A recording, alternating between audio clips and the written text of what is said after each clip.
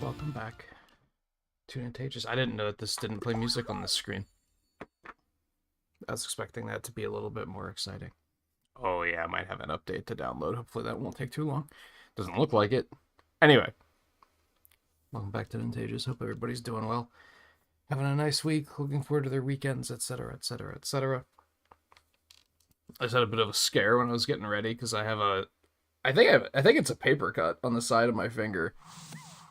But in the right light, or in the wrong light, I thought it was a splinter. And I was like, where the heck? And that's, first of all, enormous. Second of all, where the hell did I get something like that?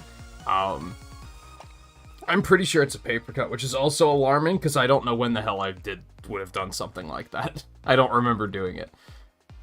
But anyway. I think we're fine. I think we can fall. Oh yeah, do we have to, like, do anything fancy for these? These are just do 'em. That's a lot of kudos, dude. That's gonna be a nice haul.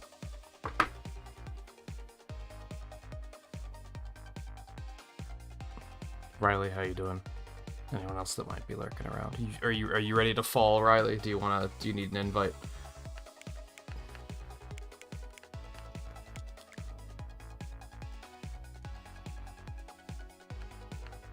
I don't even know who this is.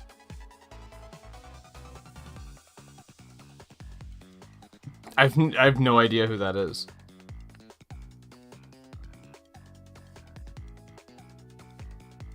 So that's interesting. I will wait for you, Riley, and for anyone else who might pop in that amount of time.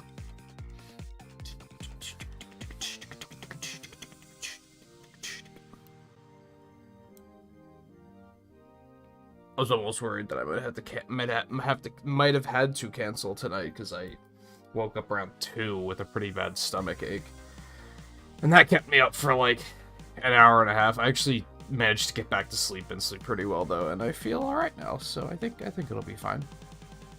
Aside from I feel pretty tired, mostly in like my eyes are tired, but aside from that, I think it'll be fine. I don't think it tells me when people log in, do they? I should probably bring that back up. That isn't you, is it, Riley?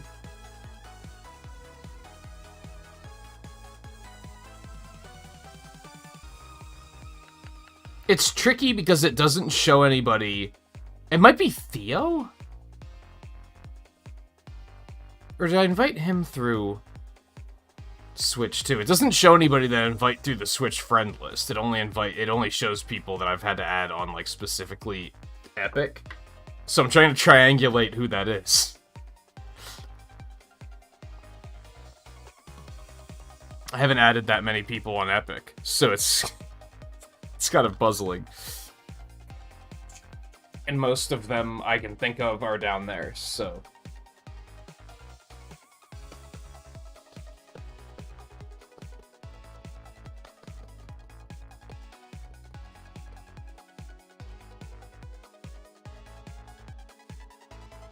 I think I did add Theo on Epic. I don't think that's what his name was, though. Hey, Theo, how's it going? On that note. Latin Mastodon, that's right.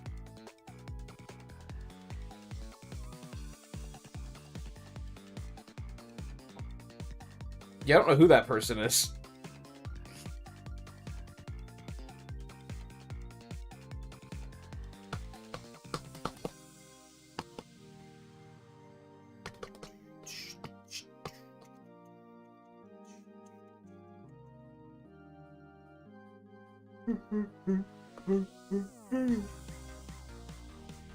And no one can add me, so... Oh, that's strange. Let's check the shop really quick while you guys are booting up.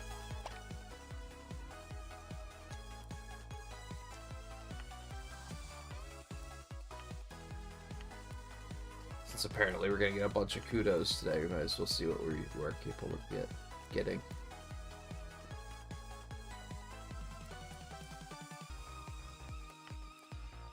Nothing that lights my fire that makes me say, like, oh yeah, I gotta get this. If I'm being honest. That's not terrible. I think with that particular skin pattern, it's kind of terrible. But it could be good.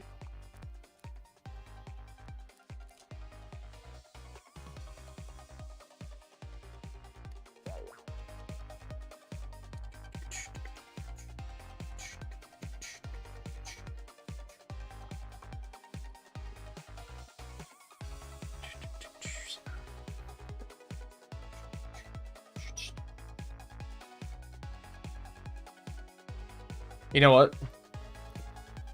I think this time I'll avoid adding names to the side until we actually get wins. Maybe? I don't know.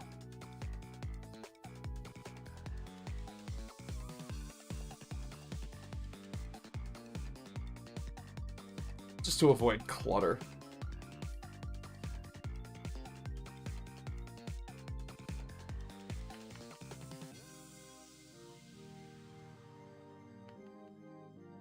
There it is.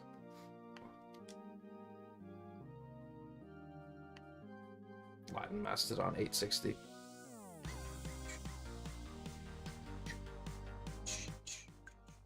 Should we wait for you, Riley, or do you need a little bit?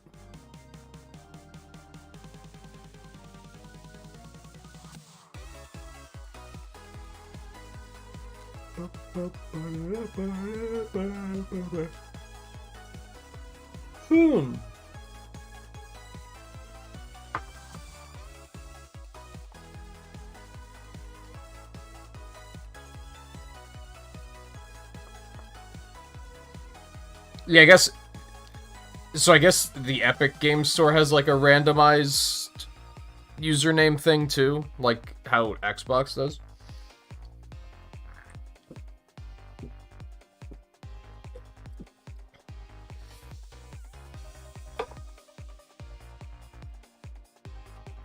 It's a weird system. I don't know why.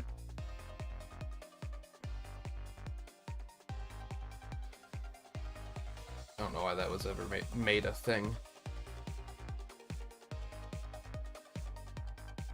Maybe just overprotection in that era where they were like, well, if we let people make whatever name they want, they're just gonna name themselves, like, Penis Forehead 420. So we can't let them do that, so we're just gonna force them to use randomized names, but then they realize that's stupid. Anyway, I don't know.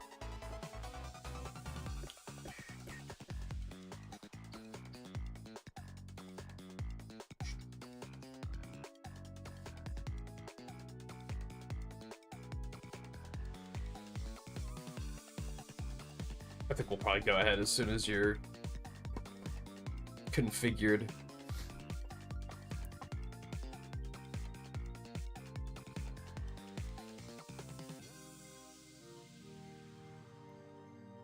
What? Which you are. So that's Boogie.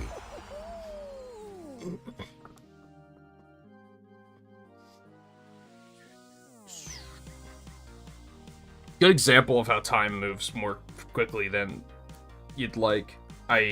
It's been 3 weeks since we played this. Doesn't feel like it.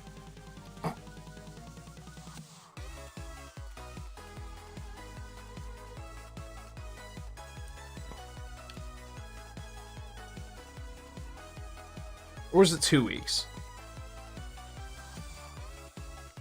Have you checked the ranked rewards in Mario Golf this month yet, Theo? I forgot to do it. To see if we have something new this month, too. I expect any day now, or any month now, I guess, is they're gonna run out of content entirely. And then there's just gonna be nothing left to do.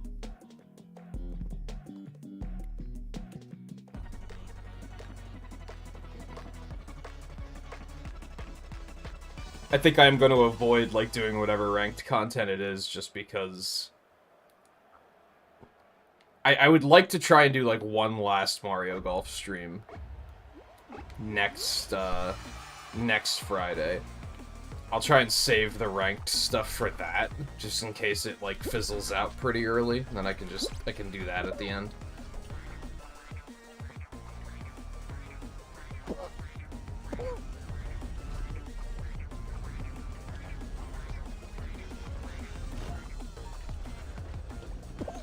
Which will also be a great way to just level up the last of my characters and get all their superstar clubs.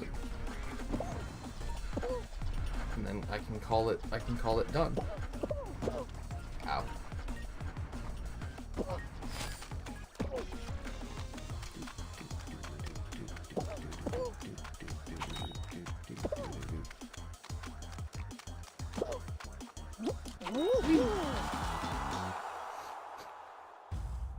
I was like the last one over, wasn't I? Holy shit, that was really close apparently. That's scary.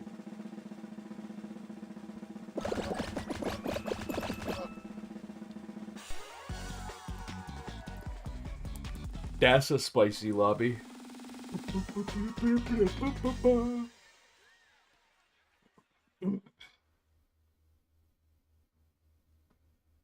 God, I'm actually realizing that I might be more tired than I realized. My brain is very foggy. Foggy, rather.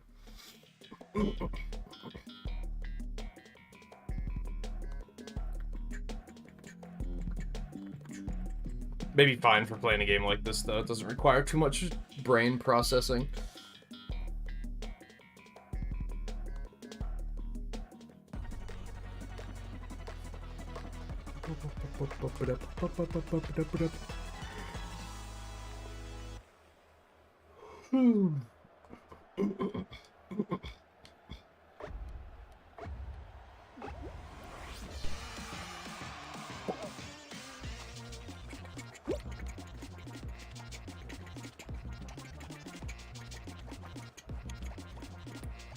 Hey guy, how's it going?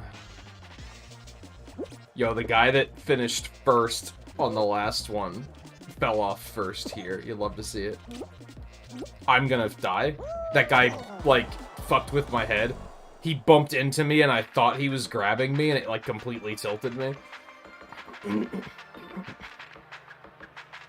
My fight or flight went off and I was like, I need to get the fuck out of here immediately, even if it means my own death. So that's pretty bad. That's a bad start. We just have to believe in Theo. The Latin mastodon himself.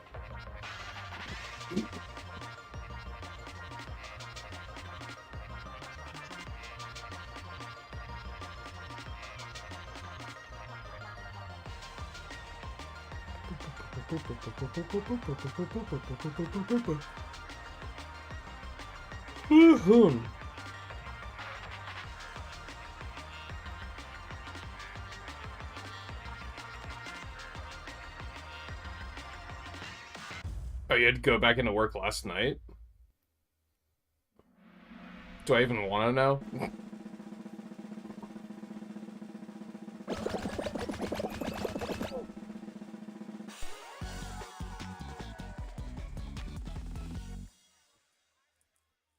AJMT.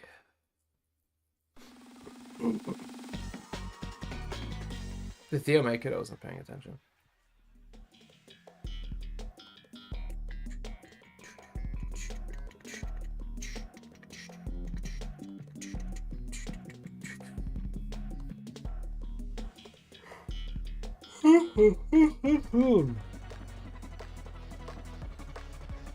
I think I saw him.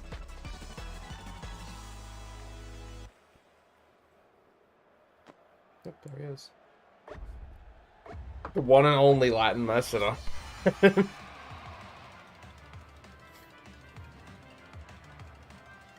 Oh no.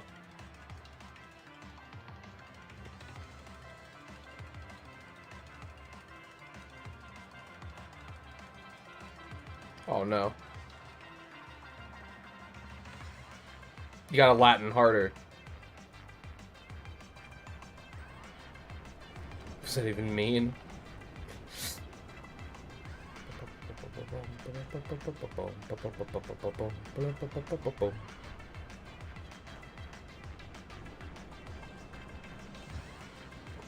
No, not like this.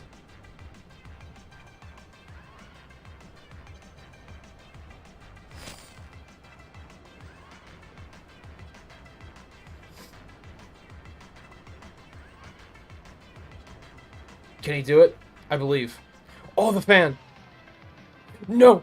Oh my god, my heart. What are you doing? What are you doing to me?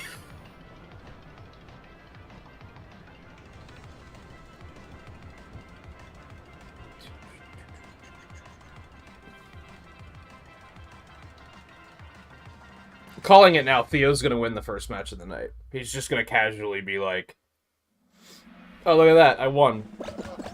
How'd that happen? And then he's gonna be like, you know what, I'm really tired, I need to go to sleep early tonight. I'm out. I'm taking my 100% win rate and I'm leaving.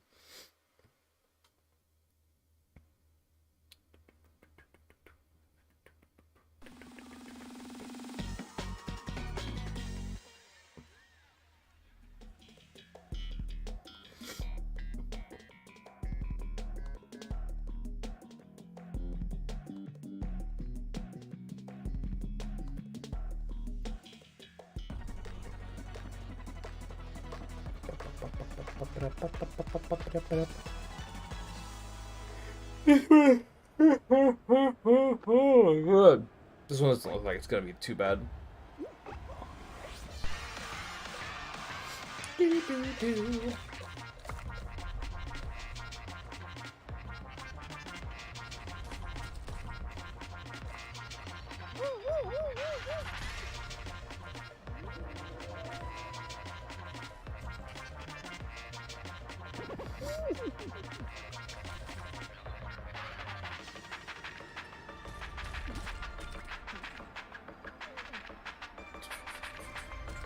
Is that one guy being carried by an alien? Am I seeing that right?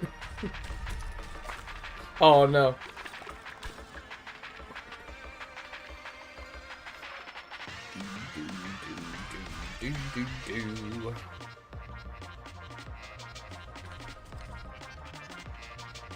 It's a fun skin.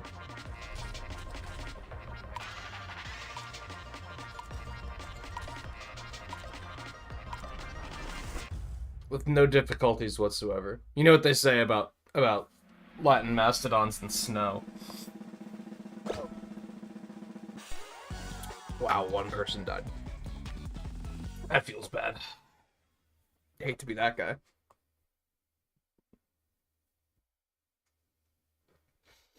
Hey, Volpe. Oh yeah, because it's a funny name. And I'm just lacking energy enough that where it's very funny to me.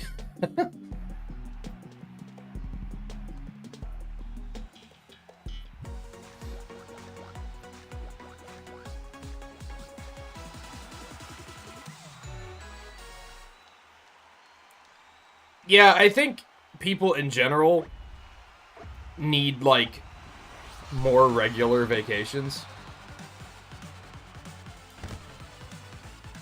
I was thinking about it a bit recently because a friend of mine had I think it was just a week vacation, and he was able to, like, get productive and work on a bunch of his own projects and stuff.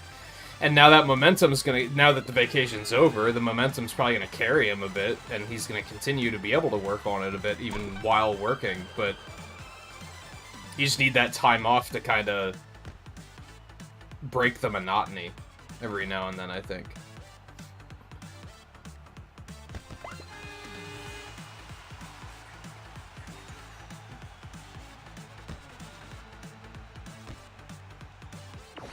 Oh, I hate to see it.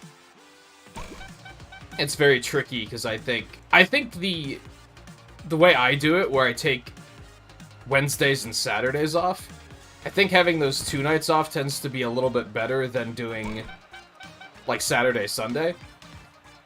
I watched a video on this a couple weeks ago about how, like, most people who have off Saturdays, Sundays, or just 2 days in a row, tend to spend the first day doing nothing because they're recovering from working 5 days in a row. Which is why I leaned towards I'm gonna have the nights be separated. The problem with having them separated is I'll often feel like it wasn't enough.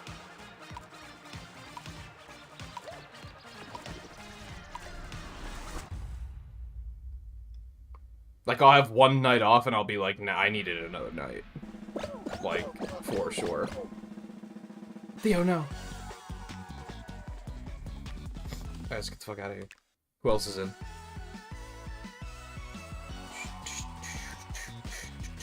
Unfortunately, you know what they say about Latin Mastodons and snow, but you also know what they say about Latin Mastodons and volleyballs, so... You know, but... He did as well as he could.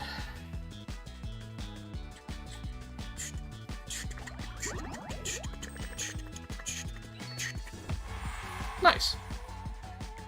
I already won stuff. You'll love to see it.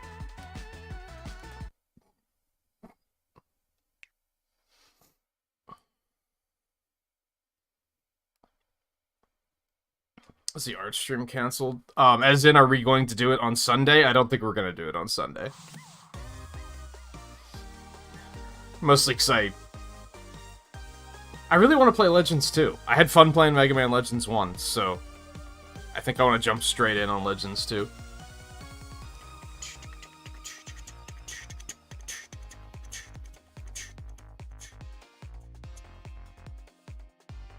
And I definitely don't want to do an art stream where I'm like...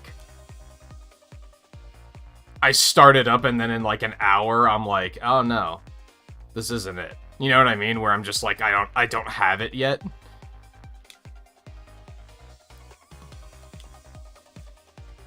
Alright, guys in. Hey, it looks like Riley's waiting too. I still don't know who that Syndra Star VT is. By, like, at all. Evident Termite.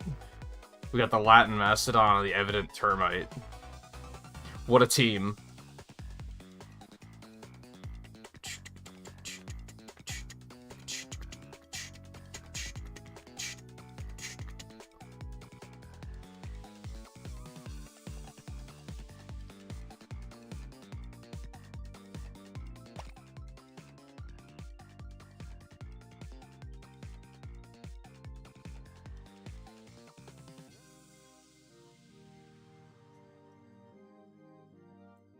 Those are some slow burn challenges, for sure. Oh, that's JMT, okay. I knew he'd figure it out sooner or later, because I was like, I haven't added anyone since the first time we've played Fall Guys on stream.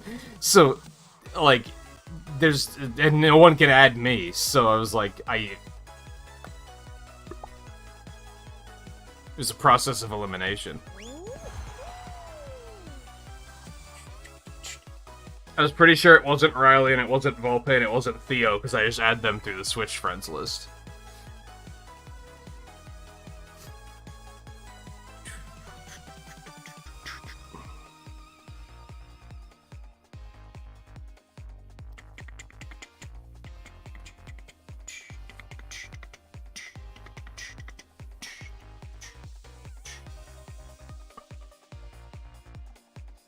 I don't know how it works if you just... Like, if you just download the Switch version and start playing it, does it just automatically make an Epic Games account? I have no idea. It might. Is that why Riley's Evident Termite? We may never know.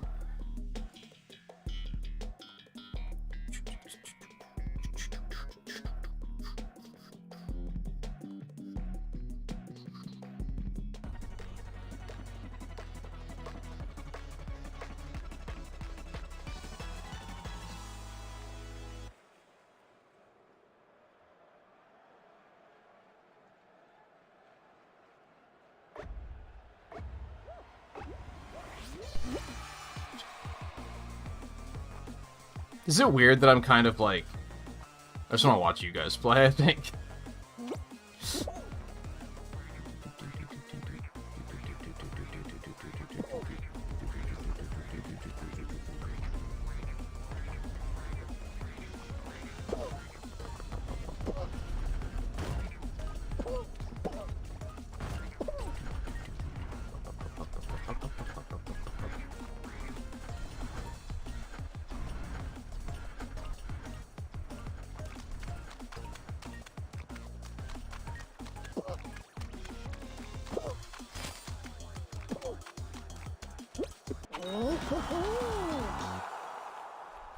Easy.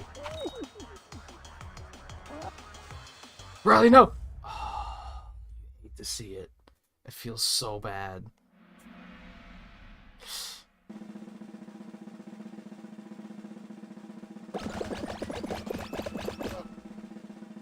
Someone had to be the first loser, I guess.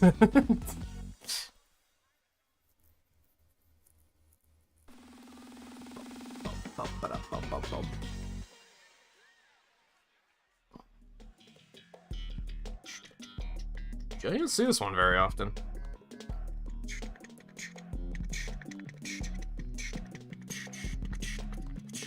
Riley's gonna be like, fuck it, I'm going back to Mario Kart.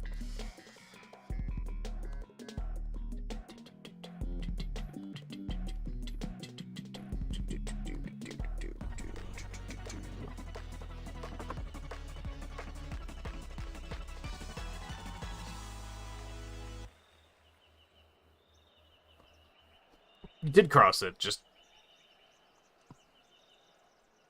not early enough.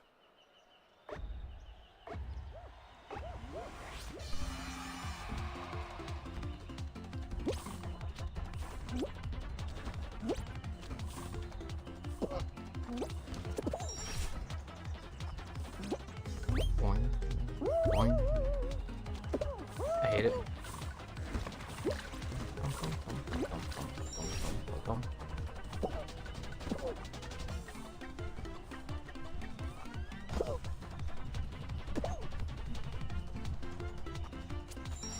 Miraculously, I made it through somehow.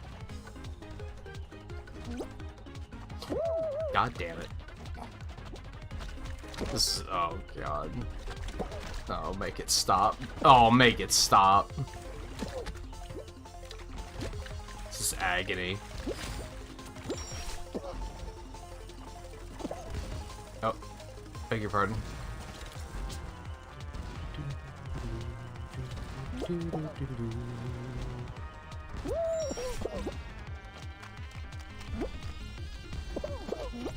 I can't see. Help. Well, I think I'm gonna get disqualified now. What did I bounce off of? I'm definitely gonna get disqualified. That's unfortunate. That last part is ass. Anyway, bye. What do you mean? Where are you going? You can't.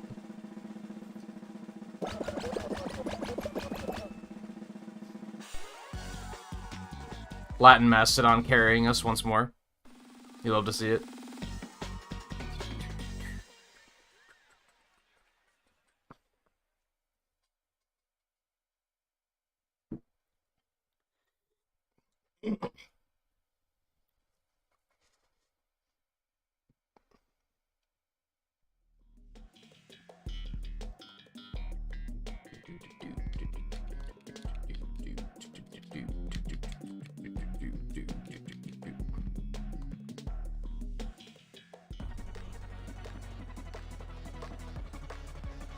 Yeah, he was like, you're not doing the art stream on Sunday? I'm unsubscribing. I'm in a very cynical mood tonight, it seems.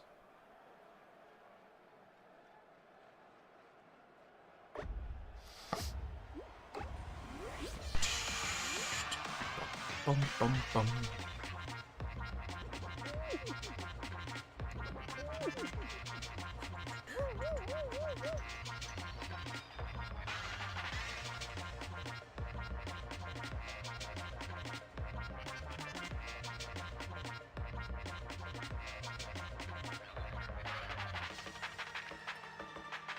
Hi, Alexander. How's it going?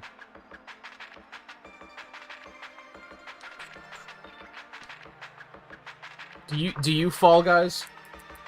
I don't think you've joined us so far, but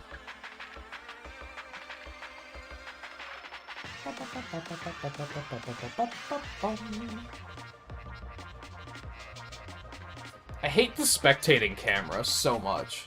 Like, they need to make the camera smarter.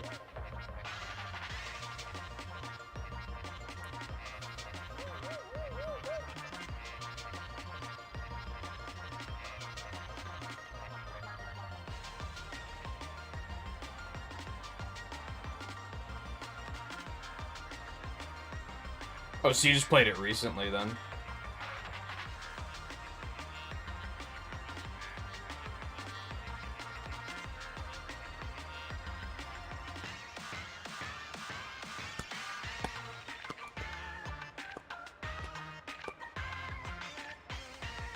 Well, if we do get an opening, you're welcome to join then, if you'd like to. As we watch Theo try to win for us.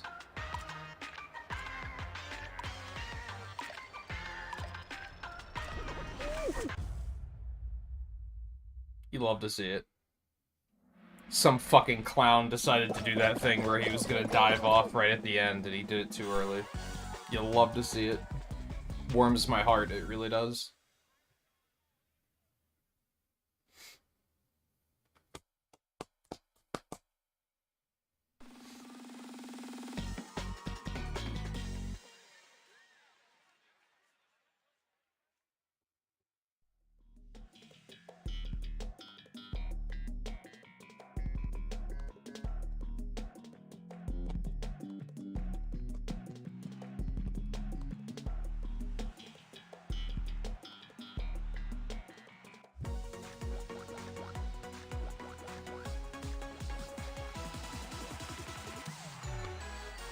This is the one that last time I did it, I was like, I'm just gonna take my time because I forgot the fan was there.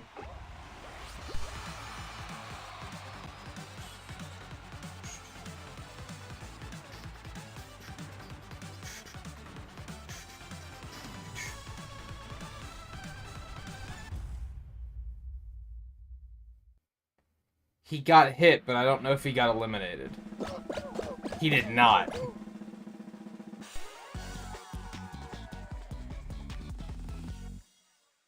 He was almost the last loser? I guess that makes sense.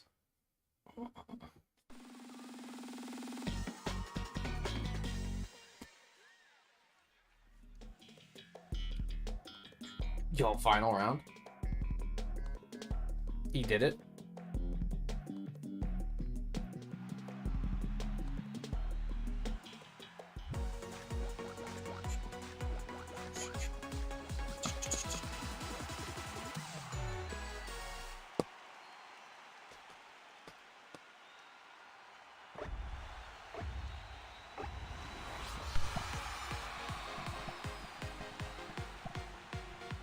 No, no, Theo.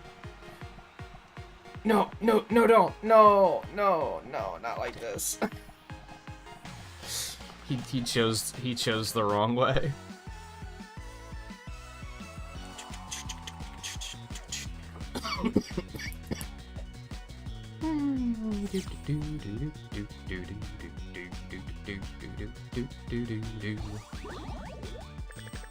Man, I'm playing like shit so far. That's for sure. Hate to see that.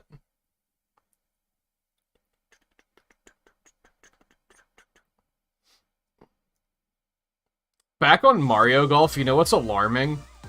Is like, I think every week Nintendo tweets out what the new cosmetics in Switch Sports are. I don't think they've ever tweeted out, like, oh, here's what the ranked rewards for Mario Golf are. Even when it was, like, brand new, I don't think they tweeted that shit out. Like, they always, like, under-prioritized that. That game was kind of dead from launch, I think. You hate to see it.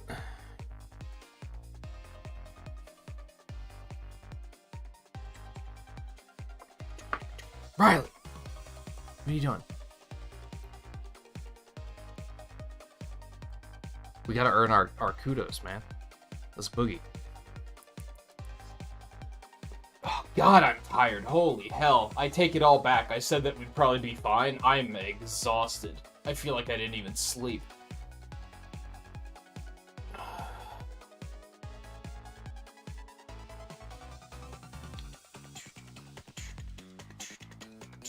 I'm still very eager for this weather to be over. Even though, like, summer weather isn't what kept me awake, to be fair. But I just know that I will consistently sleep better as soon as summer's over.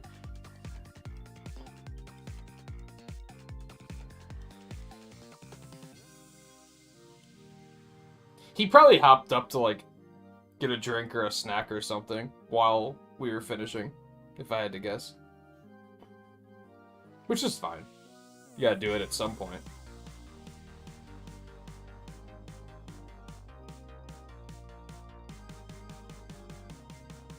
Hell, I'll probably do it at least once tonight, where I'll be like, well, I lost early, I'm just gonna go get a drink while you guys continue.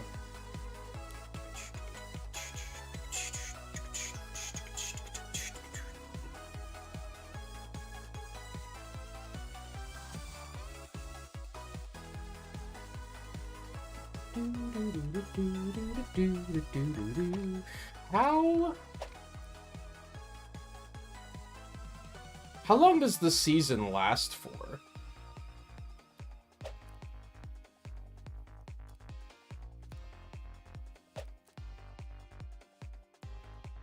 It doesn't say anywhere.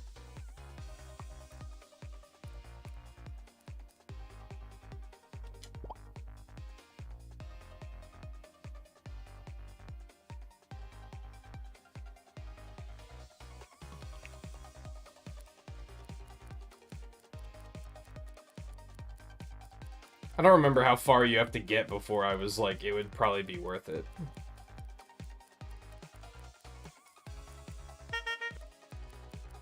Goes up to 100.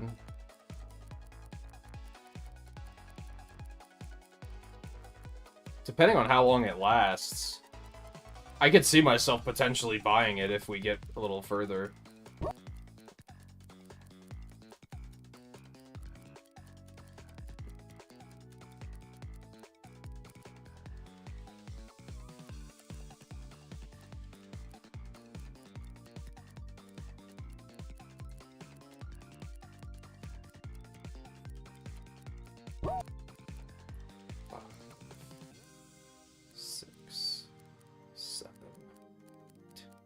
I'd have to get to 62. And then I would get enough showbucks that I would automatically be able to buy the next one. There we go, Riley's ready. Let's boogie.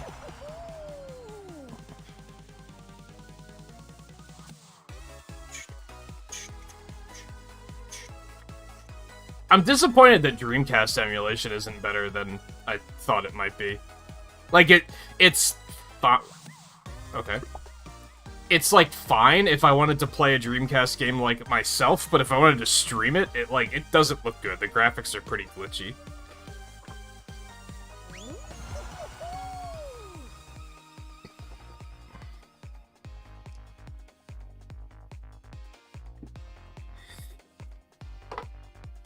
Which is sad. I was looking forward to playing Sonic Adventure. I thought that would have been fun. What's happening? Guy disconnected?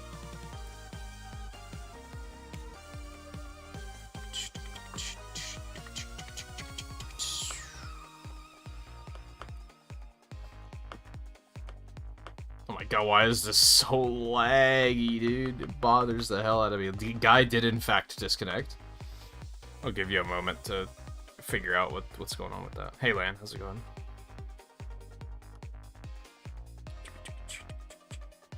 Your Xbox outright crashed? The fuck, Microsoft?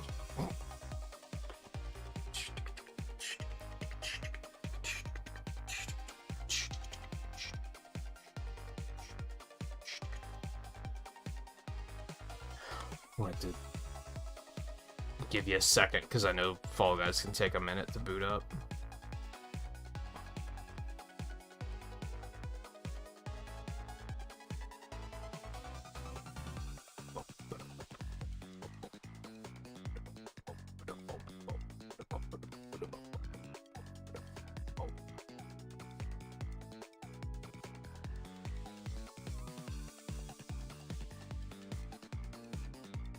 So I'd have to get 20 levels through the season.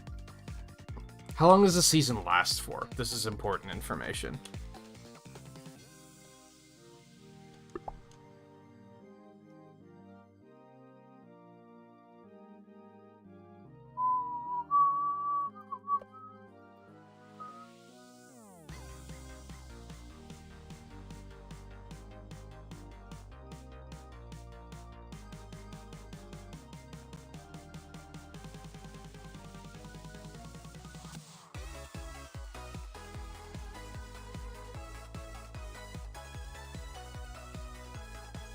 Found a website that has the seasons listed, but it's like taking forever to load what's happening.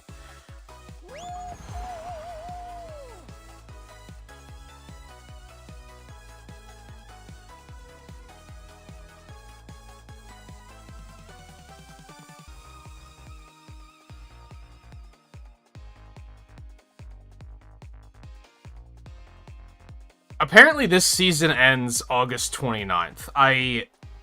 I'm gonna have to disagree with that.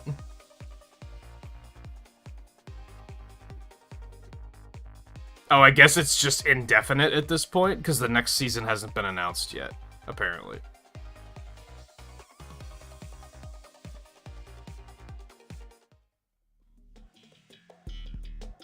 So I guess I'll just have to keep an eye on Twitter for that. So the chance of me getting to 62 before then is probably pretty unlikely, if we're being real.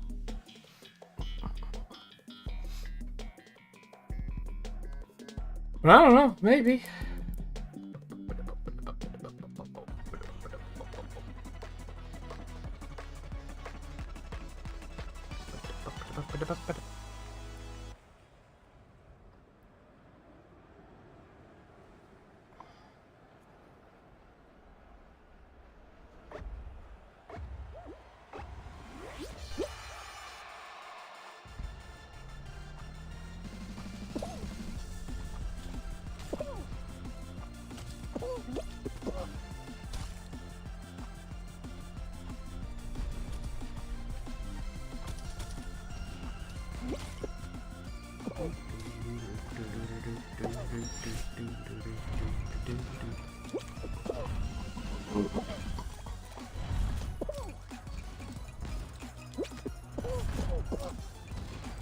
This is fine.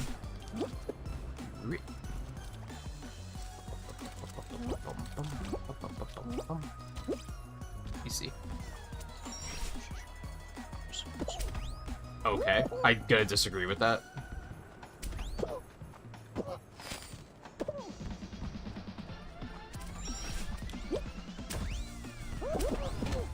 You hate to see it.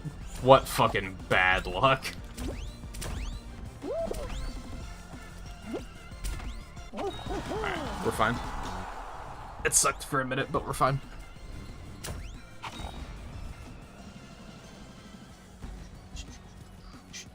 Yeah, he's not gonna make it. You hate to see it.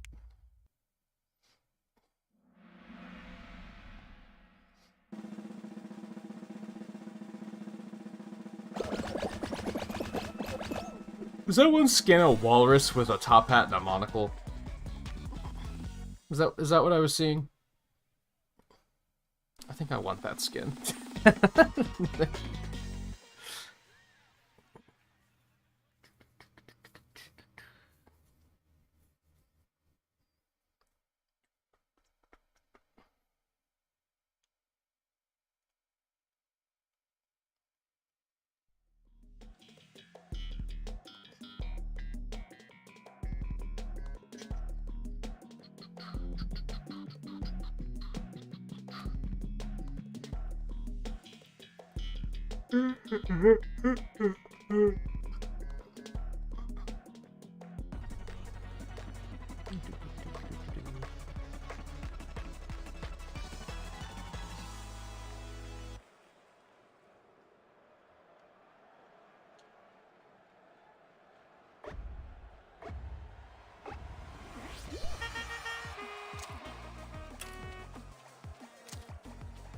Okay, just orange cherry. Just orange cherry. Orange cherry. Orange cherry. Easy. Orange cherry. Shut up. No one asked you.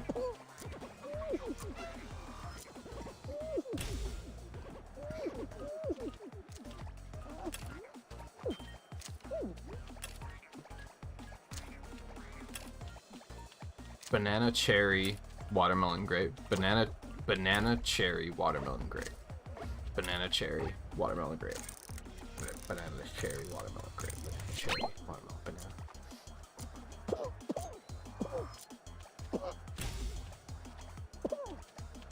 banana. The banana fell off of the banana. You hate to see it. Banana, mango, cherry, watermelon. Banana, mango, cherry, watermelon. Grape, banana, orange, grape, banana, cherry, mango. Oh, shit. I lost it. Oh, fuck. I'm just gonna have to trust these guys. It's not that one. It's not that one. It's not the one I'm on either, but I knew the one they were flocking to wasn't it. I shouldn't have tried to introduce orange grape into it the way I did. I should have just kept going on the row I was on. But then if it came up as something that wasn't on that row, I would have been screwed, so... What a surprise, Theo made it further than any of us. We're just not Latin enough. Can a person even be Latin? It's a language, not a... Anyway.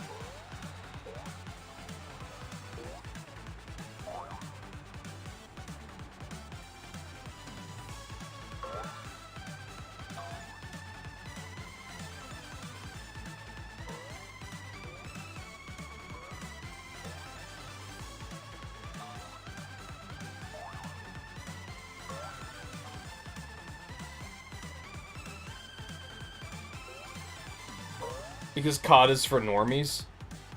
Sorry, Twain. Gonna have to throw you under the bus on this one.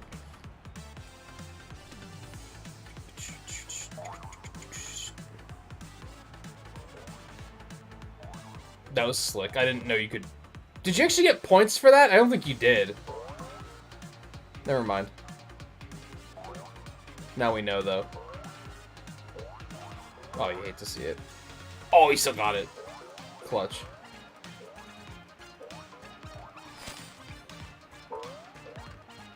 So the yellow ones are worth 2. The blue ones are worth 1. Beautiful. Less beautiful.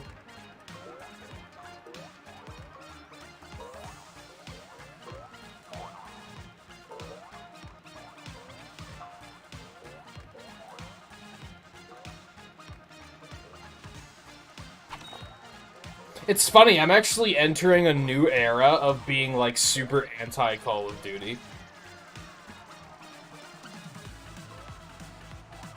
Mostly just because I've watched Twain play enough of it where I'm like, this game isn't good. Like, why is it so popular? Like, it shouldn't be. It's poorly made and they have no idea what they're fucking doing. Like... I went from, like, respecting Call of Duty a little bit to being, like, really anti-Call of Duty again.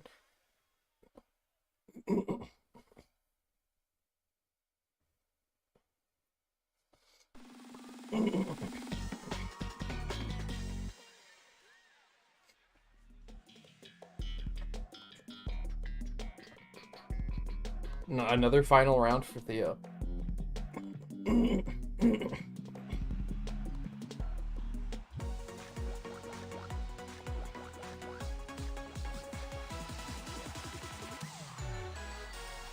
Black Ops 2 is the only one I was actually close to buying. Because it actually seemed like it was a good game. And then, the only reason I didn't was because I was going to buy it on PC, and PC hacking was really bad at the time. Like, the PC versions were basically unplayable because of hacking. So I was just like, I guess I'm not going to buy that, even though this looks like a good game.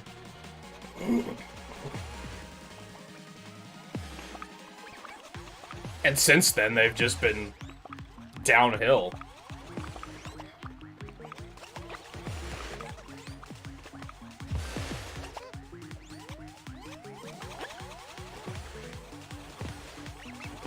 I respected them for deciding to make a battle royale that was, like, a free one at that.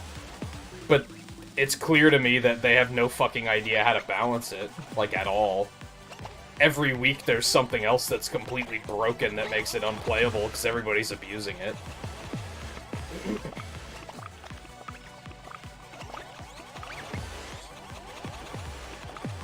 No eliminations yet.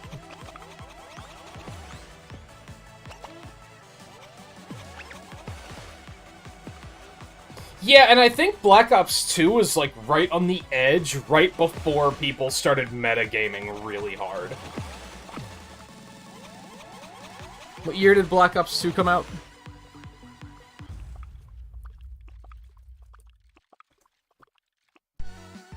2012? That sounds about right. I think it was around, it was like 2010, 2012 was when people started, like, just metaing games to death. Before that, people kind of played games just to have fun, I think. That was when it started getting really meta, and it was like every multiplayer game is basically only fun for the first few weeks of its release until everybody finds the metagame, and then you're like, okay, this sucks now.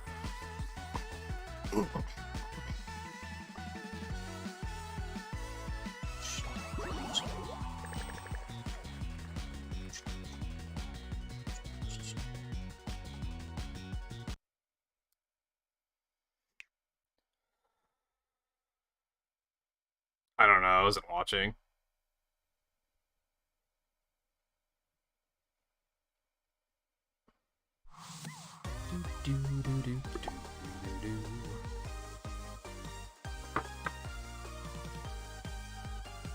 And you know, I think the really sad thing is that I don't think a game not having a metagame is possible. I keep thinking, like, oh, it would be cool if someone made a multiplayer game that, like, was immune to meta somehow. But if this game can't be immune to meta, I don't think anything can.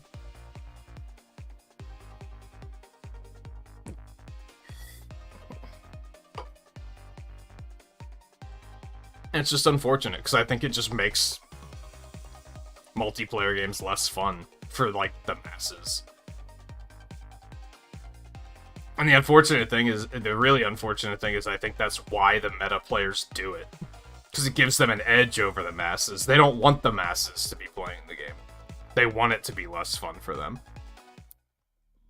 They might not admit that, but in making it that competitive, that's more or less what you're trying to do, I think.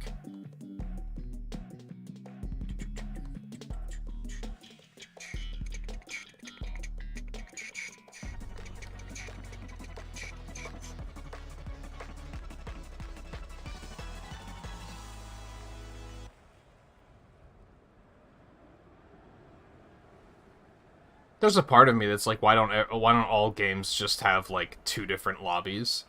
Make one that's, like, competitive, and then one that's, like, meant to be like, hey, if you don't want to sweat, play in this lobby. The problem is that the sweaty ones will play in the casual lobbies just to get, like, free wins, because they're fucking sweaty. The only way that would work is if, like, using, like, Mario Kart as an example, they'd have to make it that if you get your ranking above, like, a certain level, that you just can't join the casual lobbies anymore, I think. They just have to be like, oh, you're over 10,000? Sorry, you can't play in the casual lobby anymore.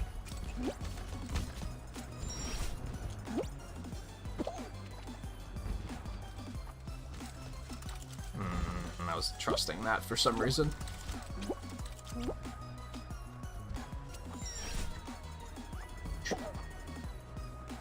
Like, for lack of a better way of putting it, the game would have to figure out how good you are, and then basically say, like, if you're above a certain level, you can't join the casual lobbies. Which would be not great, because I think even the people that are competitive deserve the option to just, like, take it easy sometimes, and just be like, nah, I don't want to have to think about it, I just want to have fun. And that would make it that they wouldn't be able to do that, so it wouldn't work. In theory, it would work, but I don't think it would solve every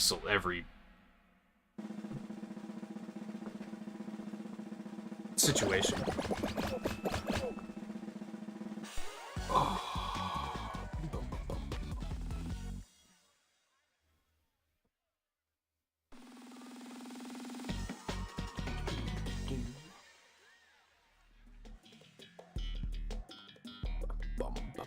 Oh good, hell is other people the game.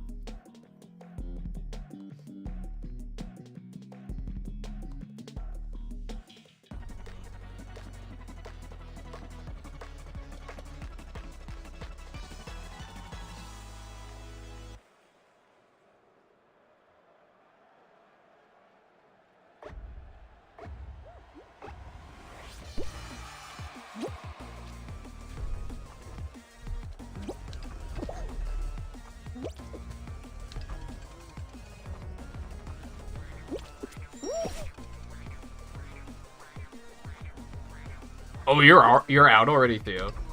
I wasn't even paying attention to who was in. I think since you were the only one making it to the final round so far, I was like, oh, well, clearly Theo's in here.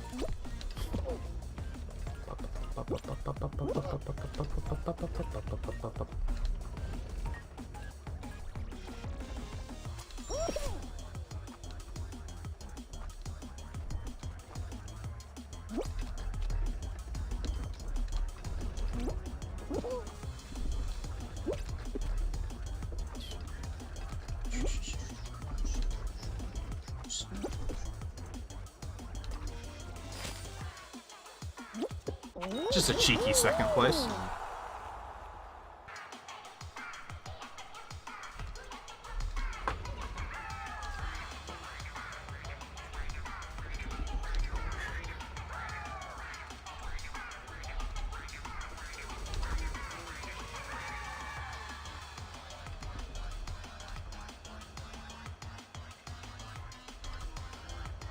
I think that's why I just want to see more cooperative online multiplayer games.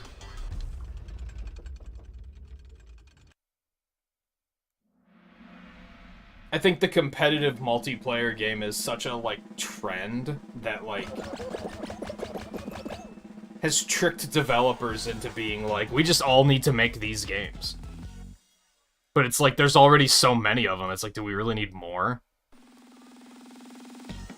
Because I think there's a definite divide. It's like people either like them or they don't. And if they do like them, chances are they're completely happy playing the one they're already playing. So do we need to keep introducing more into the gaming climate? I feel like we don't.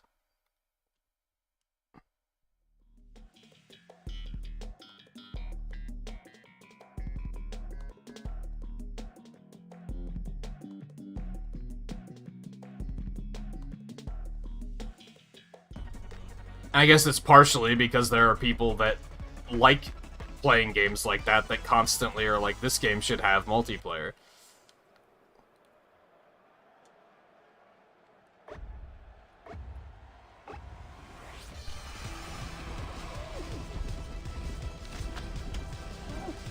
I feel like One Step from Eden's a really good example. I feel like that game did not need multiplayer by any stretch of the imagination. And yet they were like, we're gonna make an entire sequel that's multiplayer focused. And it's like, why? I don't think that game needed multiplayer, like, at all.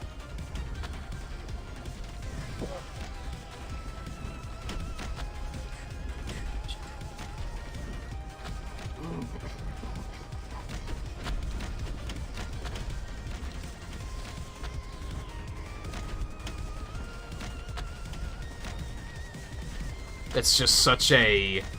I like this game, but you know what would make it better? If I could sweat. It would have been nice if I was paying attention to that so I wouldn't get knocked off, but...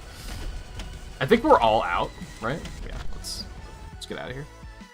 That's probably the furthest I've made it all night.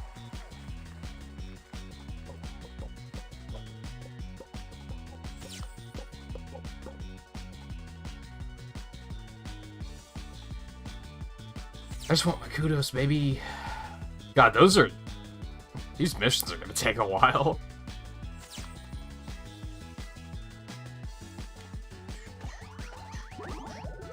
Especially because my success rate is very bad tonight so far. Hopefully Theo's back.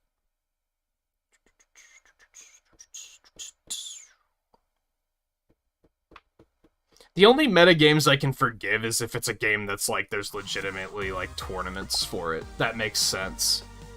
Like, yeah, there are like competitive Pokemon tournaments that it's like, okay. I get it.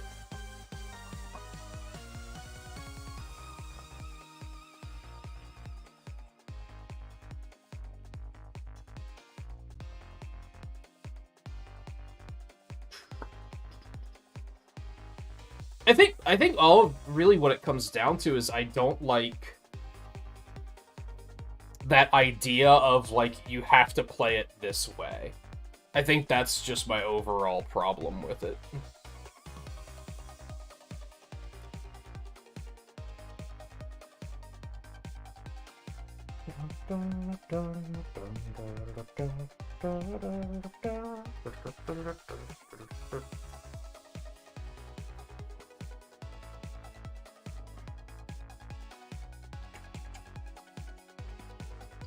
I don't think Theo's back yet.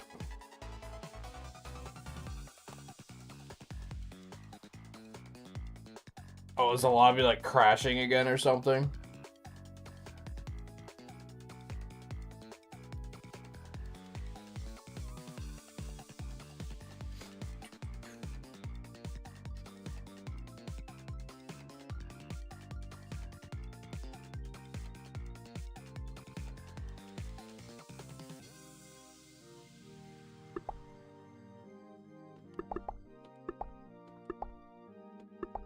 So it's like my end that's glitched or something, probably.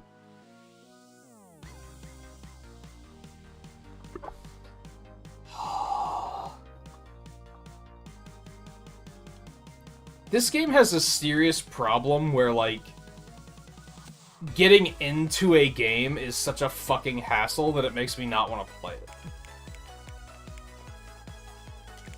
You know what I mean? Where it's like the interface is laggy, the lobbies crash a lot. Once you get into the game, everything's fine, but, like, the act of getting there is such a fucking hassle that I'm just like, man, I feel like, I think I want to go do something else.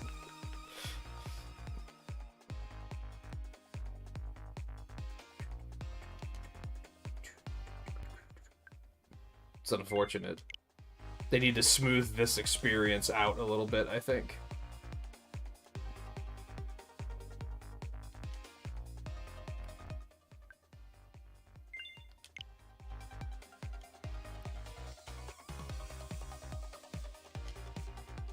Like, look at how pathetically laggy this is. I don't know, if you play a lot of... Like, what's a good example? You notice how in Monster Hunter, like, when you go to join a lobby, it just... You push the button, it loads it, it connects to the internet, finds the list of lobbies, and then they're just kind of like, here's the lobbies. Then you pick one, and you're just like, oh, I joined. Look at that. We don't have to wait, like, 37 minutes for Eno to get into a goddamn hunt with us. You know what I mean? Hey, Dwayne. Yeah, like, they don't value the UX experience. And it seems like it should be such an easy thing to optimize, too. I was just going on a Call of Duty rant, actually, Dwayne, a little bit ago, about how, like, I came to respect them for a little while, but then after enough of watching you play it, I was like, oh no, this company's shit, and they don't know how to make good games. Like, why do people still care about this game? Like, now I'm more anti-Call of Duty than I used to be. It's funny, like, in the early days, up until Black Ops 2, when I had, like, my roommate was playing Call of Duty, like, every single one, and I used to love watching him play it. And I almost bought Black Ops 2. The only reason I didn't was because I wanted to get the PC version, and there were just, you know, more hackers than not in the PC version.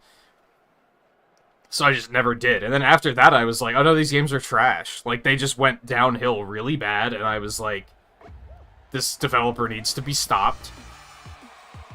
And then I, like, when they decided to start making, like, get into the Battle Royale space, I started to, like, respect them a little bit more. And now I'm, like, again, like, nah, fuck these guys. Like, down with this entire franchise.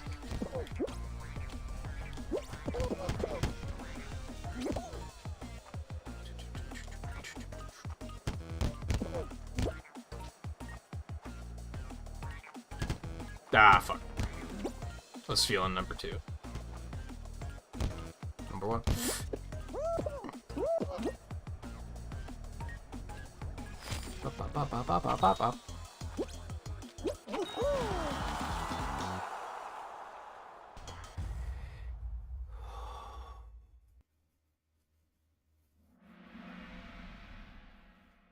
Yeah, PUBG looks like ass. I don't understand why anyone would want to play that game. At least Fortnite's no build is like a permanent mode. I'd recommend you guys check that out.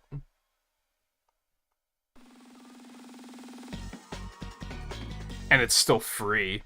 Like, that's the problem. You're trying to find something that's, like, such a specific, like, not just a multiplayer thing, but ideally has cross-platform and is free to play, so accessibility is high. Destiny is definitely a completely different type of game. I wouldn't push you towards that for sure.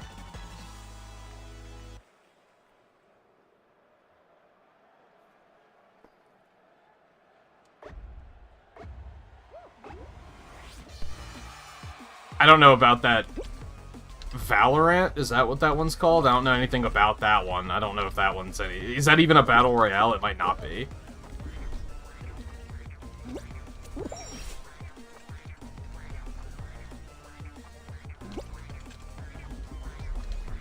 I think Rumbleverse actually looks pretty cool if you're, like, looking for an experience like that, but again, it plays, like, completely differently, so it might not necessarily hit the right spot.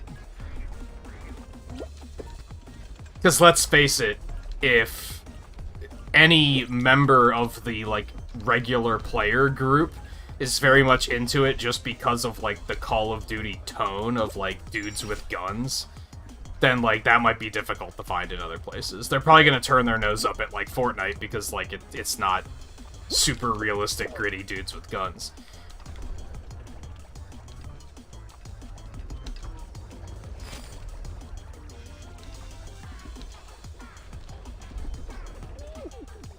Like, I think what it comes down to is that Call of Duty certainly appeals to a very certain type of person.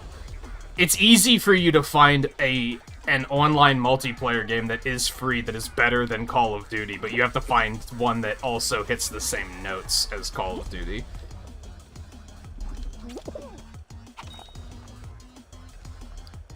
I might not make it. I barely made it.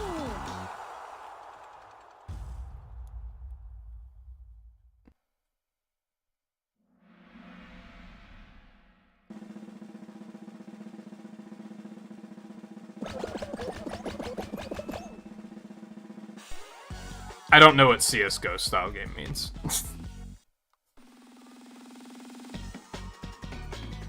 So it's a shooter that is not a battle royale.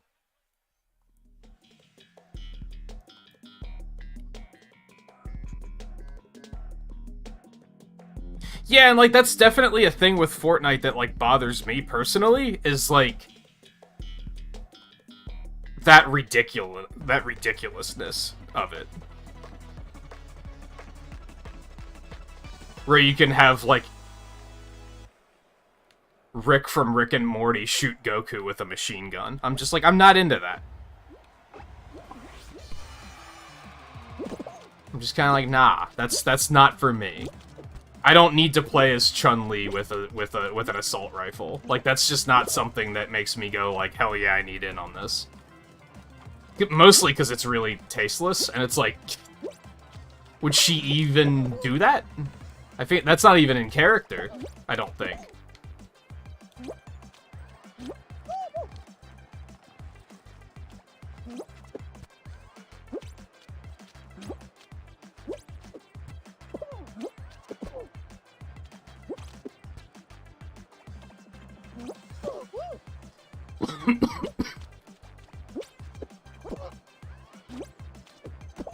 Okay. So yeah, I could see that being like a major turnoff for some people, where they're just like, nah, that's not for me. And it's like, yeah, that's fair.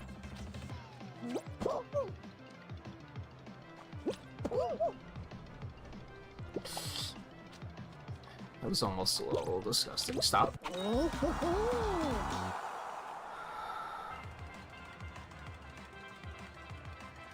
It comes down to, like... I guess a lot of people would probably say, well, like, what makes Smash Brothers different? To have Ryu punching Princess Peach in the face. And I would say the difference there is that Smash Brothers, like, respects the origin material, whereas I don't feel like Fortnite does. They think nothing of giving someone like Spider-Man an assault rifle and having them shoot someone else. And I guess their logic probably is that, like, they probably have some convoluted logic of, oh, well, the guns in Fortnite aren't very realistic, so it's fine, it's not actually gun violence. But it's like, no, it is. And it's not like, I'm not taking a stance against the gun violence in particular, I'm just taking a stance on the some characters it doesn't fucking make sense. And you're disrespecting the source material by saying, yeah, you can play Spider-Man with a machine gun and shoot other people. Like, it's like, no, that doesn't make sense. And that sort of thing that, like, hurts my viewpoint of it for sure.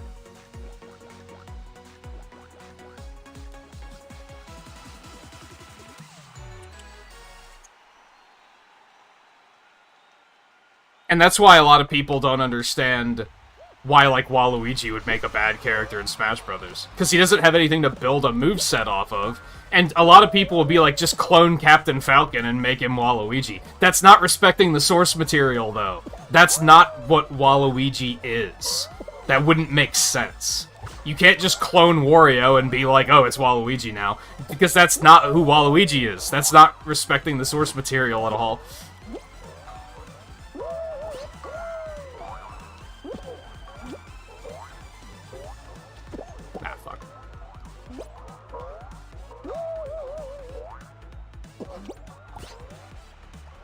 And there are other characters that are a good example of that too, but Waluigi's obviously probably the best one to use as an example there.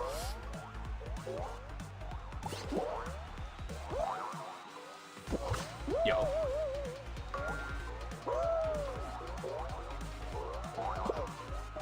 So gameplay-wise, I think Fortnite looks pretty good, especially now with the no-build mode, but I guess aesthetically, if you want to put it that way, it does look completely insane, and I'm not the biggest fan.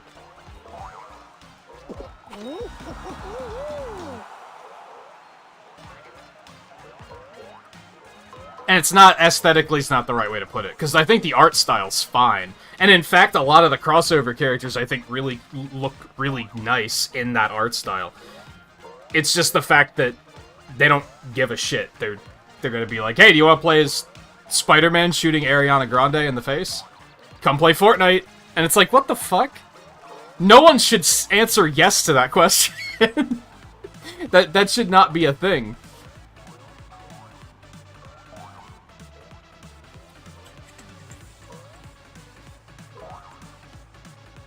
Yeah, it still, like, respects the source material that is Minecraft and says, how do we turn this into a moveset? It's just a shame that it looks like ass. Apparently he's, like, the most powerful character in Smash Brothers right now. I saw something on Twitter, like, a week or two ago. It might have been Zero that was saying it. I think someone asked him, like, who's the best character in Smash Brothers, and he's like, it's obviously Steve, which sucks because he is abysmal to watch. Like, it's not entertaining to watch matches with him at all. Which really sucks, because he's really good. And it's like, that's unfortunate.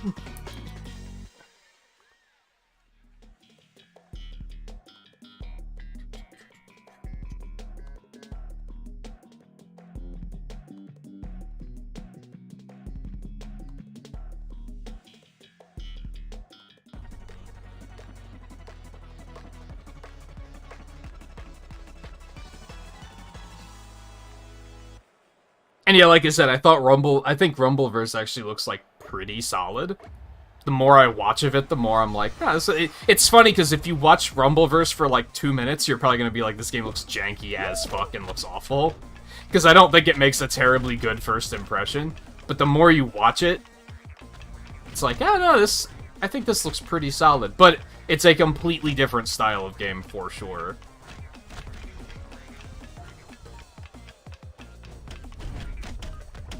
And I guess, like, what it comes down to is, like, I think you're a better man than me, Twain, because if I was in a situation like that where, like, I was playing that game just because, like, some friends refused to play anything else, I'd probably be telling them, like, enough is enough. And I'd be like, well, that's great, you guys can play it, but I'm not anymore. Like, that's, like, I'm done.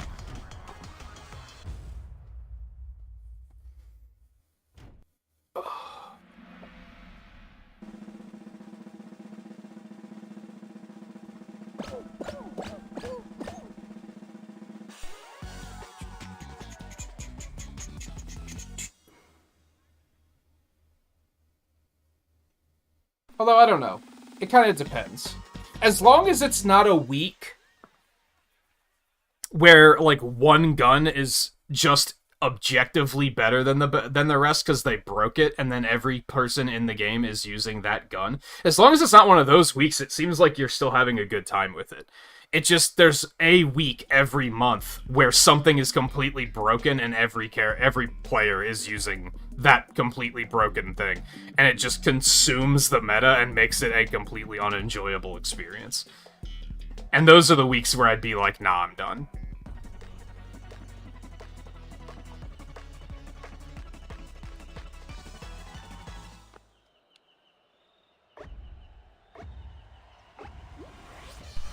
See, I value the companionship too, just not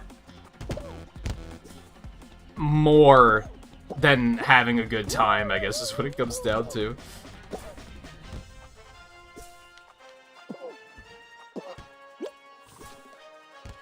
I don't think I like this game very much. Oh, no. Once you get this far ahead, how does anybody catch up? And once you get to the, like, there's an algorithm to it, so once you hit a certain point, you know which way the path is going. This one's not good. I think it would have been way more interesting if there were multiple paths. Because then you'd have no idea what's going on. It'd be like Yoshi's Valley, where you'd just be like, who's winning? I don't know. We don't know until they win. The fact that it's only one path just inevitably makes it... If you get a certain distance behind, you might as well just give up, which is not good. That's not good design, by any stretch of the imagination.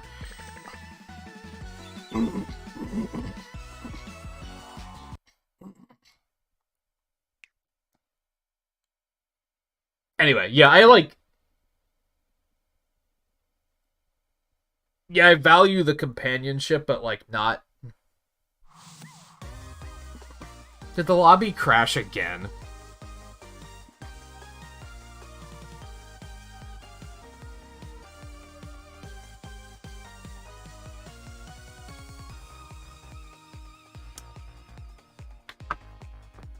Take speedrunning nights, for instance.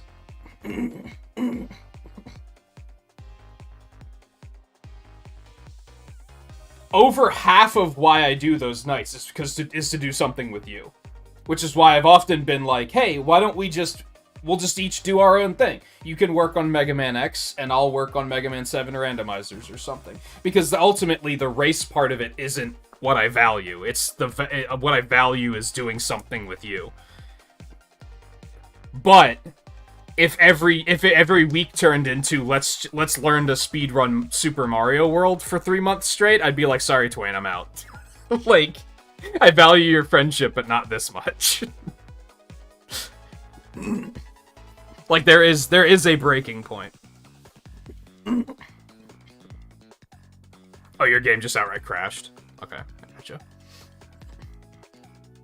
It's a little bit more sensible. I'm guessing Riley's dropped for similar reasons.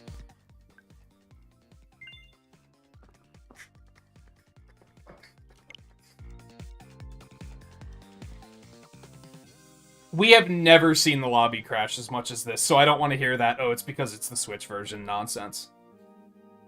This is like the 4th time we've played it on stream, and we've never had the lobbies crash this often. And when I played the original version on PS4, the lobbies crashed constantly all the fucking time as well, so I don't want to hear that, oh, it's the Switch version.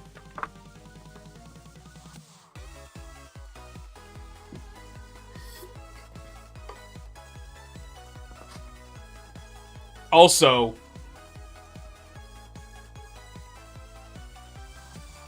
actually, Theo might be playing on Switch. Never mind. I was gonna say Theo's not playing on Switch, so that's another reason. Yeah, Guy's crashed a couple lobbies ago, and he's playing on Xbox.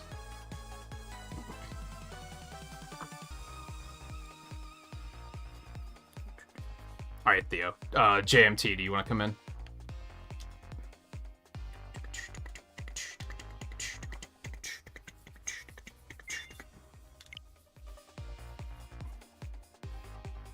I would consider Mario 3 more than Mario World, but it still would be very... I would learn Ocarina of Time first. In the interest of being able to do the randomizer stuff. Like, that would still be higher up on that list.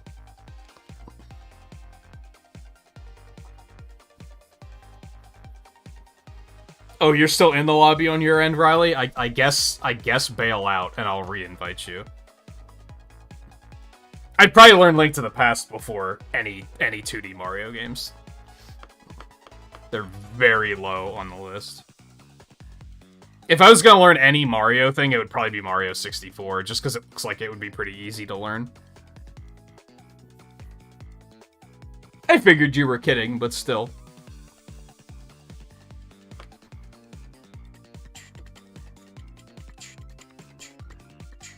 Or Odyssey. I'd maybe consider doing Odyssey as well. Because that also doesn't look like it's terribly difficult to learn and it's not that long. Sunshine seems like the one you learn when you want to hate yourself. And I've got enough self-loathing going on in my life right now, so I'm going to pass on that one.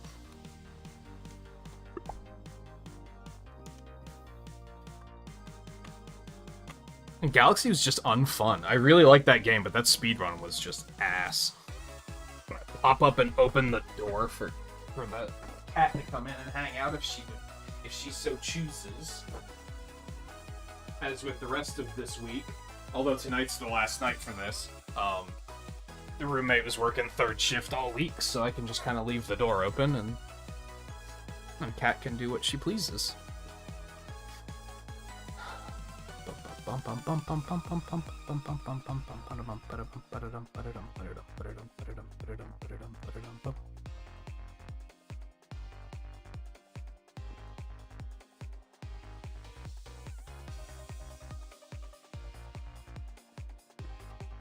I think Eno and I tend to have a similar situation with multiplayer stuff. Like, I would say we were both having a lot of fun with Monster Hunter, but we also hit a point where we were like, we don't have anything to do now. So we would literally just be playing it just to be like, hey, let's hang out and chat, I guess. Which is fine, but it was also like, man, we could just take a break. Come back in a couple weeks. Or find something else to play. Hi, baby.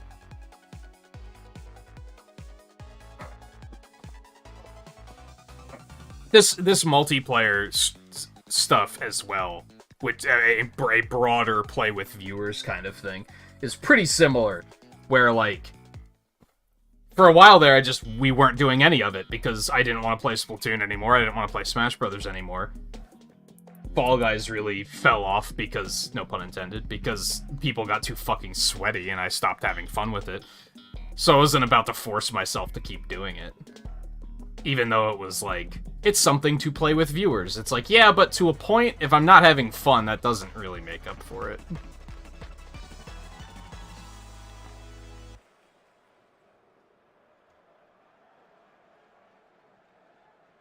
I've almost been thinking about doing, like, more Mario Kart, because I have been having fun playing that. Yeah, I think Ocarina of Time has a lot of cool randomizer stuff.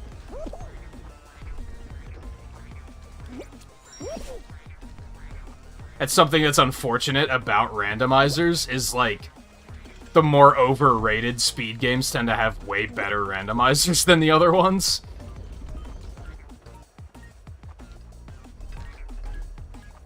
I want to be a good guy and balance that out a little bit. I can't believe I just fell. I shouldn't have been a good guy. That's what you get. That's what being a good guy gets you. Let that be a lesson to everyone. What the fuck is this guy doing?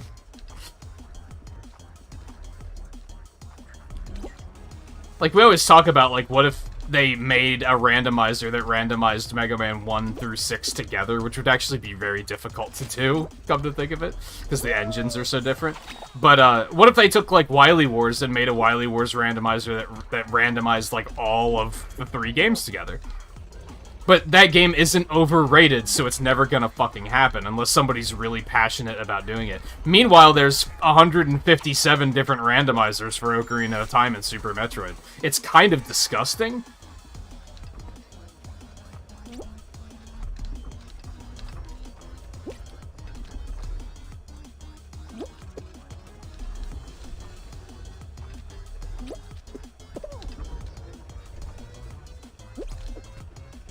We're fine. Hug. Hug. Hug. Thank you. I think I need more hugs. Maybe I don't. I got one anyway, though.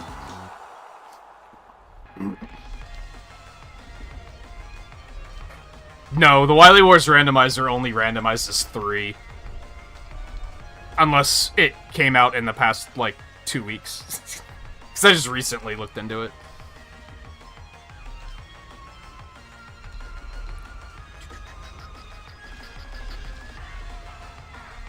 I think they should make one that effectively, like, pools together all of the Robot Masters, picks 8 of them, and then pools together all of the fortresses and picks 4 of them or something. So you wouldn't even necessarily go through all of it. It would be like a different setup each time. And that would be easy because the engines are the same. So they wouldn't have to worry about, like, adjusting for that. Actually porting, like, Mega Man 6 weapons into Mega Man 1 and vice versa would be, like, a fucking nightmare. So doing 1 through 6 all in one randomizer would actually be pretty difficult, I think. That would take a lot more coding knowledge than just figuring out how to randomize the stuff. It'd be super cool, but it would be a lot more complicated just because the engines are so different.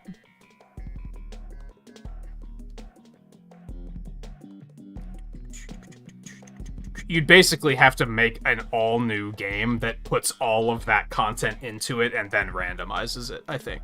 I don't think you'd even be able to use one of the games as, like, a base. You'd probably have to start over. It would just outright be a fan game at that point. Because if you look at, like, Mega Maker, for example, a lot of those weapons are already in there. And bosses. So they'd have to do something like that. They'd have to, like, remake an engine and recreate all of the stuff from those 6 games, and then randomize it, I think. It would be a massive undertaking, for sure. It just would be really cool. But at least with Wily Wars, like, you could absolutely do that. Okay, this is unfortunate.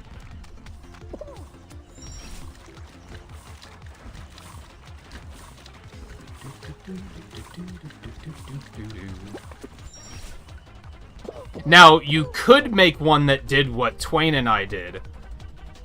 With the multi-world randomizer thing, you could basically take that emulator and say, like, whenever you beat a Robot Master, switch to a different game.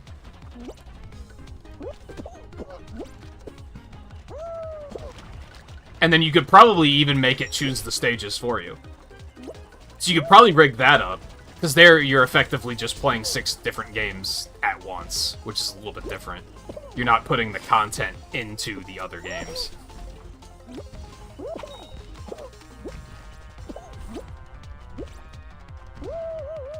Which, again, I think multi-world has a lot of potential, and they're just like Ocarina of Time, though. Like, do stuff with other games. You could do other stuff with that, too.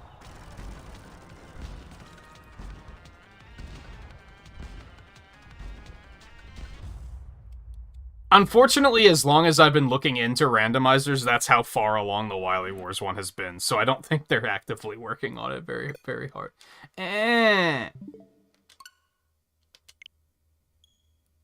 This is really pushing me to a point where I'm like, I don't feel like playing anymore.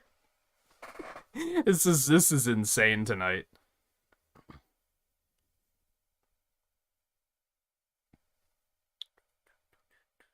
I'm guessing the most recent update has some glitches in it.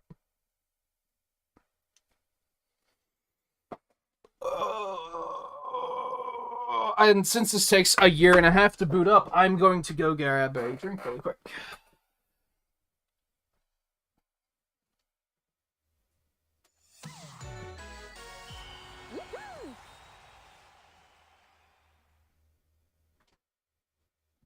It's probably almost bathroom break time too, but I'll wait a little bit longer on that, I think.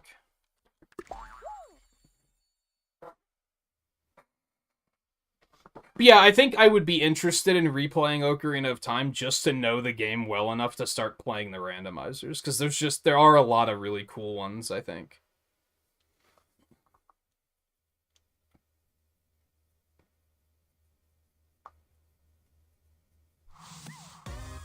Alright, you guys are probably still in your match, right? Like, or did anyone get eliminated? Who can I invite right now?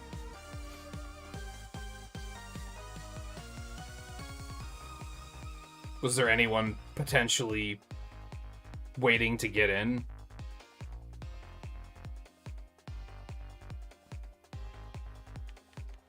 Alright, so I can invite you back in, JMT.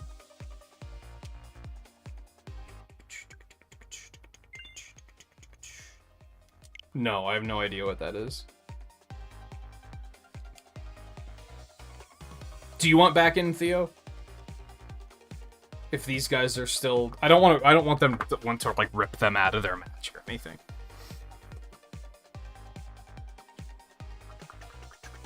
It sure would be nice if this not great interface would tell you if they're currently in a match or not.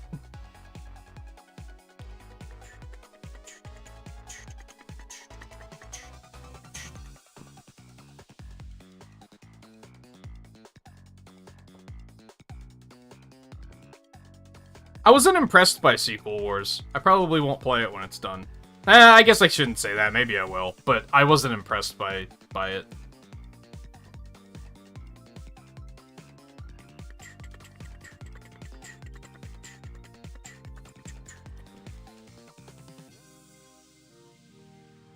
I think we're going to go ahead and go. I'm going to assume that they're both still in the match since they haven't said anything. Which is fine. Don't get me wrong. You obviously have a hard time hitting chat up if you're in the middle of a match. Oh no, Guy, you did get eliminated. Alright, so I can invite you back.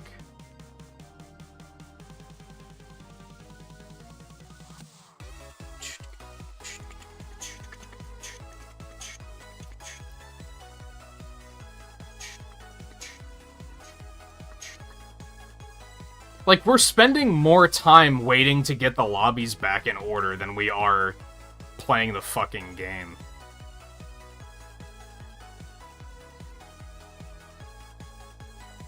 It's like, it's kind of silly tonight. Alright, we'll re-invite Riley after this. Just in the interest of keeping it moving. Yeah, I think this recent update's just, like, kind of fucked.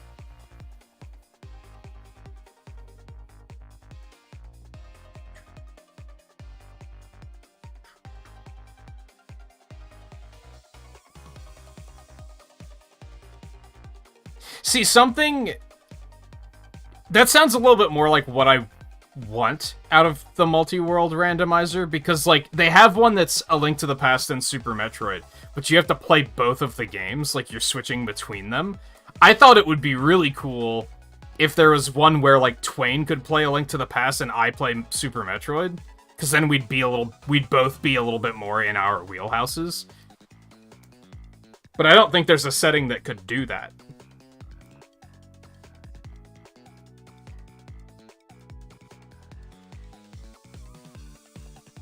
Because I think that's a fun idea, too, because then, like, you don't even have to speedrun the same game, and you can still have a thing to do, you know?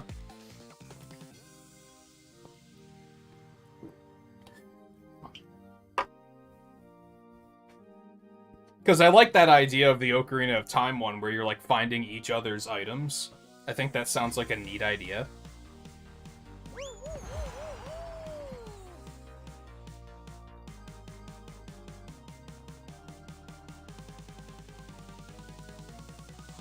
Honestly, if it keeps and Riley's gonna, like, pog up when I say this. If it keeps crashing like this, we might just switch to Mario Kart or something.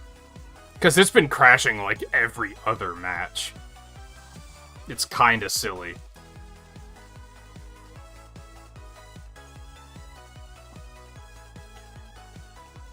At least it feels like it has. Maybe it's not actually crashing that often, but it feels like it's crashing that often.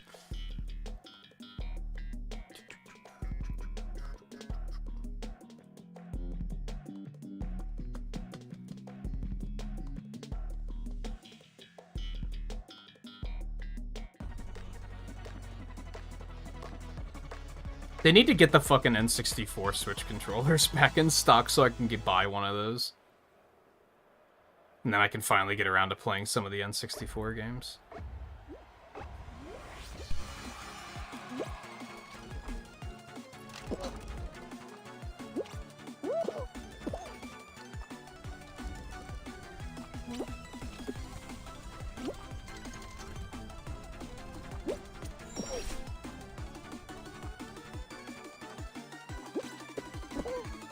See, that sounds a lot cooler, where you can, like, be in completely different games like that. The Link to the Past Super Metroid one was like, but then you have to know both games.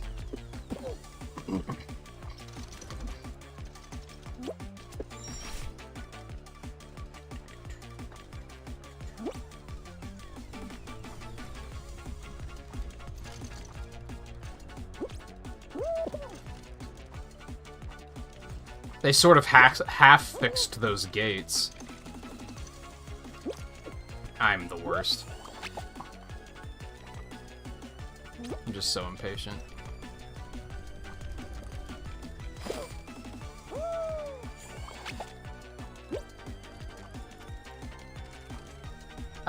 I absolutely pressed jump. You can go fuck yourself. Okay, that was just stupid.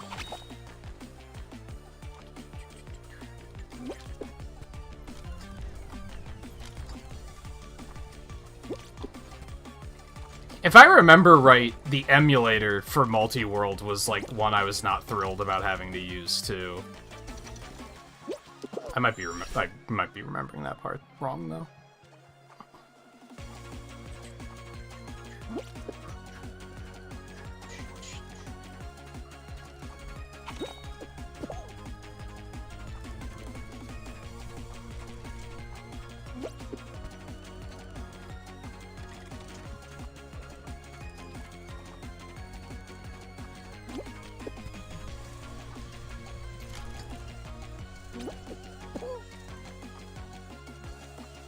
Am I actually gonna make it? Holy hell.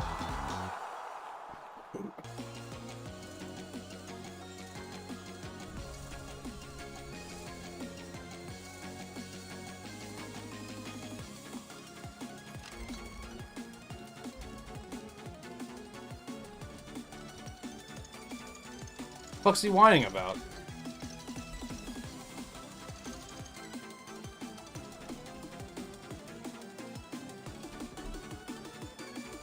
Why, 'cause he wants to use the TV? Tell him to buy his own TV. How old is he?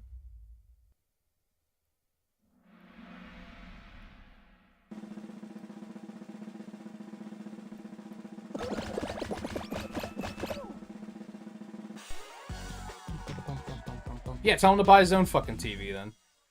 Tell him to buy his own living room at that note. On that note.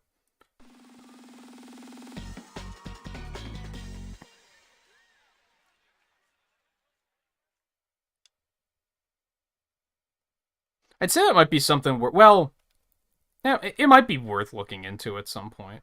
For maybe the next race night or something. I was gonna say probably not, because both of us learning Ocarina of Time in that amount of time seems unlikely, but if we could do Link to the Past and Super Metroid, it would probably work a little bit better.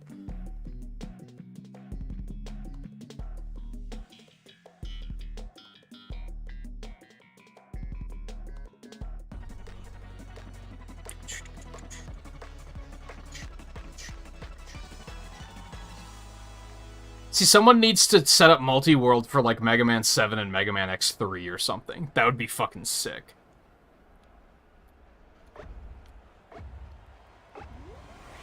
But those games aren't hilariously overrated, so it probably won't happen. Maybe I should just learn to do this shit myself. This is what it comes down to. I don't know how complicated that sort of stuff is to do. Sometimes I think it can't be that complicated, because sometimes you look at, like, mods on Steam, and you're like, damn, like, some child made this. Like, it seems remarkably easy to take a game like Sonic Mania and, like, completely replace the sprites. So, like, if children can do it, I should probably be able to do it.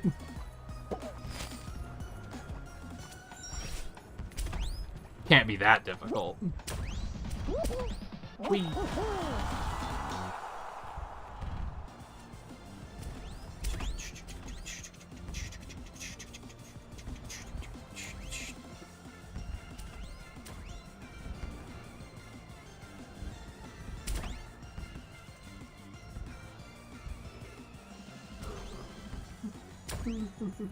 I think I value my time more than that is maybe the problem. Like, there's other things I could be doing instead.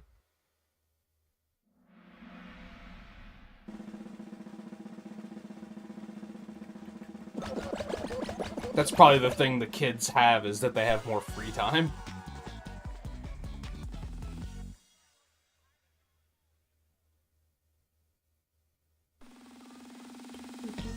Yeah, Riley's already like, yeah, fuck this game, let's play Mario Kart. If the lobbies keep crashing, I kind of agree.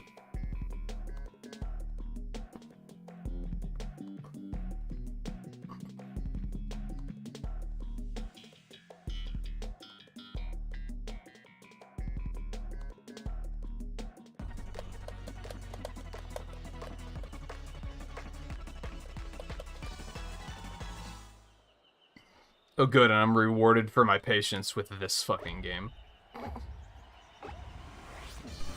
This is what I wanted.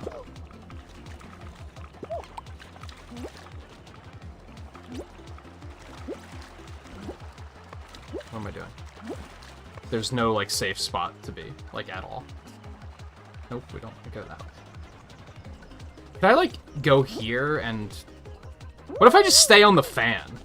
What if that would work? Oh, the fan turns off! That's smart! They was thinking. Just let me finish, thank you. Now you can have it. That was very clean.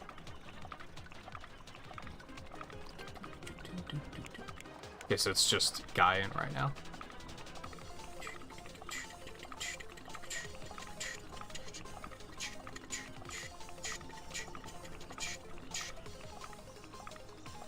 I guess the upside is if it's just this, like, particular update that has the crashing problems, then by the next time we play this, it'll probably be all cleared out.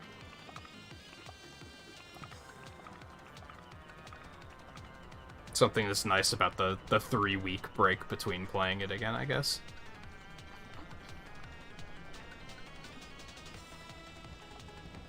I like that skin.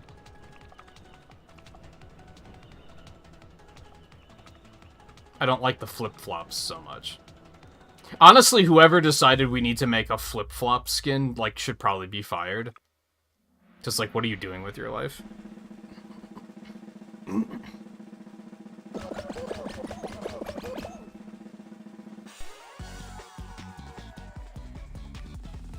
Imagine working on a game and being like, my one contribution to this game is that I want the character to be able to wear flip-flops. Like, why?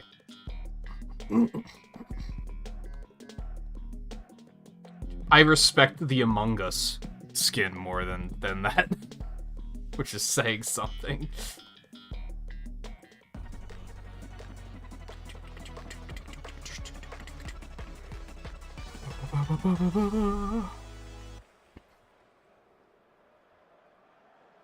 Going back on the topic of, like, the crossovers and respecting the source material, I think something this game does well is that they're clearly wearing costumes. Like, it's clearly not the actual character.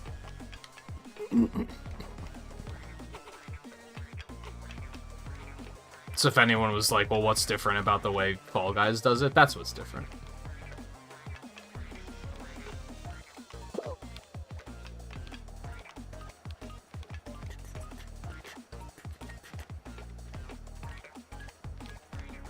There's no way this is straight ahead.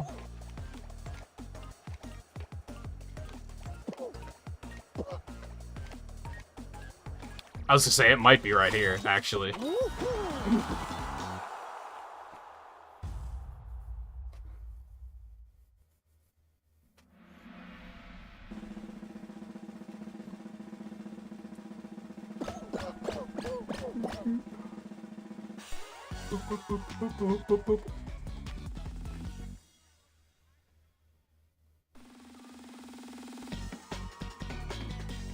I think the only reason I'm hesitant to pivot to Mario Kart 8 is that inevitably makes it a anybody can play night, since I can't really restrict people from joining. So I feel like I'd be robbing members of the experience, but I guess if it's crashing constantly, that they're probably just as agitated as I am by that, so...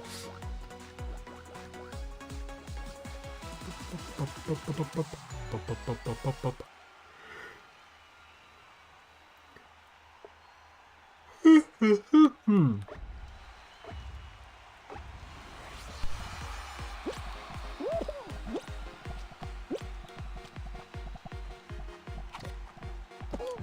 hate to see it.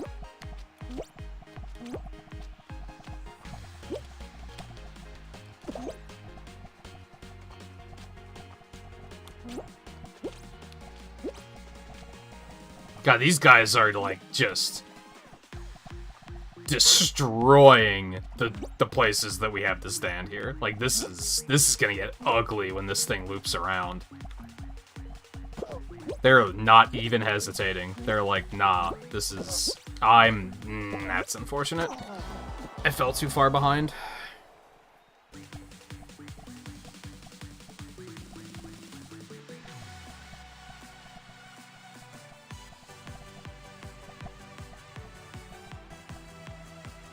Well, my point is we don't really have anything else to pivot to that would be like a members-only kind of thing.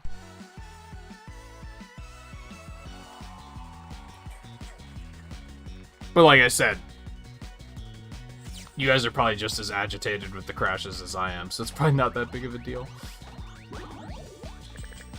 That, and if we're doing private lobbies in Mario Kart 8, it's not like the lobby's going to immediately fill up. Everybody's still probably going to get a slot, so it probably doesn't matter that much, but still. It's the principle of the thing, I guess. I think Guy got disconnected again. It looks like.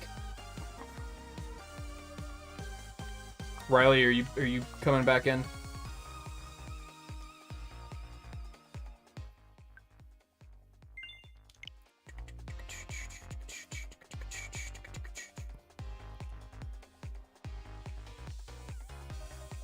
If we reach a point where it's just me and Riley, I'm probably just gonna say let's play Monster Hunter instead. Because I've been meaning to do that for forever, and I just can't ever find the time, so...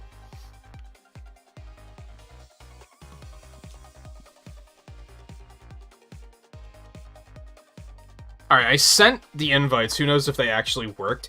I'm gonna take a quick bathroom break while this starts getting sorted out.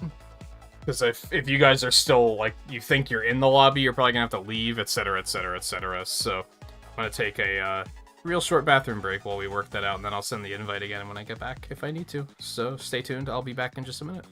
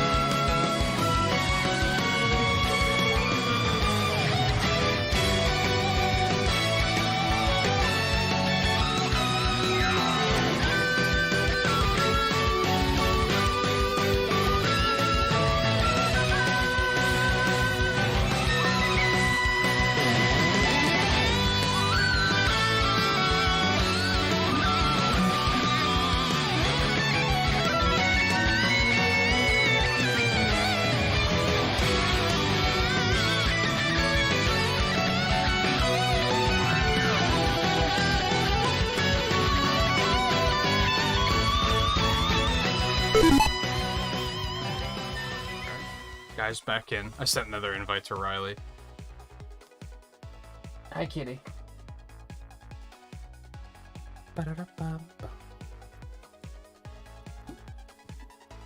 Yeah, to be blunt, I talked about the idea with Mario Golf because Mario Golf never seems... No one ever hangs out for 6 hours of Mario Golf anymore. So I started thinking about, like, I guess once everybody leaves, we'll just pivot and play something else. It hasn't really been an issue for anything else before, but with the way these lobbies are acting, it might be an issue.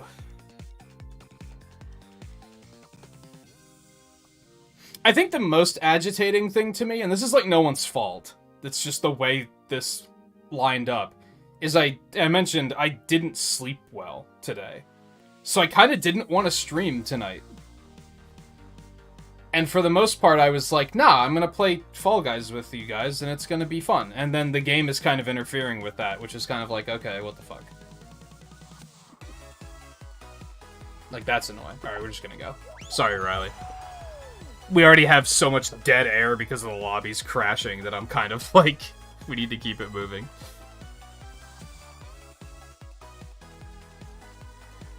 The longer we spend just standing there staring at the screen, the more I'm gonna be like, I'd rather play something else.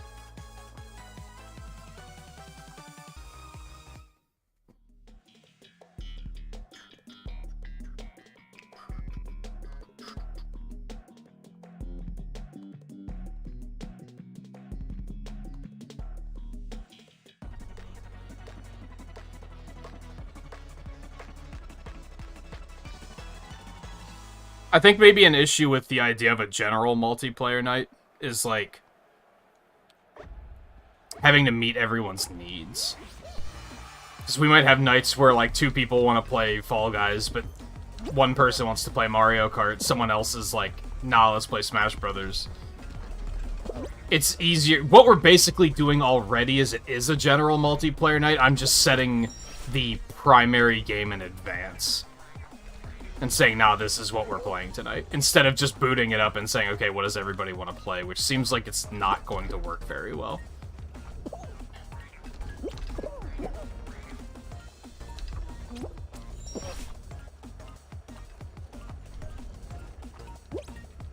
Also coupled with the fact that, to be honest, sometimes I'll ask you guys, like, hey, what do you think? What should we do next? And nobody says anything. So I'm just kind of like, okay, well, why would I boot a stream? If I boot a stream up and say, okay, what do you guys want to play? Why do I think that that would work?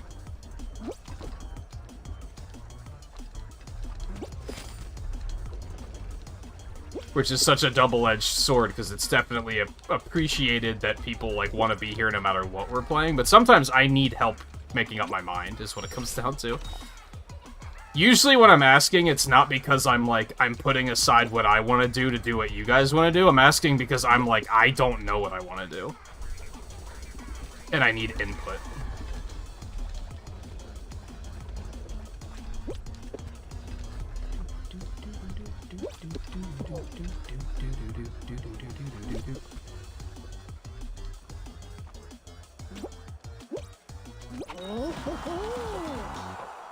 Hi, kitty.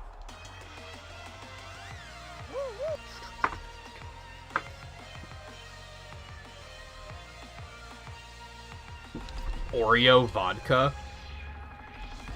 Nothing says I'm an 18-year-old alcoholic like a name like that.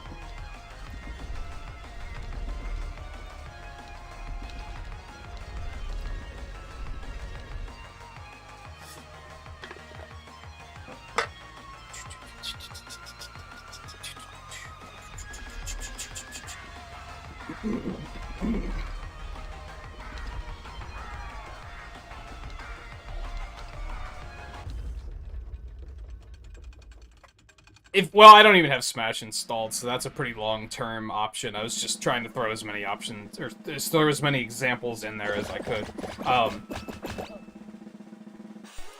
If we were to play Smash Brothers on stream, it would 100% be you have to be a regular. And by regular, I mean it's like whatever the role is in on Chatbot, where it's you have to have, like, I think it's 24 hours watched. Might be 12. Because I have absolutely no interest in playing with randos. Like, 130%. Like, I do not want to play with that. Playing that game with randos is what killed it for me in the first place. So...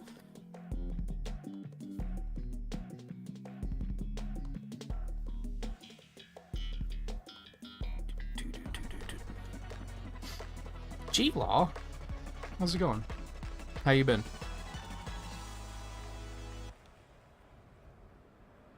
Yeah, it's that thing. That I regularly forget because I've changed the command like 5 times over the 4 years that I've been streaming. Sometimes I'm amazed when other people remember it, because I'm like, damn, I don't even remember what that shit is. I don't know if it outright says... Honestly, I don't know if there's a way to know if you're a regular. I know that there is, like, a regular rank within Chatbot where you can, like, restrict commands to say, like, you can't use this command unless you have regular status. But I don't think that shows up in, like, the command that shows you how many hours you have.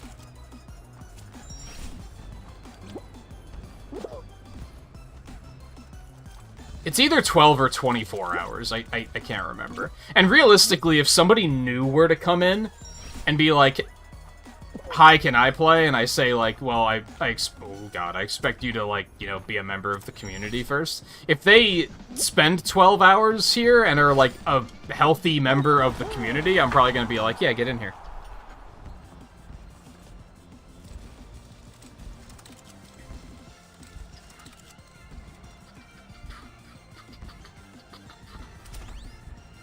Yeah, lurking kinda screws up the whole regular status thing for sure.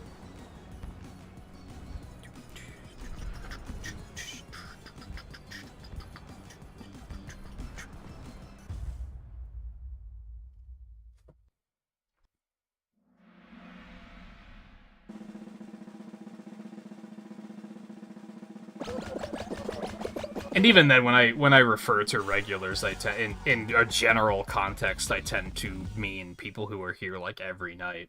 But in this particular context, for you can't play Smash Brothers unless this, I think it. I'm trying to figure out where it even sets regular status. I don't even fucking remember. It's been so long since I've looked at this shit. No, it is set to 24 hours.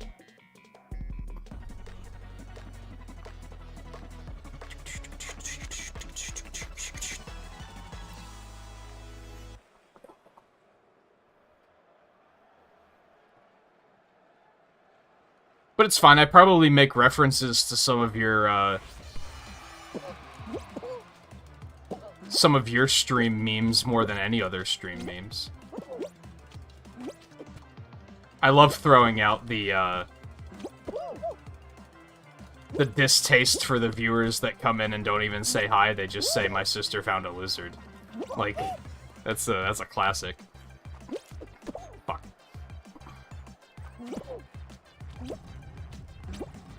Okay, someone's being smarter than I am. You love to see it. You asshole. Yeah, let's, there we go. Look at that, we're working together. Hell isn't other people. You'll love to see it. Okay, this is horrible. What is happening? Could you stop being in my way for two fucking... Okay, now I pivot over here and everybody else pivots at the same time. You love to see it. Never mind, hell is other people. I was lying.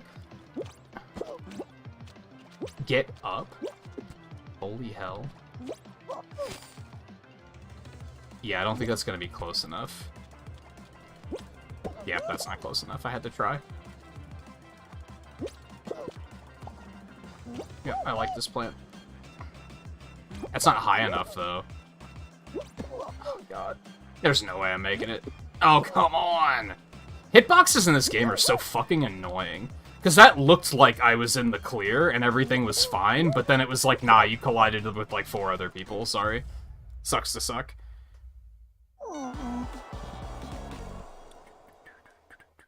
Hey Brad, how's it going?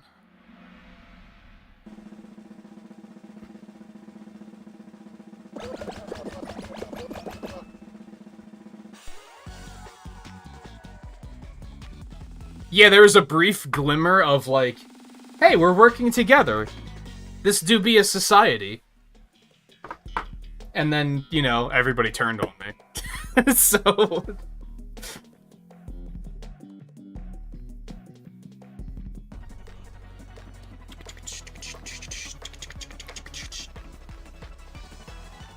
I don't reference it as often, but I'm also a big fan of 45 seconds of gameplay, for sure. That's another good one. We did all get eliminated, so let's see how many people crashed out of the lobby this time.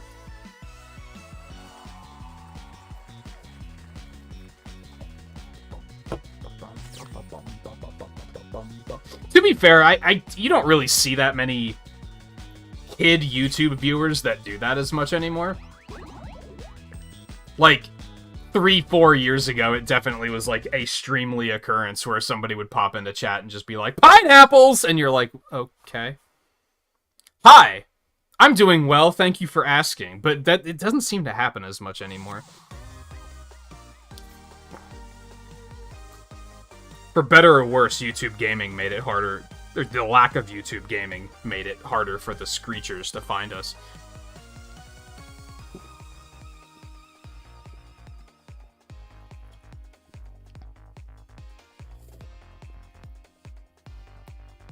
Yeah, nobody crashed. You love to see it. What a concept.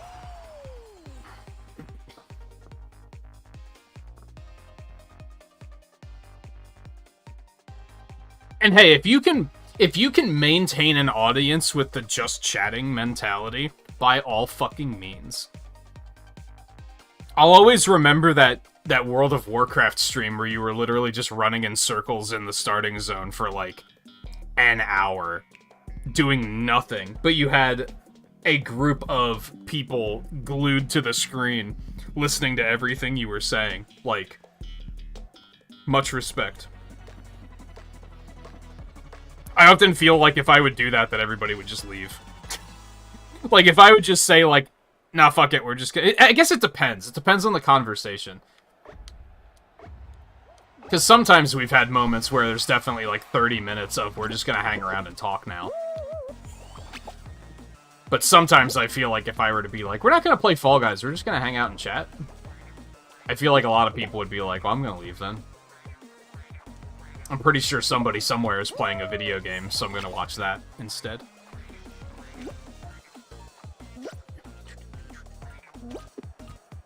Is it strange that I think the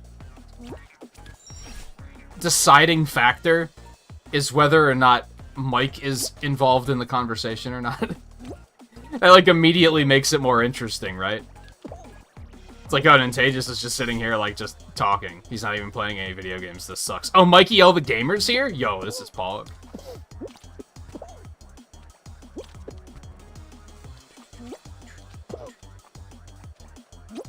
Oh god, I didn't see the bar.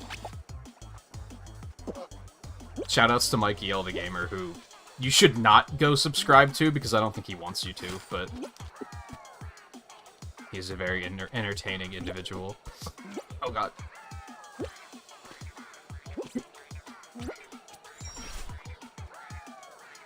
Sometimes a good bit of platforming just makes me feel like a fucking Olympian. It's such a fucking good feeling. I panicked because I thought he was gonna grab me. Hell is other people. Don't get it twisted.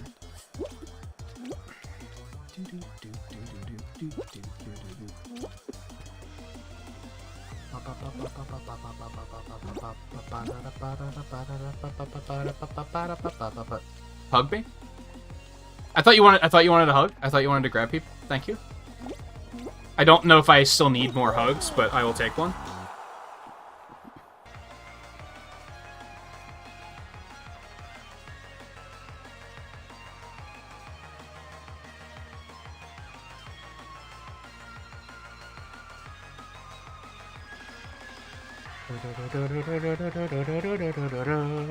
You should put G-Law, you should play This Girl Cleanup Detail again.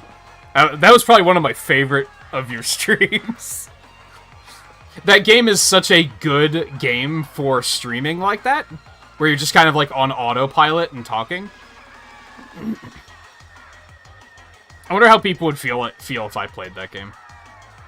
I own it, so I would just have to install it. And Eno has it, so we could always do that. He's actually the one that got me into it. Carefully whittle down your audience to only people who don't want to watch you actually play games. That's the goal, isn't it? It's that or the people that are like, that's completely secondary. Where they either don't care what you're playing, or if you turn the game off, they don't even notice. Oh god.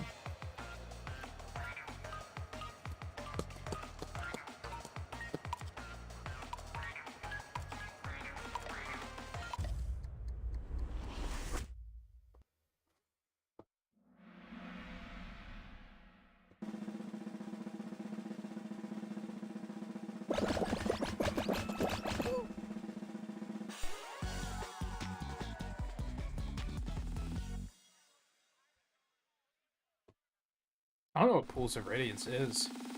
Pool of Radiance? Pools of Radiance? Sounds like a Fire Emblem game. I don't think it's a Fire Emblem game, though.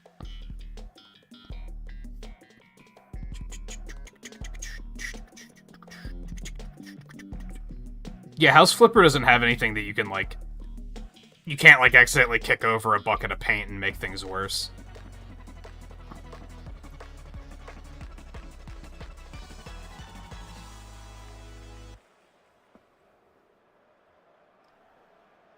Take it easy, Theo. Good luck with that. Oh god.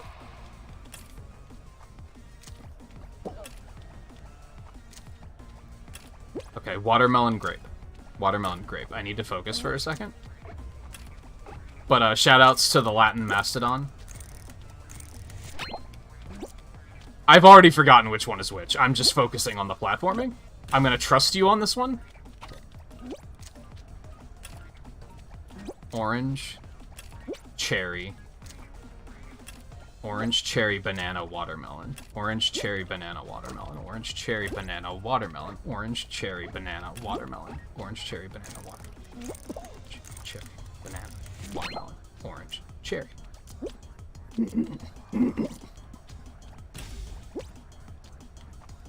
Oh my god, am I the only one left standing?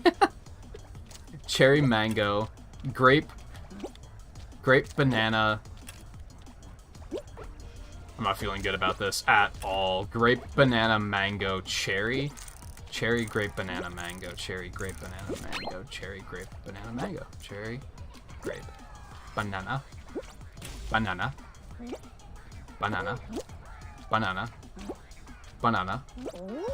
Are we the only two that survived? That was chaos.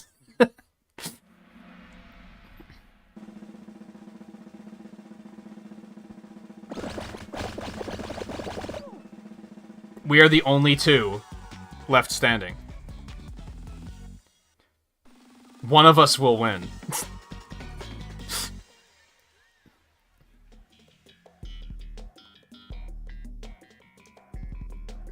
This is gonna take forever. This isn't even gonna be fun. What?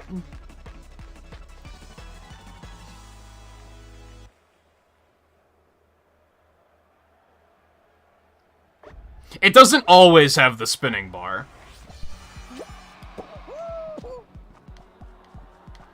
Should we just, like, agree to drop down to, like, the bottom 2 layers or something? I guess you can't really answer now is kind of the problem.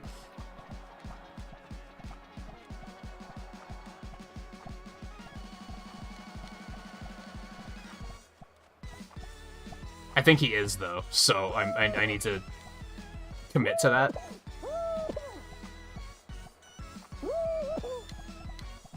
Yeah, just to speed it up. Because that would literally taken forever.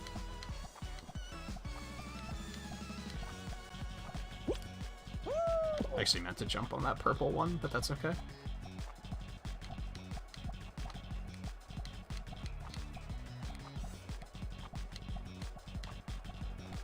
Let's not slow it down just yet. Be aggressive. Be aggressive.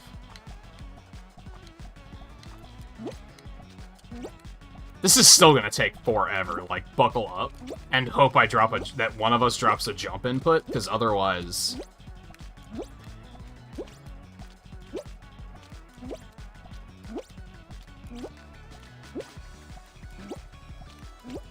It's such a victory lap when it's like...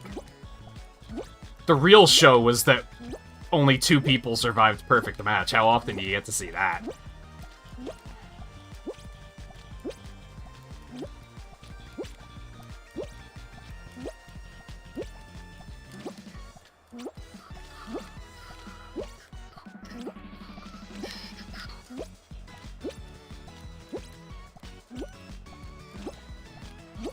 I do think this is more responsive than it used to be. It used to be you would drop jump inputs pretty often.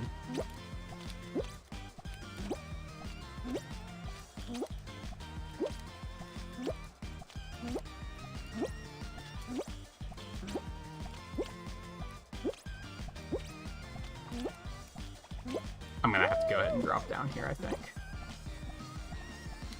And do one of these to actually have places to move. He fell.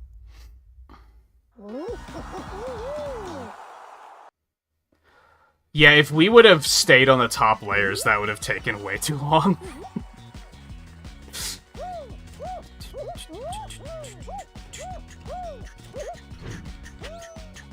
Should have tried to clear every single hex. I wonder how long it would... See, I'm almost curious how long it would have taken.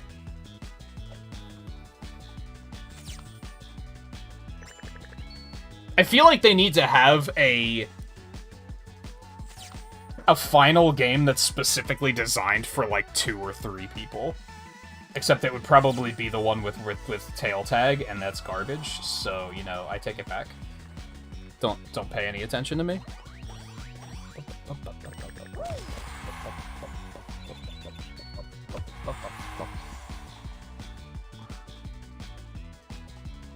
For some reason, the side notes aren't actually...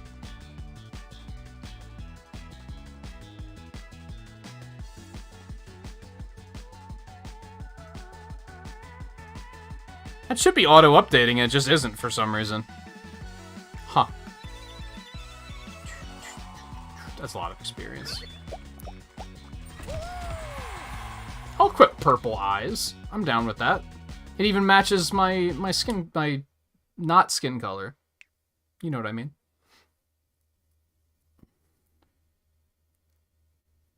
Volpe, welcome back. We do have an open slot at the moment. No, we don't, because Riley joined. Except JMT got kicked out this time. Because these lobbies are ass. What is happening?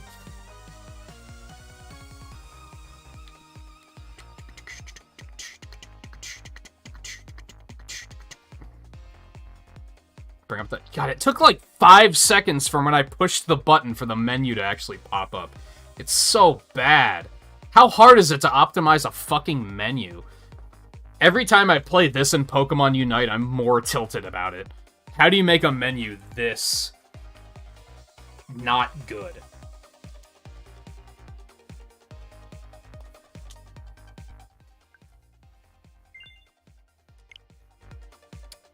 You are first in line, Volpe. If I had to guess, JMT probably won't play too much longer, because it's starting to get pretty late.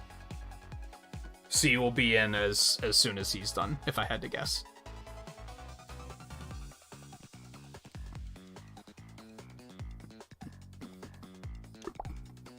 I like that dark brown and red skin that I have coming up. That's a nice combo.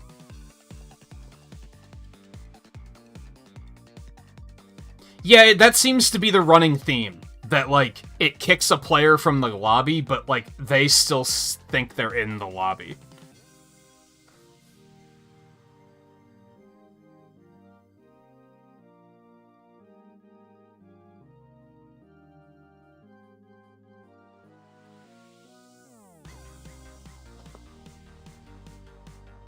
I do not understand.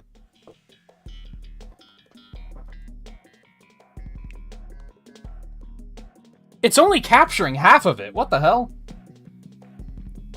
Why the fuck is it doing that?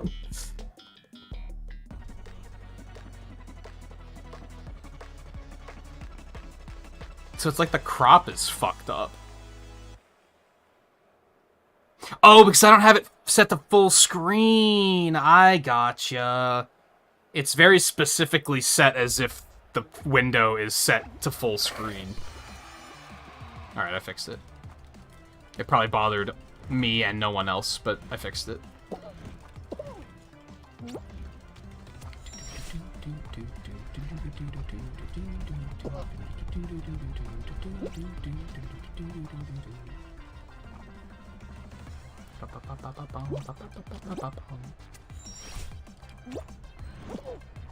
Yeah, I've been playing like shit tonight.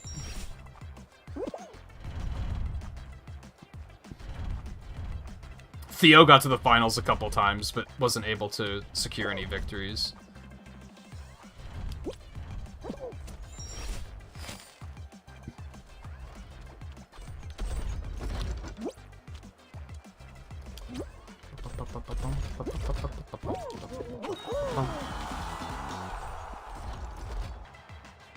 I'll get better. I doubt it. I appreciate your support, though.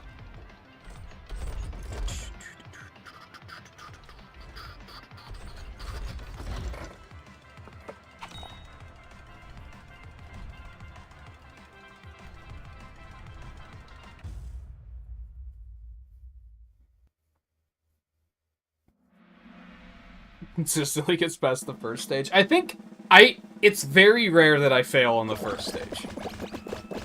I would say I fail on the second stage probably 50% of the time, though. So it's still not great. It's just the margin of error on the first stage is very large. Or small? No, large. Yeah, large makes more sense, I think.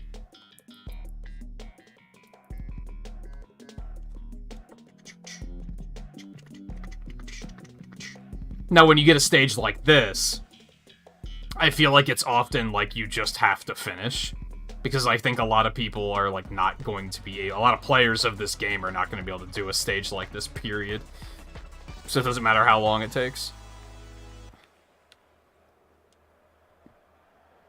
Brother's trying to kick you off your own TV. You should kick him out of the house.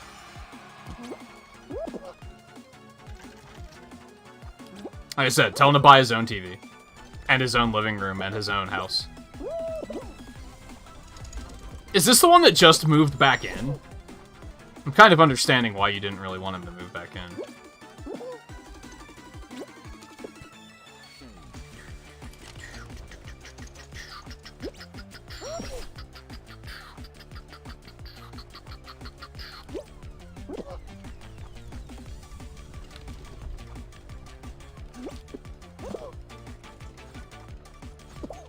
I don't know, as someone who is often, like, not the biggest moneymaker in the household, and by often, I mean always, like, I've never been the one, like, that pays the majority of the rent or anything like that, I would never act like that towards the people who do pay the majority of the rent.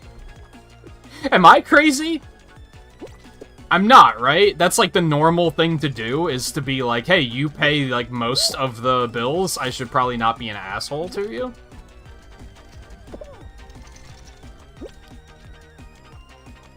I understand it might not be very American, but I don't know. It makes sense to me.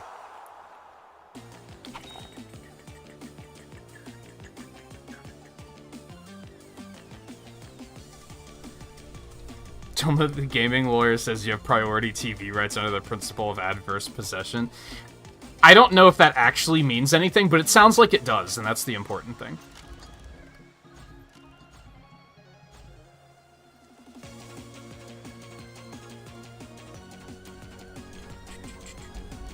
Now, don't get me wrong, just because you do pay the majority of the bills doesn't mean you should be the one acting like a jerk to them either, but, you know.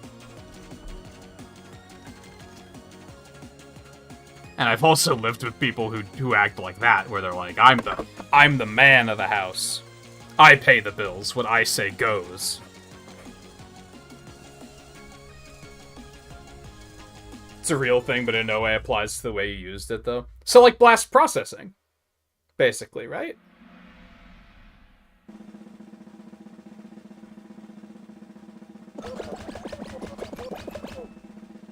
I still love that story that, like, blast processing is real. It just doesn't at all do what they made it sound like it did. It makes me happy. 90s marketing at its finest.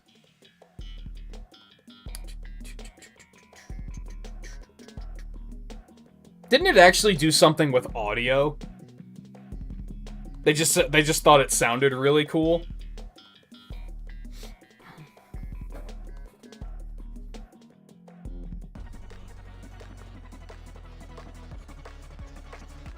Yo, Sakurai should make a video on blast processing. That would actually be awesome.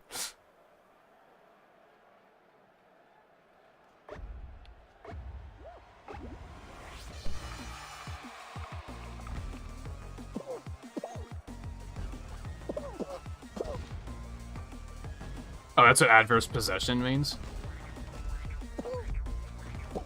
I'm dead? I was thinking about adverse possession. Yeah, I loved... Was that, like, yesterday's video? Where he was just like... It wasn't even about game design. He was just like, dude, lag sucks. It was really funny. He was just like, yeah, input lag is a thing, and it's ass, and we should get rid of it. And I was like, man, amen. Send a message to, like, the TV producers. Stop with input lag. Yeah, that was fun. There was no, like, gaming design relevance. He was just like, I need to get this off my chest, okay?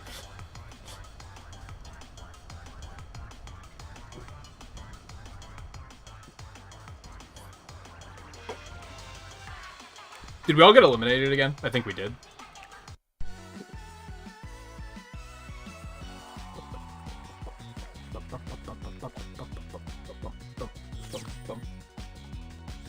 His videos have been very entertaining so far. I think he's an entertaining individual. Even back in, like, the presentation videos for, like, the new Smash characters, where he would just, like, sit and talk about the character for, like, 30 to 45 minutes, I was like, I would watch this man stream. Like, he's just entertaining, I think.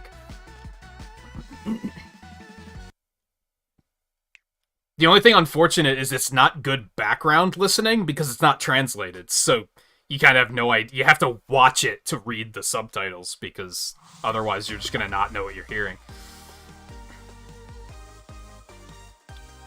Also, nobody got kicked. You love to see it.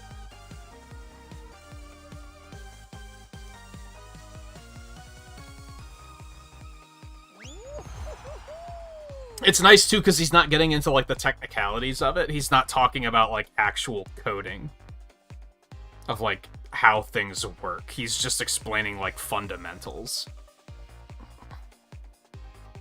Like, the more core concept of game design. It's interesting. I've always thought of, like, when I think of game design, I think of the process of what he's talking about. The process of fitting game mechanics together so that they make an enjoyable experience. That's what I think of when I think of game design. And we were just talking about this the other night, that, like, about 10 years ago now, when I first decided, like, hey, I should try to get involved with game development, even if it's just doing graphics. And I was always like, I think I could be a good game designer. I think I could come up with an idea and say this could make a fun game. But the programmer I was working with was like, no, that's not what a game designer is. A game designer is exclusively the programmer. And I was like, I don't think that's the case. Like, I think you're the programmer. He's like, yes, but I'm designing the game. And I was like, literally, yes, but no. I think it's more complicated than that.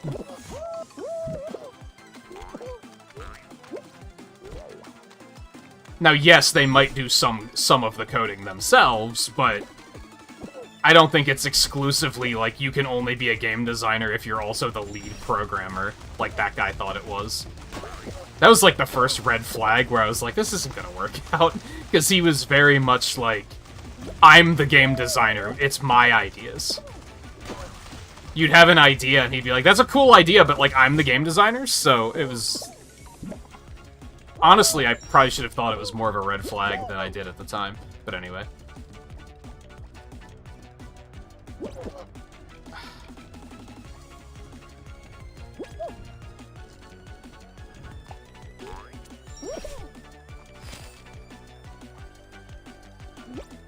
I think I cheated a little bit. I think you're supposed to be able to do that, but I cheated a little bit.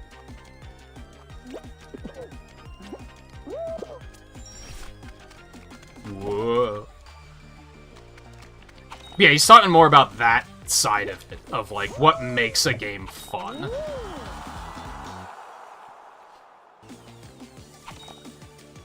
He's not explaining like, you know, value overflows and underflows and weird like technical shit like that.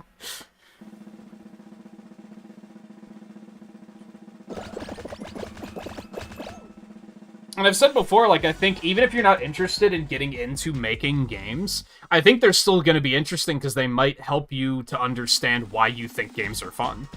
And I think more people need to be able to understand why they think games are fun. I think a lot of people are just like, I like this game because Twitter says I like it.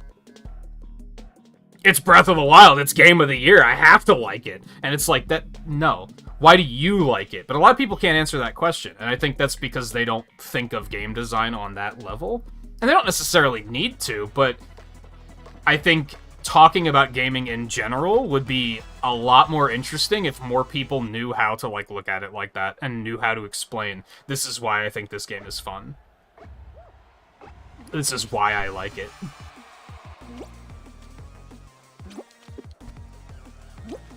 Instead of, I like Final Fantasy VII because everybody likes Final Fantasy VII. It's the best Final Fantasy VII. Oh, have you tried any other Final Fantasy games? No, why would I? It's not Final Fantasy VII. Like, that's not discussing what you like about a game. That's just saying I read an opinion on Twitter or from my favorite YouTuber.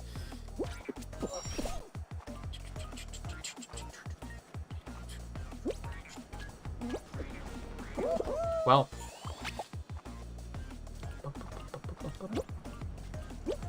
Oh my god. Okay, we're fine.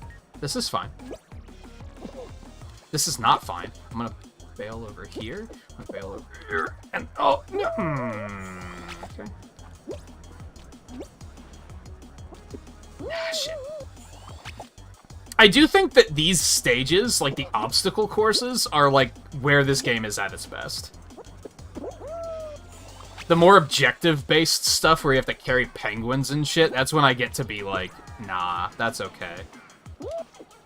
I'd rather just run these obstacle courses and, like, test my platforming ability.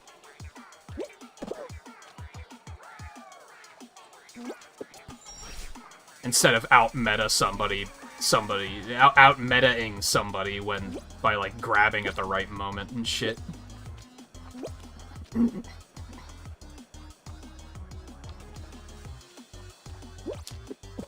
Abort.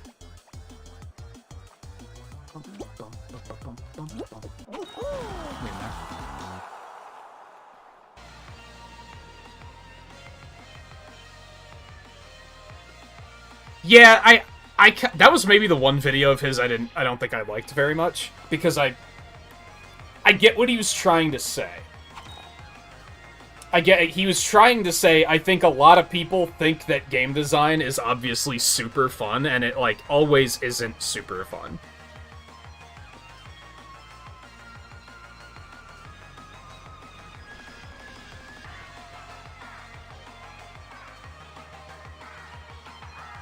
But he kind of came off as, like, I don't like making games anymore. I'm just good at it, so I keep doing it.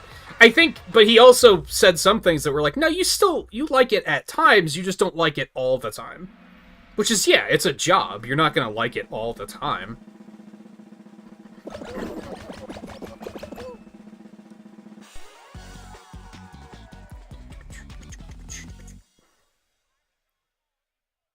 But yeah, I think he was just trying to quell the misconception that a lot of people are probably like, wow, being a game designer is probably like the best thing in the world because you just get to play games all day. And it's not that. Even game testing isn't that, really. Which I don't think people think that anymore, but I remember in, like, high school, and maybe in, like, the years immediately following it, I remember a lot of people being like, man, I just want to be a game tester, because then you can just play video games all day. And yeah, in concept, it sounds good, but there's a little bit more nuance to it than that. if you want to be paid to play video games all day, probably streaming would be closer to that. And even that, there's more nuance to it than just playing video games all day, for sure. But it's closer than game testing is, I would probably say.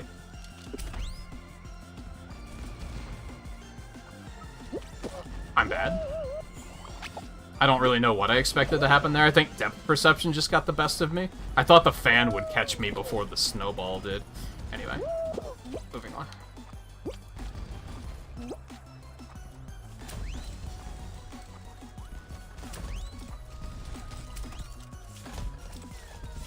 But especially in his case of, like, you know, working for Nintendo and stuff, you're gonna have, like, really heavy deadlines and stuff like that. That can't be fun.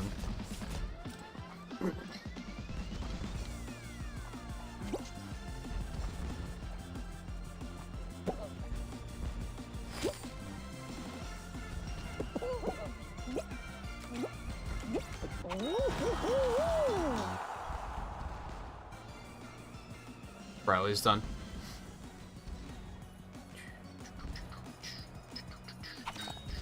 Riley's like, fuck this shit, I want to play Mario Kart.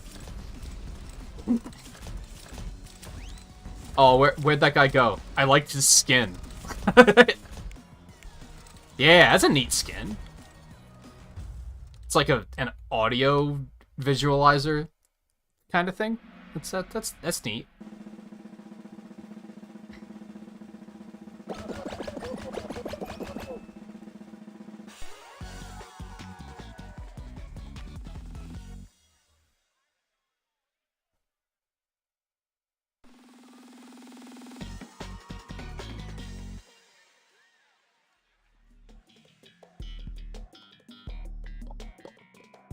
I'm a big fan of volleyball. So I'm probably gonna lose if I had to guess.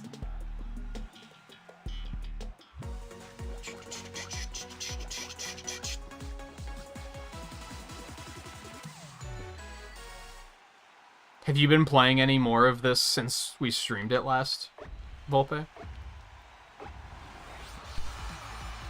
I just have to hope that this guy can't play. He doesn't even have a name tag. He's got no chance. Oh shit.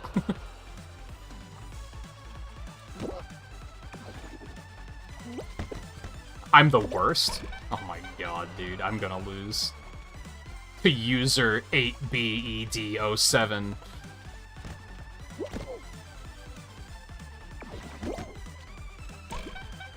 Excuse me? Not that I would have been able to return that even if it didn't go out of bounds, but excuse me? I scored one? I'm the best to ever do it?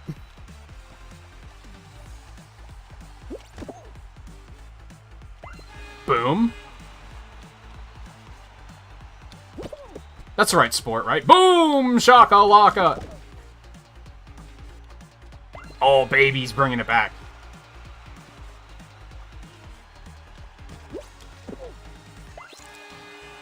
You hate to see it. Except I'm winning, so you love to see it. Oh, you'll love to see it. He's on tilt, folks.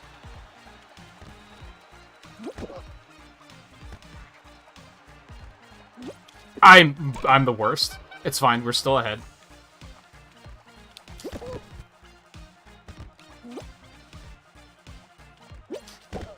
God damn it. I'm so bad.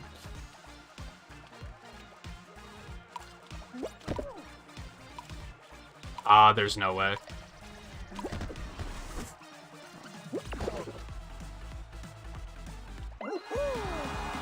From downtown! He's on fire, folks!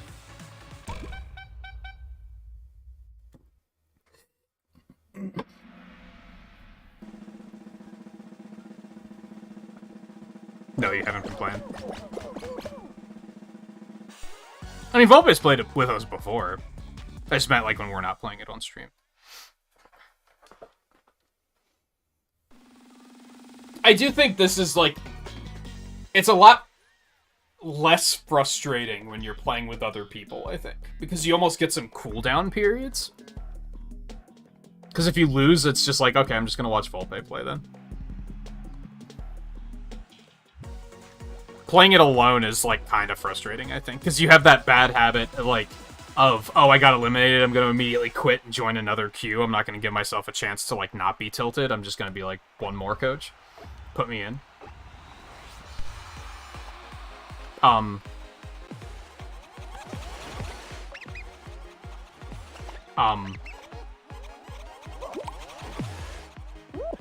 That was almost bad.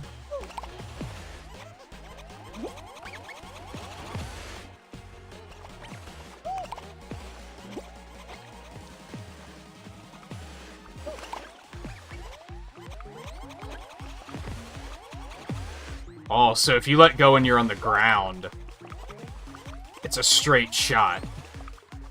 But if you jump, you can really huck it. Okay, it didn't work that time. I hate to see it.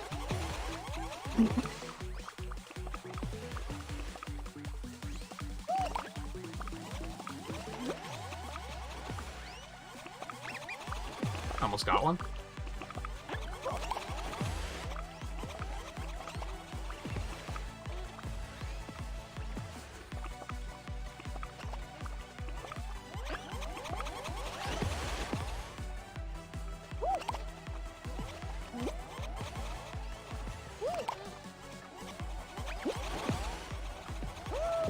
Not like this.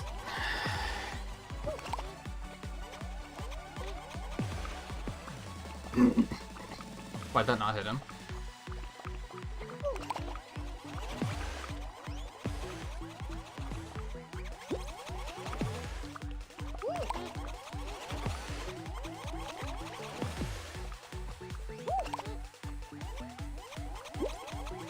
I hopped that one way too far.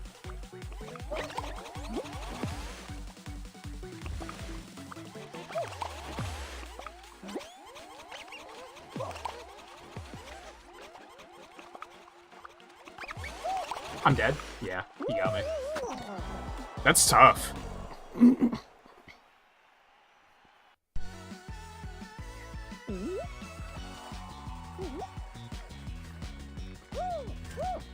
You know, I was about to say that was a good, clean match, but then he had to have a name like Mr. Awesomeness, spelled wrong, 69.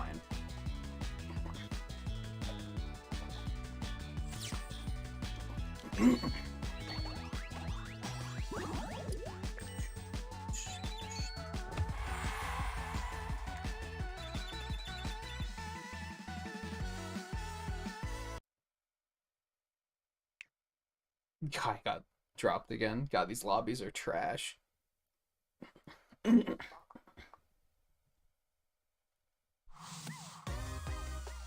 No, you're still here.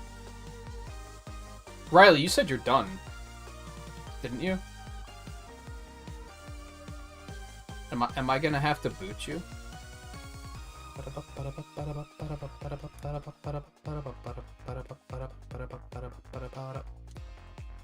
Yeah, Riley's not online right now. Why is he still in the lobby? What is going on?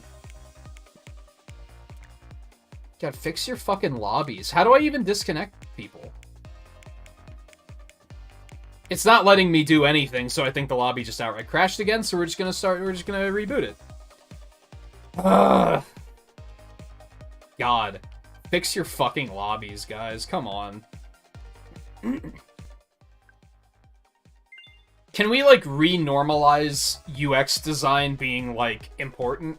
Instead of developers just putting games out and being like, well, the interface barely works, but, you know, it's fine. It's, like, low-key really annoying, really agitating.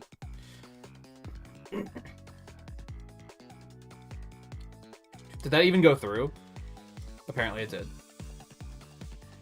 Fucking bad shit interface. It's so sad that just dealing with this interface, even when it's not crashing, just makes me not want to play the game.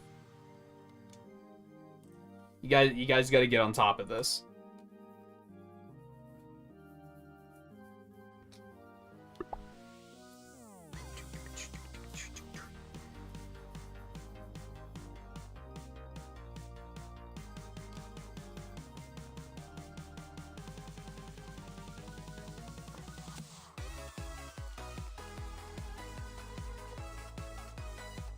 It's definitely something, like, with the game in general, because Guy's not even on the Switch version. And I don't know what version JMT's on. But it's definitely a problem with the game in general. It's not just one version. I'm pretty confident of that.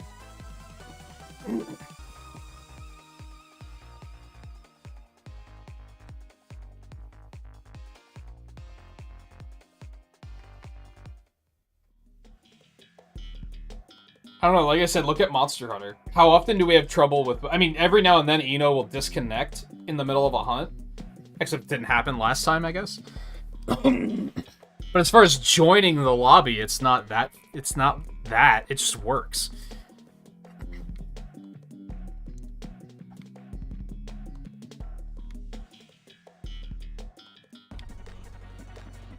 And it's going to be a sore spot for a while because I saw that there was a Unite update, so I'm probably going to start playing Pokemon Unite again off stream, which means that game's interface is also ass, which is just going to, like, completely tilt me.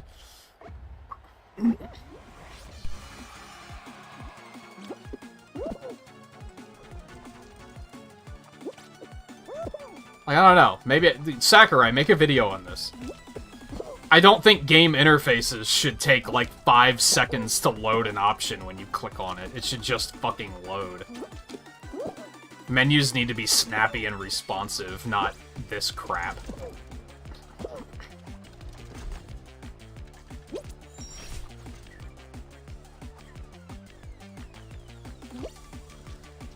If you, like, click on options, and it takes long enough that you have to question, did I actually push the button or not, you've got a problem.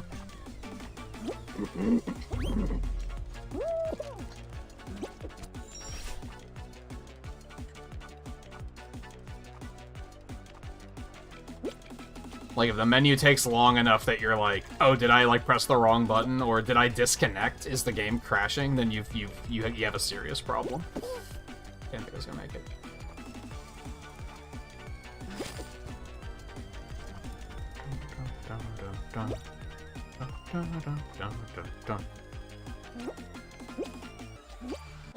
A little tilted. I tend to forget about it until a match is over, and then I have to look at the interface again, and then if anybody was disconnected and we have to re-add them, I'm like, okay, I'm tilted again.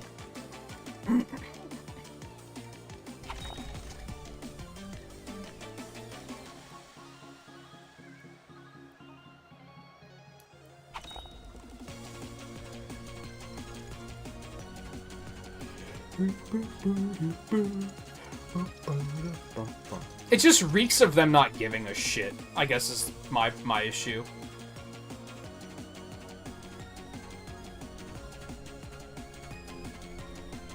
Like, it reads to me as if they were testing it, and they were like, well, the lobbies run like shit, but the gameplay is still fine, so who cares? Ship it. And it's like, no, honestly, I think you should try and... If the lobby runs like shit, too, that should be a priority. That shouldn't be a, we'll fix it in 2 weeks when we release another patch. That should be a, we have to fix this before it ships.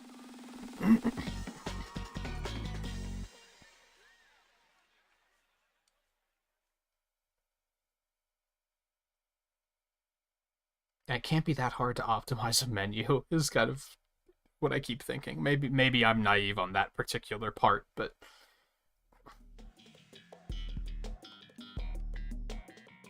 And from what I remember, it was like that on PS4, too. Like, in the original version, the menu was still, like, not great. It was just, like, laggy and slow.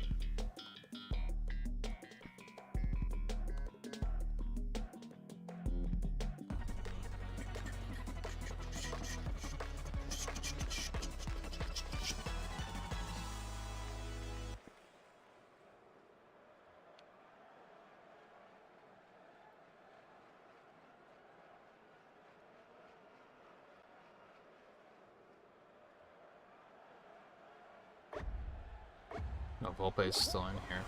James is still in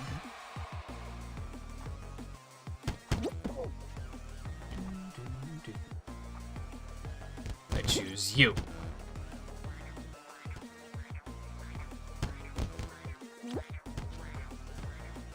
for number 3 again. Fuck.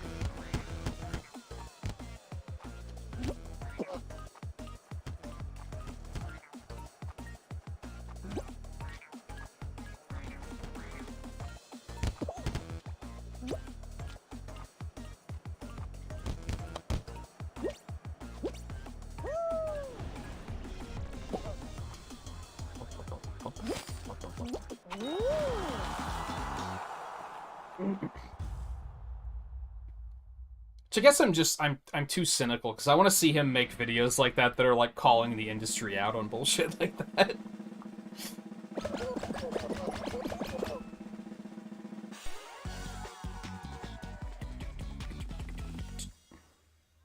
Did you guys see they're taking the gacha mechanics out of Mario Kart Tour?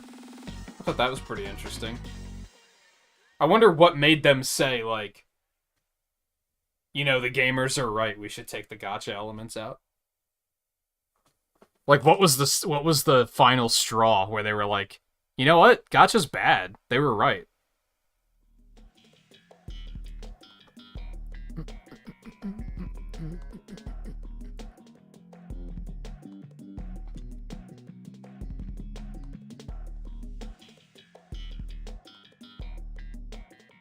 No, it's... Well, the random element is still there. But the gambling element isn't there anymore. I was kind of thinking that too when I was reading like what the new system's gonna be like. It's just gonna be a shop with like, I don't know, like a dozen options like every day. So you still have to deal with the randomness of, is the shop gonna have anything I want? But at least when you buy something, you know what you're getting. So it's still got the random element, it just doesn't have the gambling element.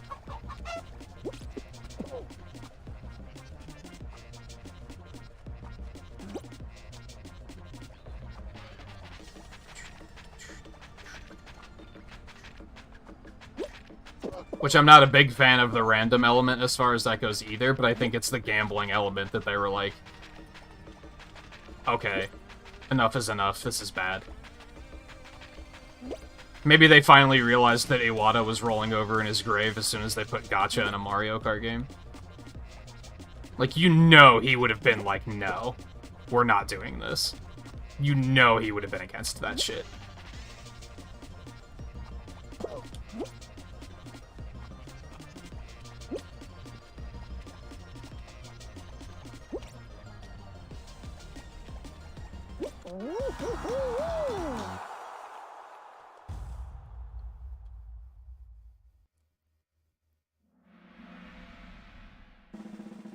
I'm just curious what was the final straw where they were like, oh yeah, we should probably just get rid of this.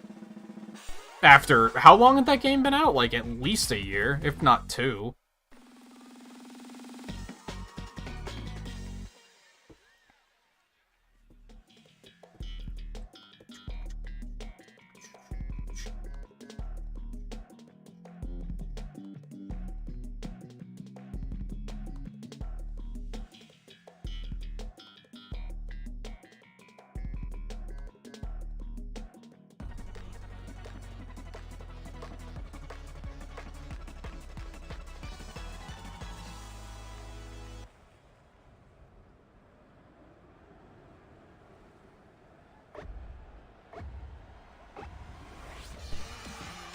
You know what, Volpe, I think you're right.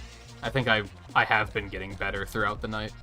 Those first couple matches, I was eliminated, like, the first or second round, like, every time. These things don't make sense. They've got a lot of curve on them. Like, they do not roll straight at all.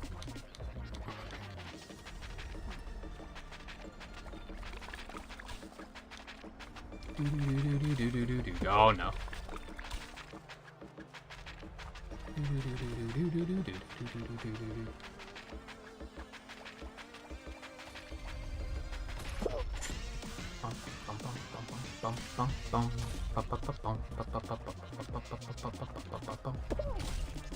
That could have been bad.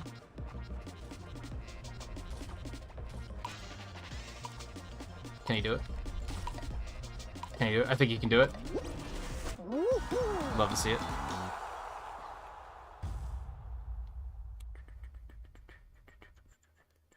It's kind of funny, because you say, like, Pokemon cards, and, like, yeah, trading card games do the same thing, where you buy a pack and you don't know what's going to be in it, right? Why haven't they come under fire the same way that gacha mechanics have?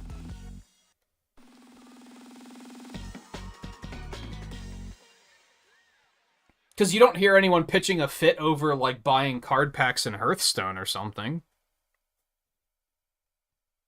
That's like a risk that they know they're taking. But when it came to gacha mechanics, everyone was like, this is unfair. It's the same fucking thing, though.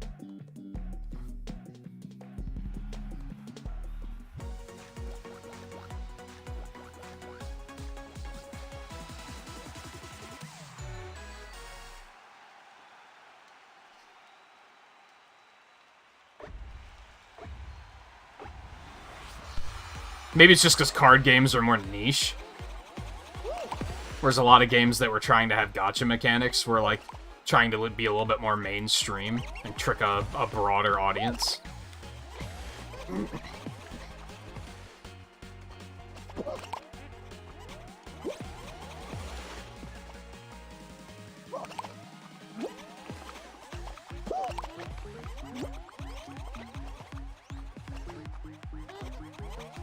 I made a mistake.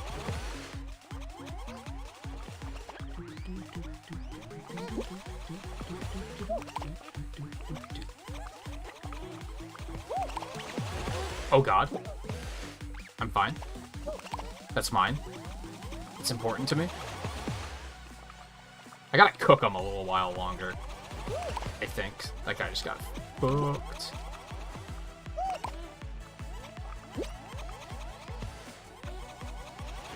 Well, I hit him. It just didn't kill him.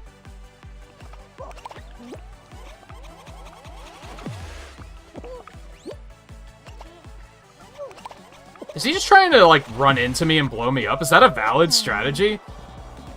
If that's a valid strategy, this game needs to be deleted immediately. Like, what the hell?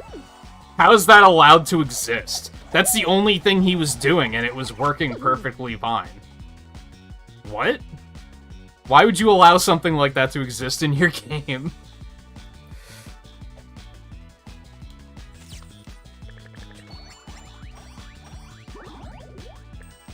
So now I know that you can just fucking cheese that.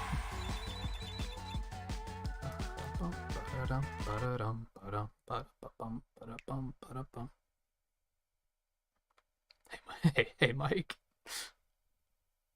I'm actually surprised you're only getting here now. There's been like 4 things that have happened in the stream that should have set off your radar and alerted you that you needed to be here.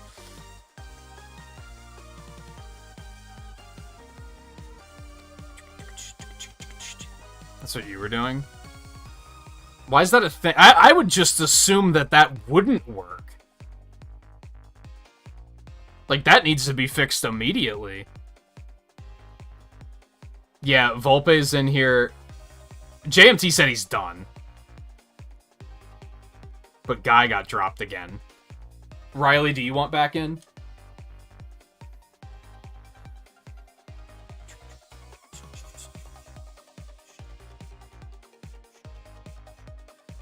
It didn't work for you? That guy was doing it pretty confidently. So I'm guessing it works more often than it doesn't.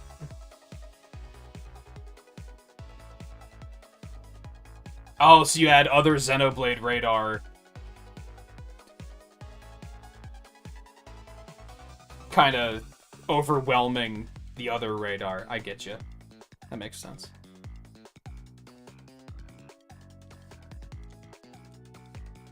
We didn't mention Xenoblade, but I am using it as this month's break music, so every, like, 2 hours your radar should be pinging because Xenoblade music is playing somewhere.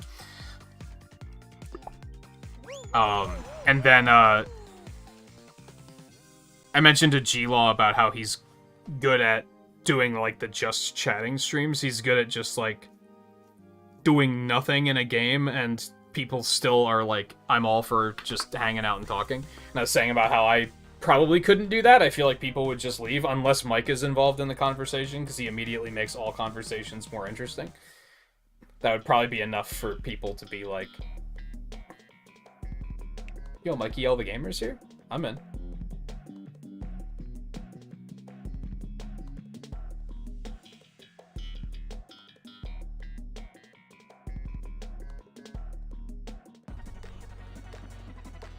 You got spoiled on stuff, Volpe? You should probably get the game and play it then.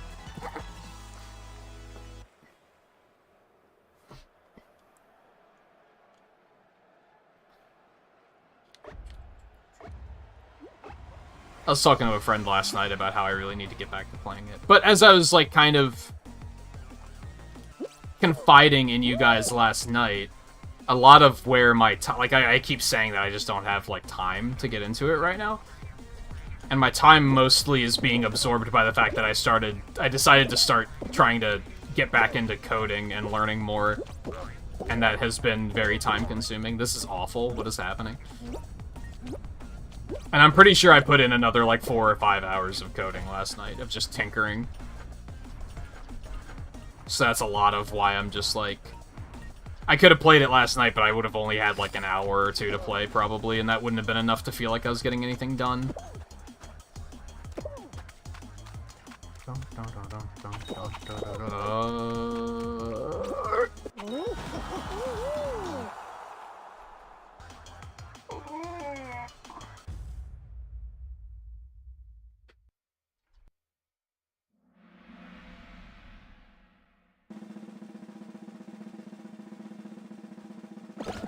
Well, don't talk about it too much, Volpe, because I did hear about... There's, like, a flashback to 2 and 3. But, like, I haven't heard too much about it, so... It might still be something that I don't know anything about.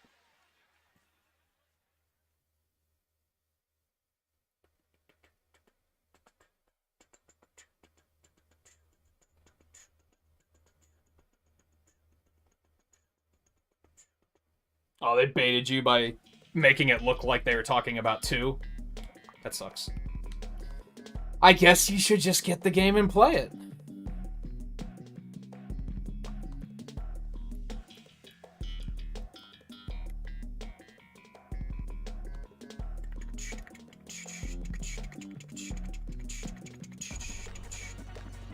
Fortunately, that seems to be the only thing that people are, like, eager to spoil, is, like... Oh, you don't understand the connection to the other game? I have to explain it to you immediately. Like, I haven't seen anybody talking about the actual plot of the game. They're just... They can't stop talking. I guess it's not dissimilar to how Marvel Cinematic Universe movies are. Whenever those movies come out, people only talk about, here's how it ties into other movies. Like, they're very, like, over-eager to spoil that, like, as quickly as they can. They keep the plot itself to themselves, but that, they're like... Here's what Abomination being in this movie means. And it's like, cool, I didn't know he was in this movie, so thanks. I did know he was in the movie, but still. In this particular instance. But you know what I mean. You're picking up what I'm putting down.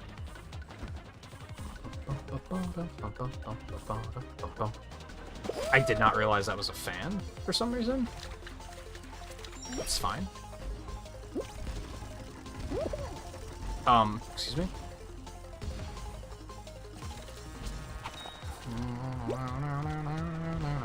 This is probably gonna claim me again, and then I'm not gonna qualify. But maybe. Maybe there's a chance. Yeah, I'd probably just not click on Xenoblade videos, because, yeah, they're probably talking about how all 3 games tie together at this point. That's a white screen. That, doesn't bode well? Okay, we're fine. I didn't see who was eliminated, but we're fine. The fuck is wrong with this game this week?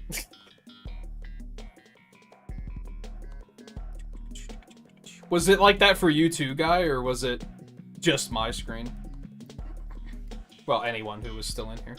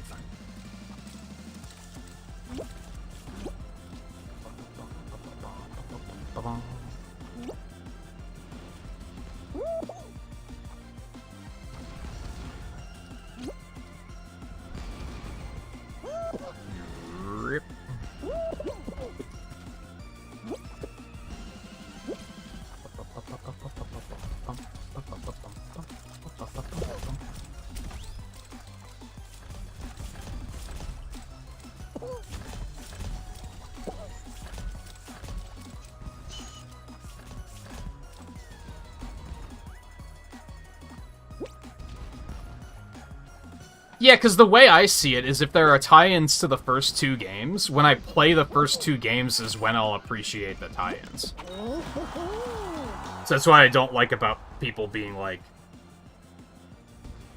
I think one of the first nights I talked about Xenoblade 3 on stream, immediately someone was like, you didn't play the first 2 games? I gotta explain all of the connections to those games. And I was like, well, I'm just gonna not read what you're saying now. Because I don't want to know that stuff. I'll learn it when I play those games, and then I'll be surprised and be like, oh, it's just like, I get it. I see what they did there.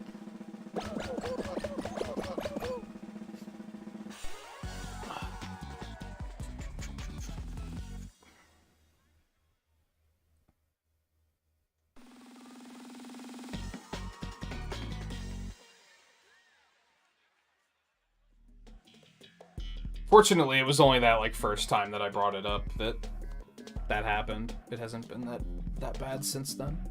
I was kind of hoping to get eliminated, because I kind of gotta pee again already. I guess I'm drinking too quickly tonight.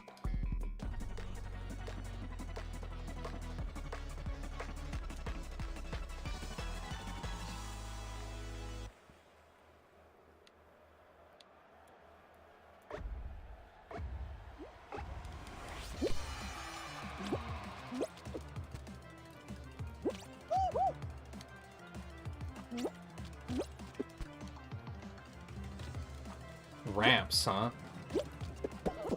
God. Collision is just a hell of a drug.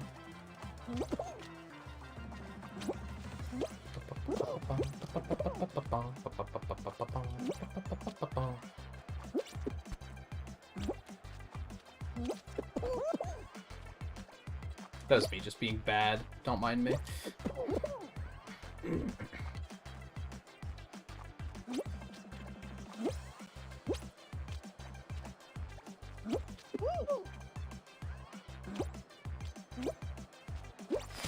Go up, thank you. Oh my god. Like, why didn't you grab the ledge? Grabbing is still really unresponsive, and it's really annoying. Sometimes they just stick to the ledge like glue, and then other times they're like, oh, nope, sorry.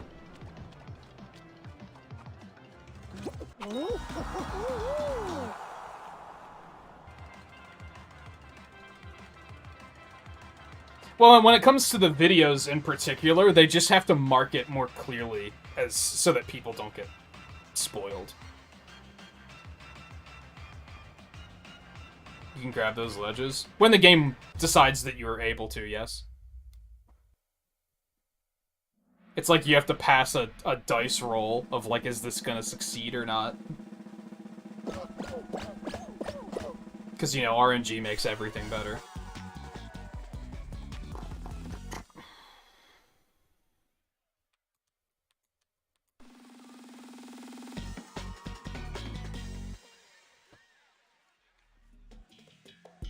Yeah, as far as, like, when it comes to, like, stream chat, people just have to be more alert to be like, hey, do you want to know more about this? Like, wait for people to ask, instead of just being like, I know more than you do, I have to enlighten you. It's like, you know what? Did you ever consider that some people don't want to be enlightened? I don't know, when I'm watching people play Mega Man stuff and I'm like, ooh, I know more about this stuff, I'm just kind of like, yeah, but they didn't ask. So, why would I go on a rampage about, like... So, this Robot Master was also in this game, and this game, and also had a small cameo in this game. And then, there's also a Maverick in one of the Mega Man X games that fights just like him. And then they reused the concept in Battle Network, and it's like, but they didn't ask. It's that... One of the, like, the Twitch-isms that I like more and more as time passes is any askers in chat. Which is usually, like, the reverse. Any askers in chat means that the streamer is, like, going on a tirade about something and nobody asked them about it. But I think it can go the other way around, too, where people in chat will just start going off. They'll just be like, I need to tell you about this. And it's like, but we didn't ask. So, you know... Cool your jets. This is bad. I'm fine, I think. I'm not fine. Can confirm I'm not fine. I fell too far behind. I heard something once about, like, you should never jump on this course. And I'm finding that that's pretty true. Because, like, the end lag on the jump, like, really sets you, like, far behind. I was gonna say, where's the other guy at?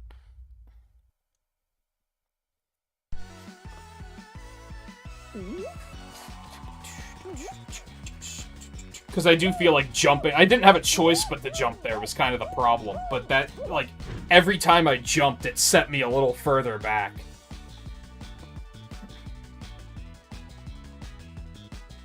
Again, what was I going to do? It was either jump and try it, or just fail.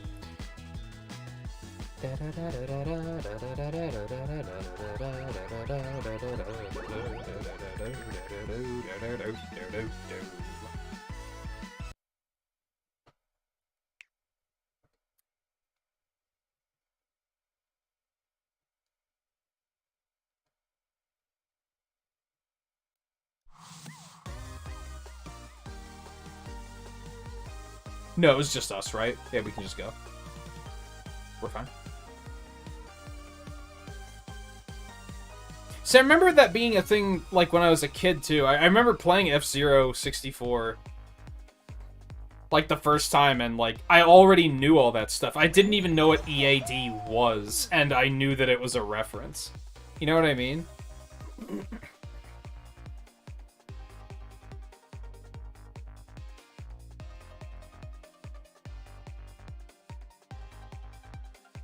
Yeah, Intelligent Systems is like HAL and stuff like that, where it's like Nintendo owns them, but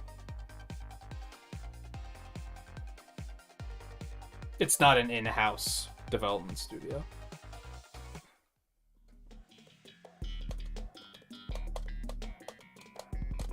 I think Monolith counts as that now, too.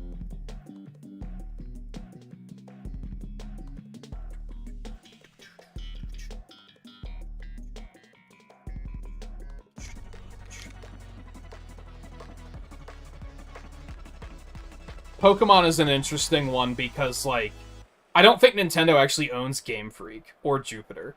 I think they just can do whatever the fuck they want. It's just they often spend most of their time on Pokemon games. But I don't think Nintendo actually owns those studios. Which is why every now and then they'll make a completely unrelated game and you're like, what? They make games other than Pokemon? It's pretty uncommon, though.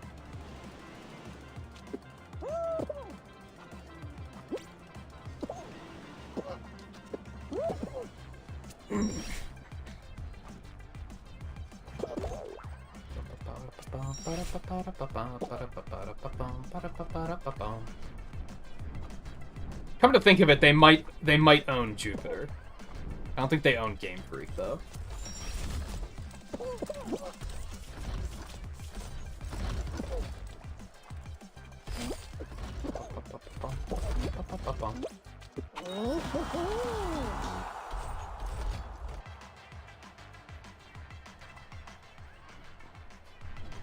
And then Platinum is just technically still third party, right? They work with Nintendo on a lot of stuff, but they also do, like, Nier Automata and stuff like that.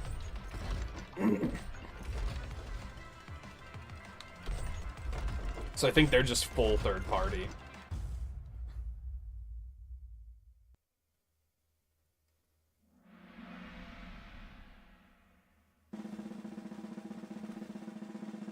This game is jank tonight, man.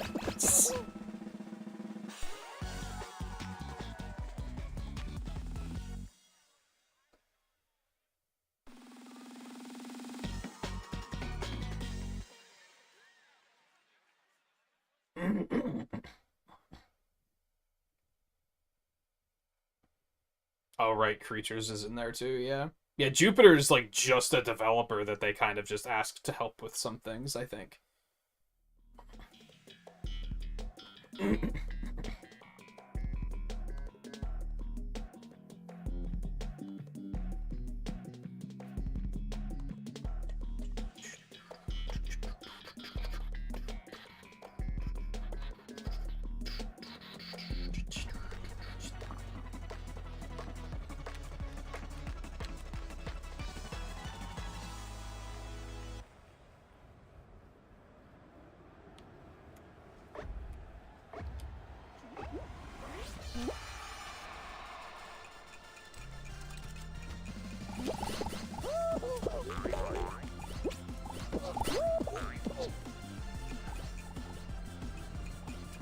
Yeah, the brand itself. I was just talking about the developers. The developers can still do other stuff, but the brand is exclusive to Nintendo. So that one's kind of an interesting situation. I guess Bayonetta is similar? Does Nintendo, like, own part of Bayonetta now? I'm not completely sure how that works, actually. They don't own Platinum Games, though. I'm pretty sure. They can just... Either that or they own them, but they're still allowed to do whatever the hell they want, which I guess is possible.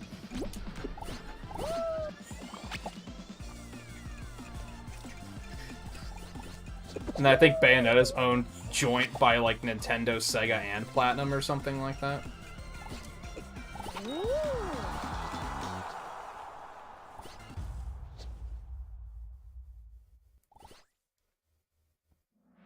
Yeah, it's... What the fuck? Pokemon Company International is, like, the actual company.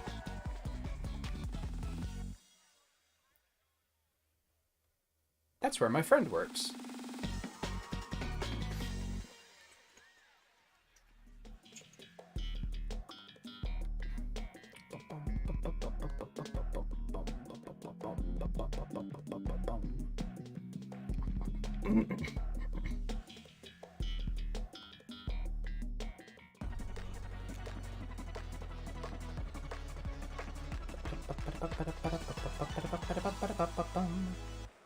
Well, they didn't choose that. Nintendo chose that when they said, we're giving you money to make it.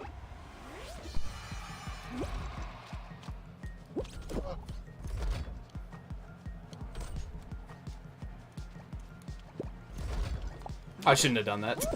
I should just let him take it. That was so toxic.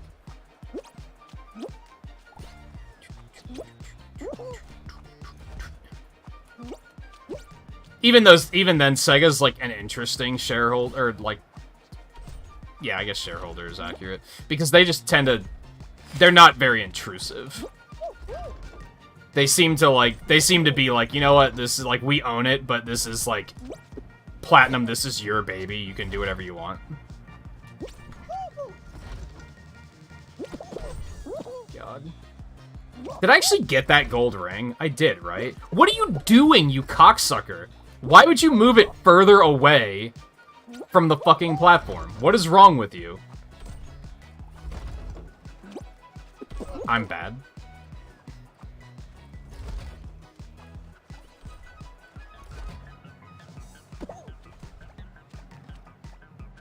This guy's just gonna waste his life trying to get that gold ring.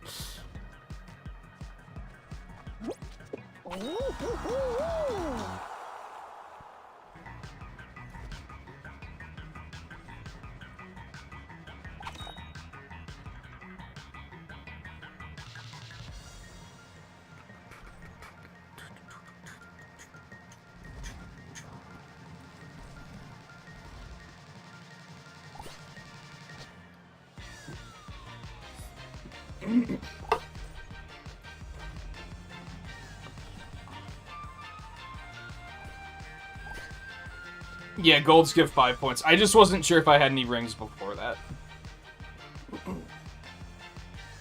I thought I did, but I think I'm gaslighting myself.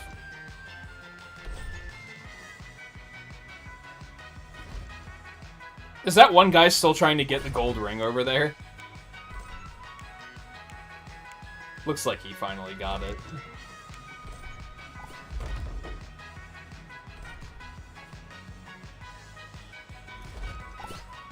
I think there's a lot of companies that Nintendo could just buy, they just don't care to. They don't have a reason to because nobody else is trying to scoop them up either. Like, they would probably buy Camelot if, like, Sony was trying to buy Camelot, and then they'd be like, get the fuck out of here, that's ours. But until they have a reason to do that, they don't have a reason to do that. For as stupid as that sounds.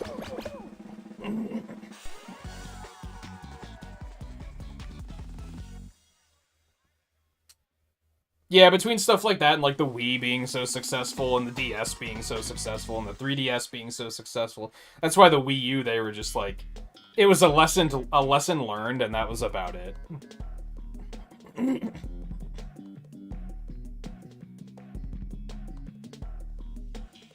I remember a couple years ago somebody tried to argue with me that Mario is a more successful franchise than Pokemon, and I was like, you are actually insane. Like, you're showing your bias so hard right now. Like, tell me you're a Mario fan and you don't like Pokemon without telling me you're a Mario fan and you don't like Pokemon.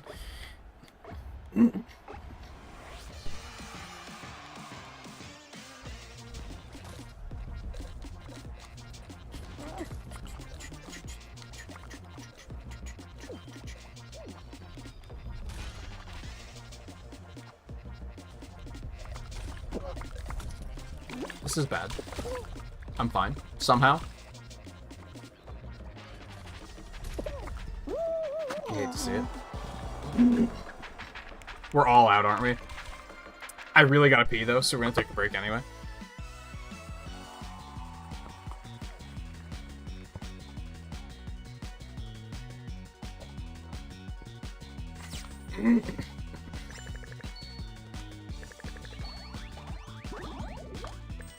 Brings me back to, like, my most recent apocalyptic take in progress.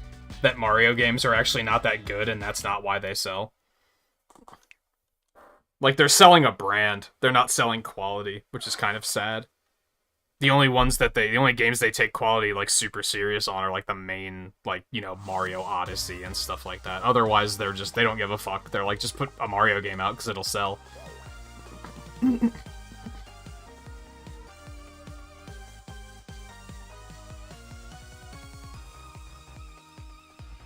Yeah, and that's what this person was missing, I think. I think they were trying to look at it as it's just... I'm only looking at it from a video game perspective, and I'm like, well, that's naive.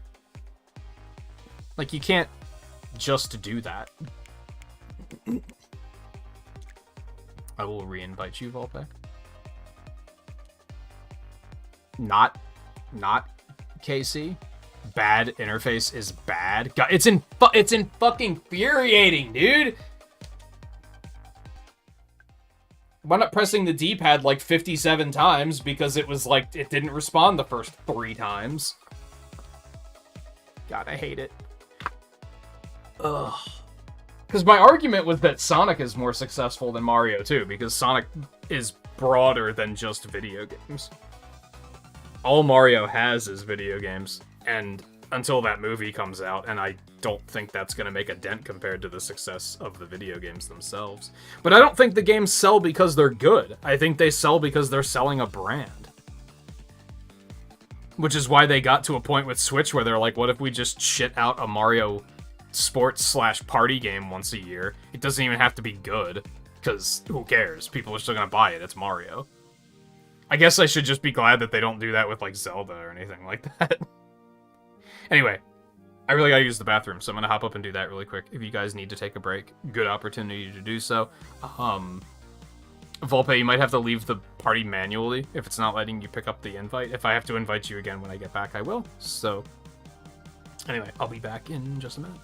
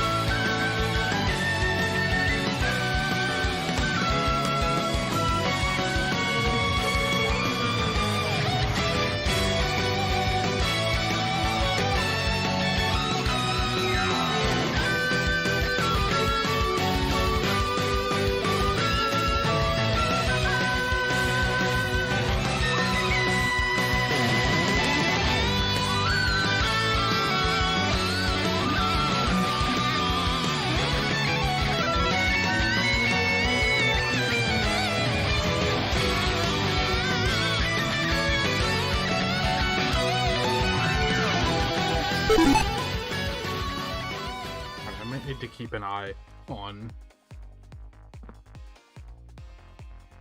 Nala. She was chasing something out in the kitchen.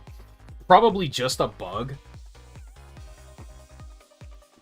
But knock wood, it's been a while since we've seen a mouse, so I'm leaving that possibility open. Did you leave the party, Volpe?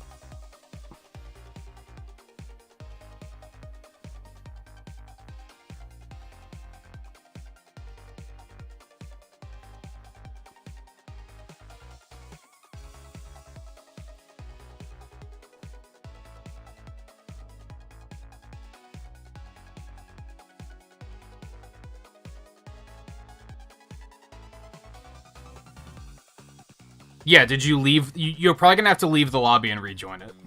This has been happening all night.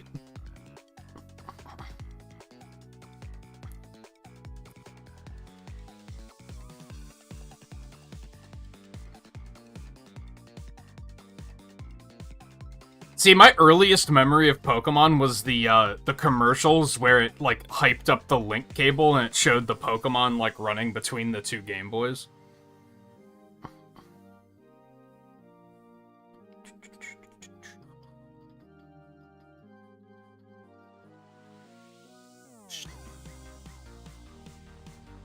Wasn't Digimon the other way around?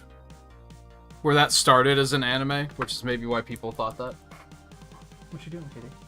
I'm gonna be wrong on that, actually. Because I actually remember Digimon being, like, a Tamagotchi, competitor? Or were they the same company? I don't remember now.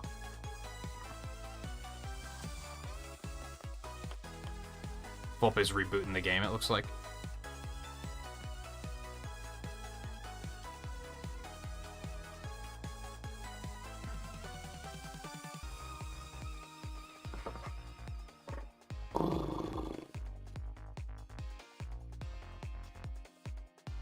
Well, I just remember seeing it as a kid, Volpe.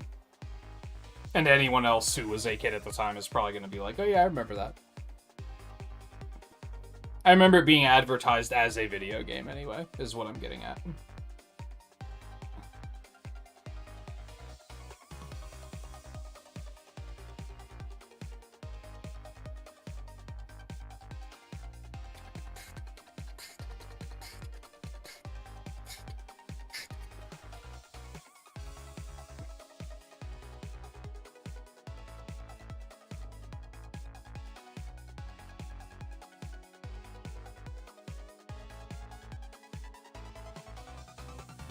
But, like, that's kind of my point with Sonic, too, Mike. Is that, like, there's a lot of Sonic fans that started out as, like, they read the comic book.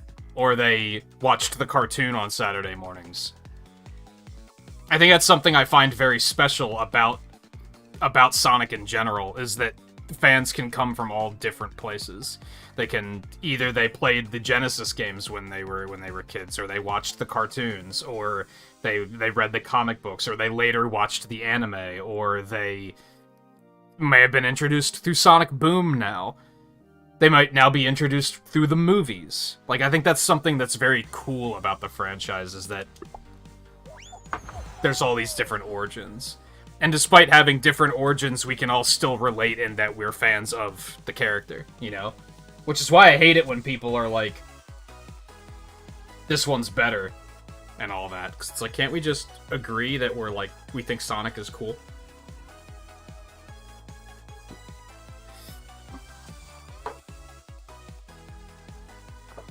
Like, there are people who grew up playing the adventure games. There are people who grew up playing Unleashed. There are people that grew up playing Colors. There are people that didn't know what Chemical Plant was until they played Generations.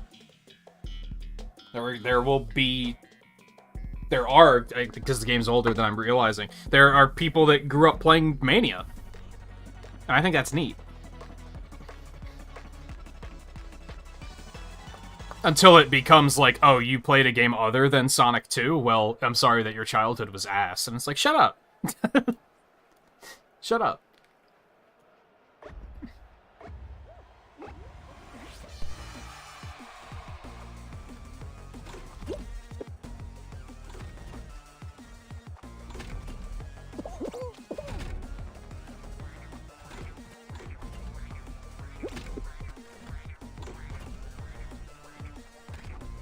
I think that's obviously a thing with Mega Man as well, is there's so many different types of Mega Man games and fans as a result.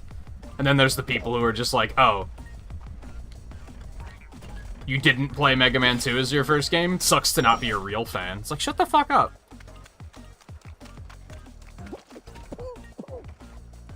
At the end of the day, if you've only played the Battle Network games, and you really like those games, you're still, like, a Mega Man fan, aren't you? To a degree. You're not, like, a super fan or anything. Like, wouldn't... Come the fuck on!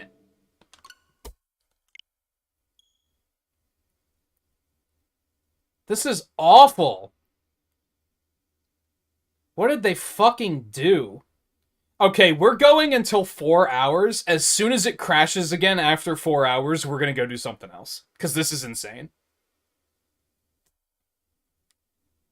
I think between all of us, between actual crashes and just being, like, the lobbies glitching out, I think all of us, like, combined have crashed, like, maybe 12.5 times. This is insane.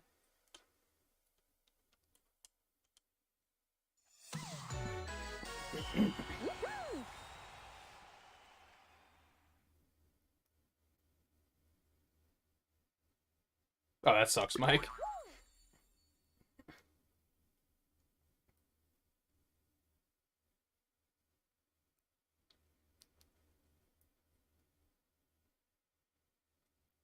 Now, to go back on what I was saying, one that I would say that, like... Because I've said this before, and I still agree with this, even though it sounds like these thoughts are hypocritical. But I'll often say that, like, a lot of people who hype up Breath of the Wild will, like, call themselves Zelda fans. And it's like, no, you're not a Zelda fan, you're a Breath of the Wild fan. But the difference there is that those people tend to play the other Zelda games and be like, these are ass. This is the only good one. And it's like, that's incorrect. That does not make you, like, a Zelda fan. If you like one game and you think the rest of them are bad, and that the franchise was just dead in the water until Breath of the Wild existed, like, that's just... No. I would not say you're a fan. But if you've only played Breath of the Wild and haven't played the other ones yet, and are, like, you know, down to give them a chance, I would say that you'd still have a chance to qualify as a fan. Does that make sense? Anyway, did you guys both get eliminated? Or it sounds like Volpe did, because he's talking a bunch. So I will re-invite you.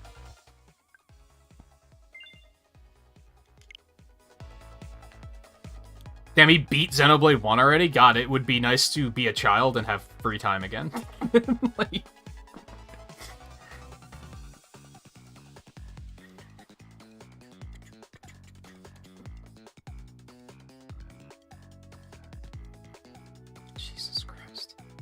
Oh, apparently it went through the first time. It just didn't say it did. Why does it, like, sometimes it says invite sent, and other times it doesn't? Why is this interface, like, an outright 0 out of 10? This interface is so bad. Like, fix your fucking game. Jesus.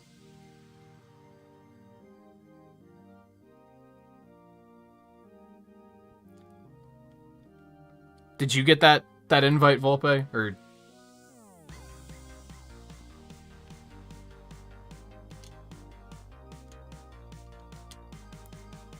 And it's sad because overall, I would say that when we're in, like, actually playing the game, I'm having a good time tonight. But these moments are awful. Every 2 to 3 matches, the lobby just completely breaks, and then we're just fucking sitting here for 10 to 15 minutes waiting for it to, like, actually fucking work. It's, like, not good. Not good. I mean, I count 18 as a child, to be honest. Is he still in school? That's what I mean.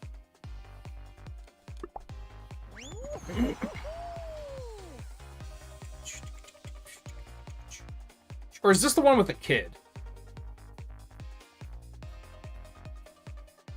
This is the one with a kid, then yes, he should probably be doing something other than that. It sounds like he's not using his time properly.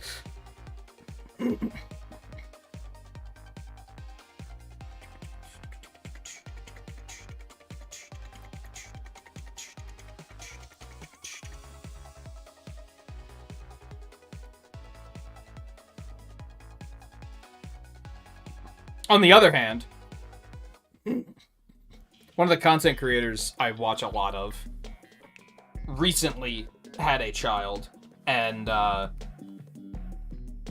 recently I mean it was like 2 years ago. I think she's about to turn 2. But just from hearing him talking about parenting, even he says like that a lot of parenting is just kind of like waiting for them to need something. So he actually does do a fair bit of gaming because it's just, you're just killing time until the baby's hungry. And you're just like waiting to make sure they don't fall over and hit their head.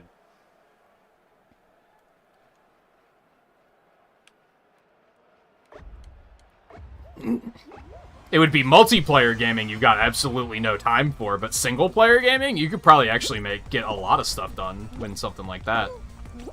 As long as it's something that you can easily pause.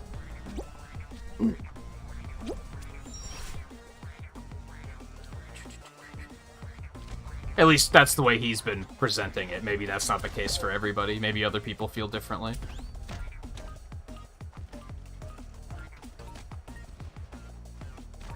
I also think apocalyptic take of the night. If the Mario games aren't good take wasn't apocalyptic enough for you, this one probably will be. I do think a lot of parents oversell it because they want you to think it's like the hardest fucking job in the world, and that if you're not a parent, then you're just like you're not on their level.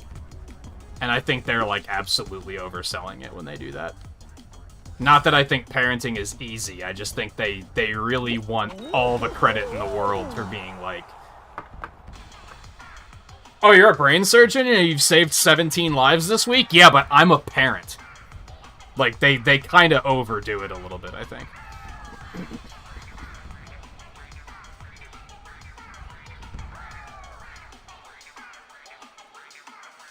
That too, it morphs depending on how old is the kid, how many kids do you have, etc., etc., etc.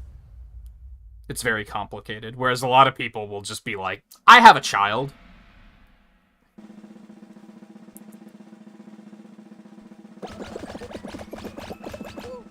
Get on my level.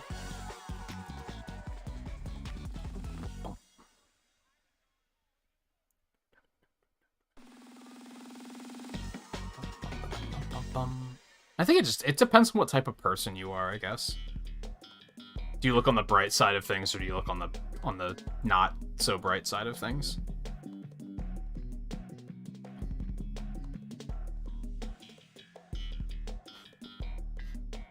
I think you can tell a lot about a person when you ask them, like, hey, how's it going? And they're like, well, I have kids, so... That's like, okay, I get it. You're that type of person.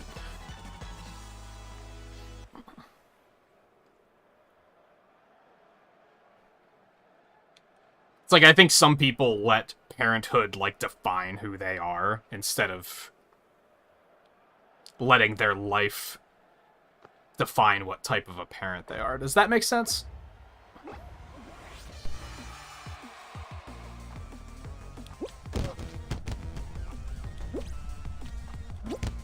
Like, I don't think looking at parenthood as, like, work is necessarily... You should focus more on the reward of it than anything, I think. At least that's what I would try to do.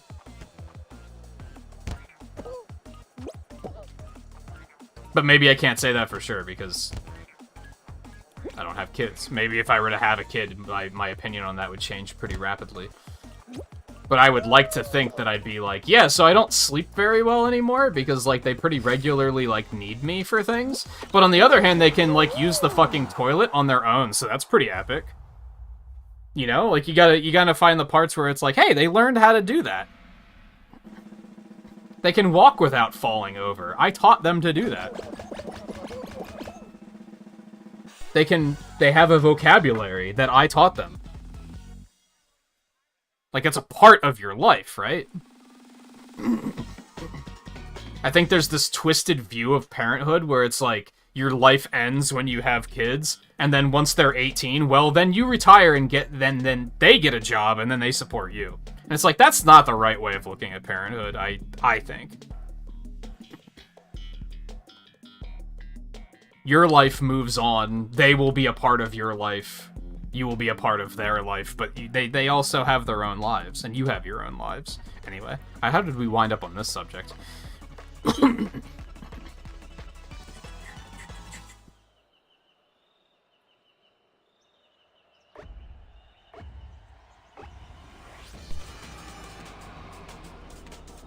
Whole thing's pretty much making sure that they don't die. Yeah, and that they can, like, function in society. And it's a slow burn. It's not like it's a thing that you're just gonna do and then be like, okay, that's done. Like, they're a person. It's just like acting, like, it's just like working with any other person where you're trying to be like, hey, don't act like that. Except they're actually, like, malleable at that age. And will actually, like, learn lessons you teach them instead of the average, like, 50-year-old person where you say, hey, stop being a racist, and they're like, I don't understand. I was raised this way. What are you talking about? Like a lot of my family.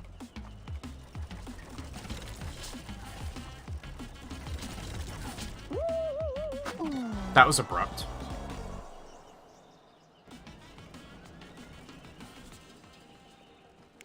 I think we're all out again. Alright, roll the dice. Is the lobby crashing? What's it gonna be?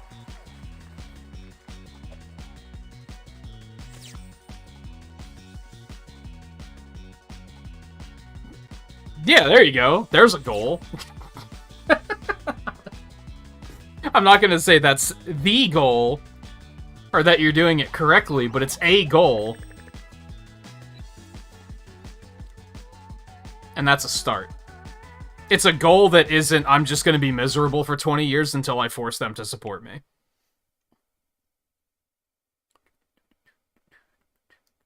And then I'm probably still going to be miserable because I lost 20 years of my life. 20 years of my life. Hey, the lobby didn't crash. You love to see it.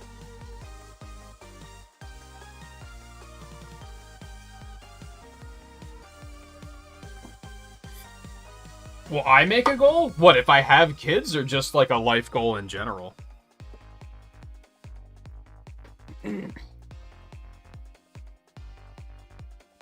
I don't know what my life goal is, if I'm being honest. Aside from, like, don't die. And don't do anything that's going to gradually kill me. Like, be an alcoholic. Stuff like that. Like, that's about all I've got. I don't know. I don't know. I think for the most part, my life goal has always been to, like, not reach a point where I dislike waking up. Like, I always considered that if I reach a point where I'm doing something where I don't want to get out of bed in the morning because I'm like, I hate my daily life, then I did something wrong. Which isn't a goal. That's because that's like a... That's a goal. That's a goal that you don't want to hit instead of a goal that you do want to hit.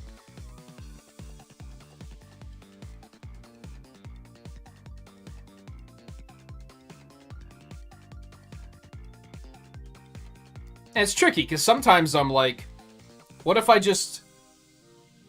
There's a gas station on the block downtown. What if I just go down there and, like, get a job and work there for a year and put all of that money into savings? I'm like, yeah, it'd probably be a lot of money. And I'd have a lot of money in savings, and that would be pretty cool. But for that year, I'd probably be fucking miserable, and I wouldn't do anything else. I would stop streaming, I would stop recording, I'd probably stop drawing, I'd stop pursuing coding like I have been lately. I'd probably stop doing everything. And I would just be like, yeah, my life sucks, I hate it. And my goal has been to avoid doing that. And that's a lot of that is because I've known a lot of people who are like that, where they're just like, you gotta do what you gotta do, and you gotta just status quo kind of shit. And I'm like, yeah, but you're miserable every fucking day. How is that worth it?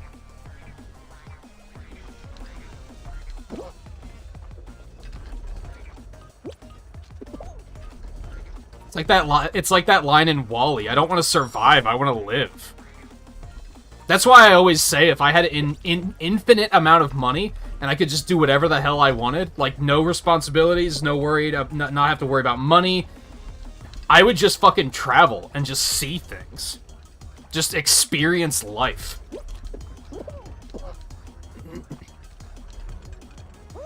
Son of a bitch. If I had the money where I could just, like, go to Paris and just stay in a hotel until I've decided I think I've seen enough, I'm gonna go somewhere else now. Like, that would be great. That would be living.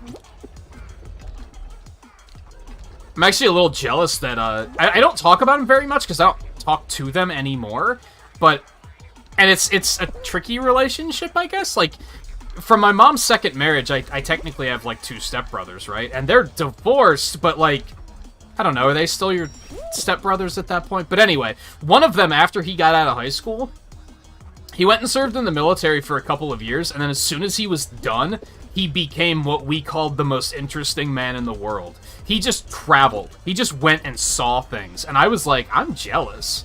Like, on one hand, would I just want the kind of money to not have to worry about shit like that. But on the other hand, the amount of things he's probably seen, like cultures and stuff, he probably knows a lot more than I do in that regard. But anyway.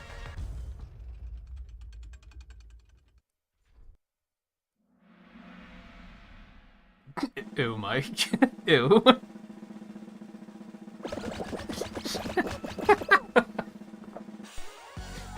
But I always thought that myself. A couple of years ago, well, it was during my mom's second marriage. Her second husband was very, I'm the man of the house, so everyone else has to do everything. And I was like, what are you gonna, like, I understand I'm, like, in my early 20s, and you're probably thinking, well, like, if you don't like it, you can leave. And it's like, that's fair. If I didn't like it that much, I would leave. But on the other hand, what the fuck are you gonna do if I do that? What are you gonna do if I leave, and then you can't just, like, ask me to do these things? Or tell me to do these things? Like, then what the fuck are you gonna do? It's a trade, is the thing.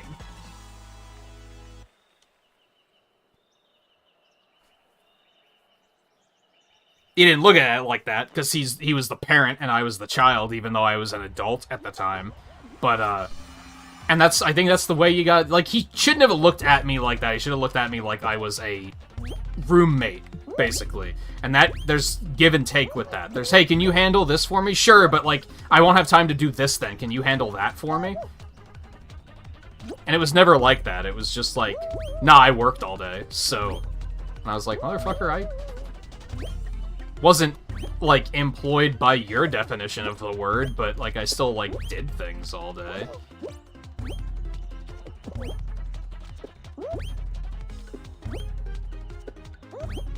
Anyway, that's a lot of heavy, deep lore that probably nobody needs to hear. Fuck.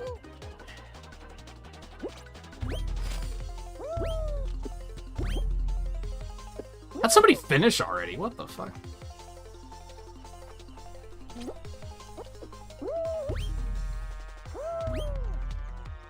How do we get on that subject? What the hell? Boing.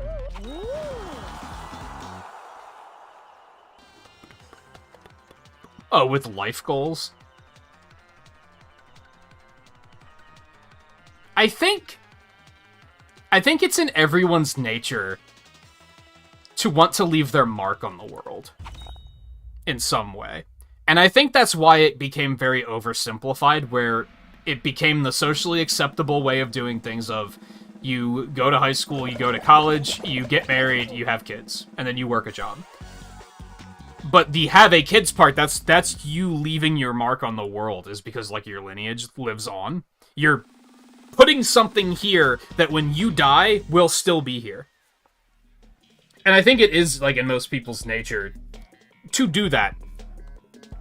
And I guess that's kind of what I want to do. I want to, like, make things. Like, I want to, like, make a game or something that people will be enjoying for, like, 30 years to come. That ideally, like, when I die, they'll be like, oh, the creator of such and such a franchise died today. That's unfortunate. I guess that's what my goal is. I don't know what I want to make. Like, I don't know what I want to do.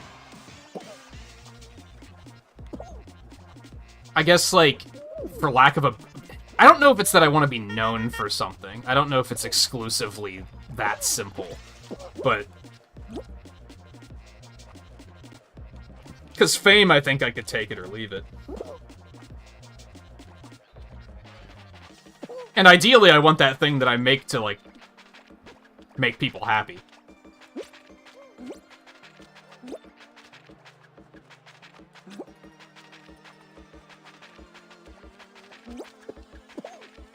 This is not okay. But even then, I wouldn't say that's so extreme of a goal that it keeps me up at night.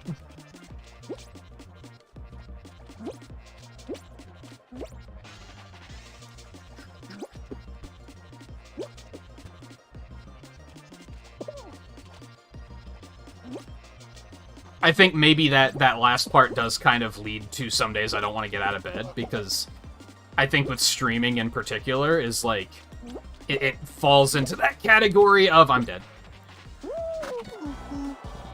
It's not an actual category. You know what I'm getting at. It falls into that category of like wanting to make something that people like, that makes people happy. And if I ever have a stream where I feel like people are just noping out, I'll be like, well, why should I bother doing this if it's not making people happy, though? Like, it doesn't come down to the money for me, honestly. I think a lot of streamers, if they have, like, a bad stream, they're like, shit, well, now I'm not making as much money. That's not a factor for me. The factor for me is, are people having a good time? And if I feel like everybody's just bailing out, and they're like, no, I don't want to watch this, I don't even want to, like, hang out with you while you're playing it, then I'm like, well, then why bother doing it? And that can be hard to get past sometimes.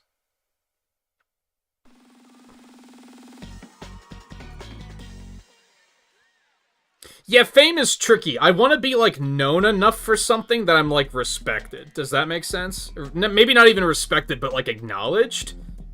But I wouldn't want to be, like, fucking Sakurai, where, like, everybody knows this man's name and they tweet at him every day for Where's Waluigi. I would not be able to handle that. I would definitely be more of a Kamiya, where I'd be telling people to fuck off all the time and blocking them.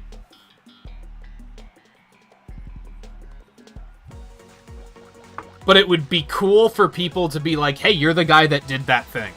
Because that would tell me that I did something that left a mark. Does that make sense?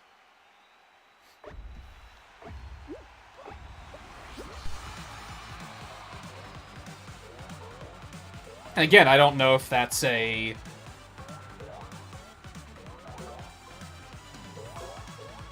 do I just make artwork that people like? Do I make characters that people like? Do I potentially write a story that people like? Do I make a game that people like? Do I...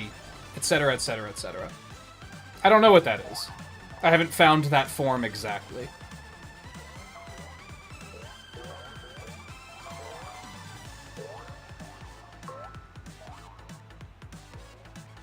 But I think that is a lot of my desire to even pursue trying to learn coding, is looking at games and looking at the way they delight people.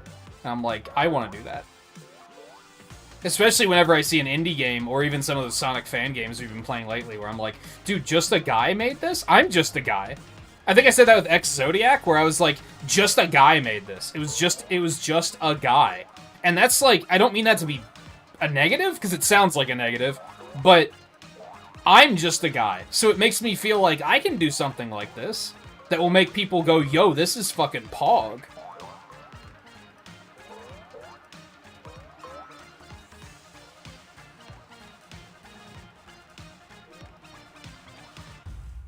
And similar with Sonic and the Fallen Star. I was like, dude, this was just a guy.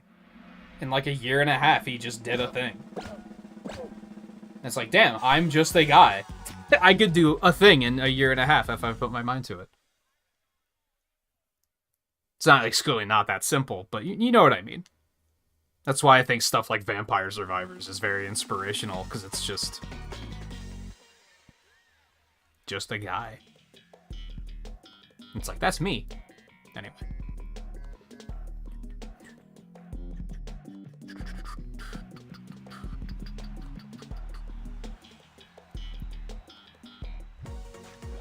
Also, we're all eliminated, right? I'm pretty sure. I think we can get out of here.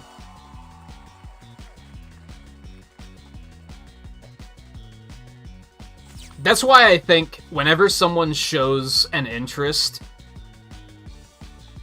in me, like, playing anything, even if it's something that I'm, like, that I have to disappoint and say, like, no, I'm not going to do that, like, soon. For example, Volpe asked about the art streams earlier. I don't think we're going to do that on Sunday.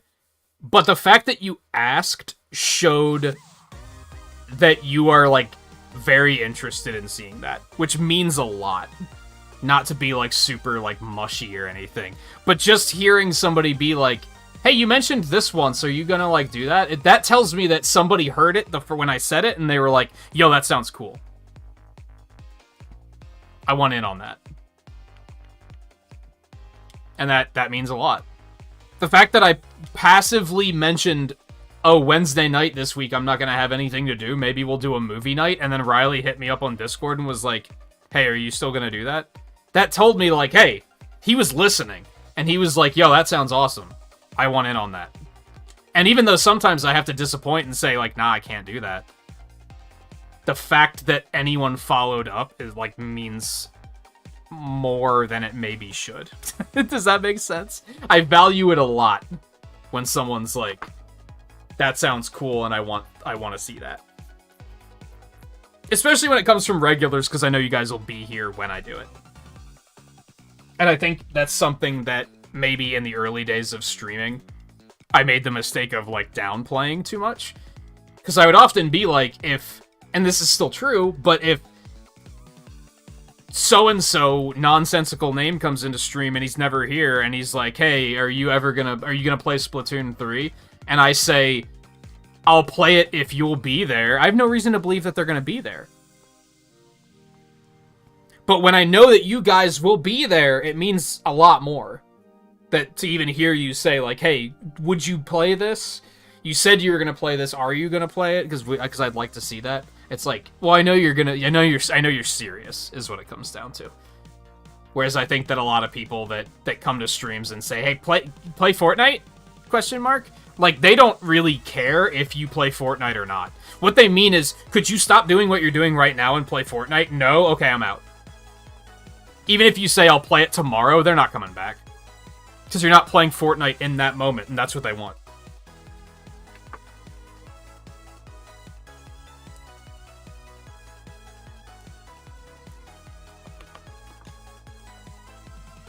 Also, it looks like guys broke again.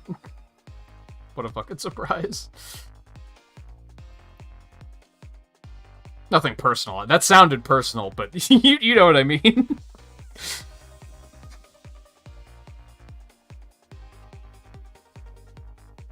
But the problem with the art streams in particular is I know that you guys have an interest in it, and that is a major driving factor.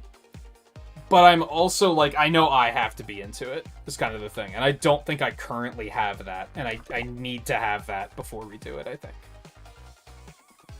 Yeah, play my level! Did you play my level? Don't forget the, hey, you should stop playing this level and play mine. This level's bad.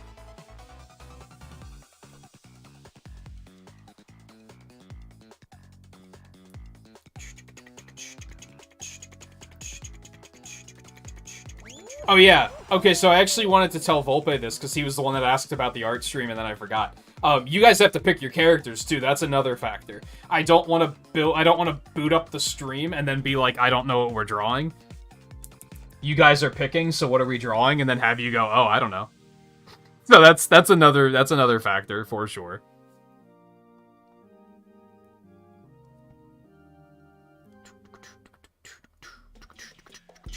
So I should probably, as you guys start coming up with ideas, I should probably start writing them down.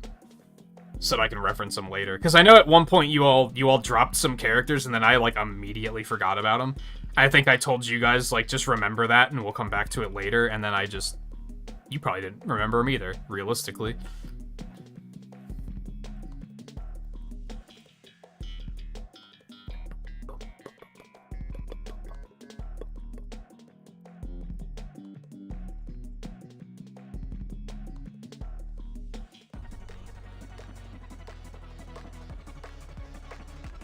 What was the Animal Crossing character, Riley? Was it Rover? Or was it a different one?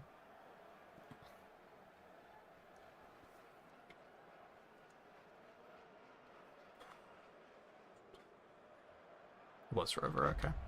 I don't remember if it was Rover or, fucking Bob.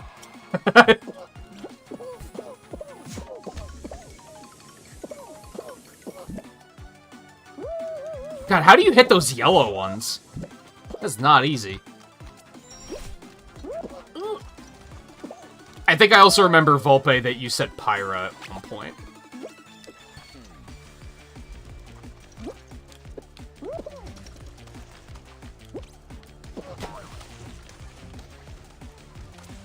And realistically, like,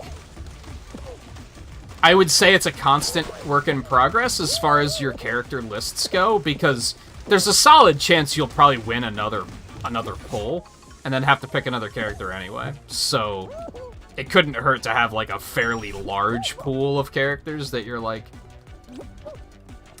honestly, you don't have to do this if you don't want to, but if I was in the situation that you are in, I would probably be making my own list to keep off stream.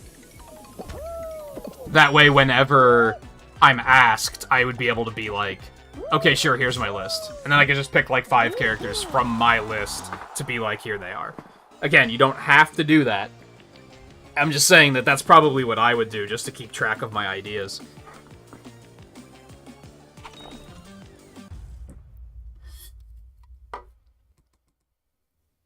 That way you don't have to worry about it coming up in, like, 2 months and being like, oh shit, I forgot all my ideas.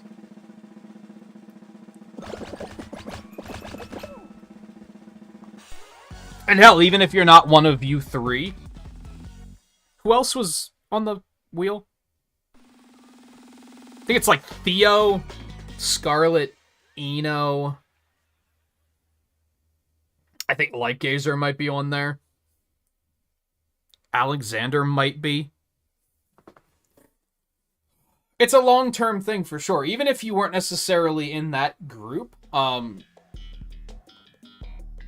there's, like, the next year, too. If you're ever in top 3 to top 5 of watch time in any given month, it's something to think about. And even if you're a member, because I might try to do ones for members at some point, too. I don't fully know how I'm going to do that one, but that one's trickier because you don't really want it to be like a raffle, because you're technically not supposed to make raffles perks.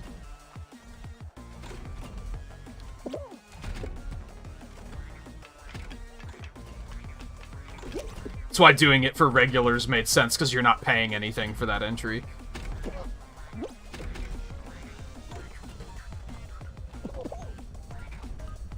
But with members, it constitutes gambling, so you're not supposed to do it.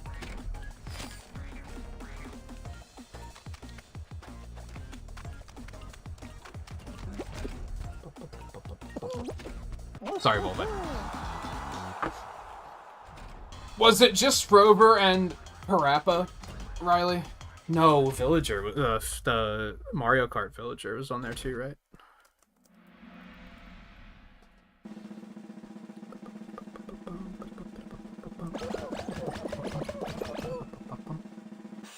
But you love gambling? That's fine.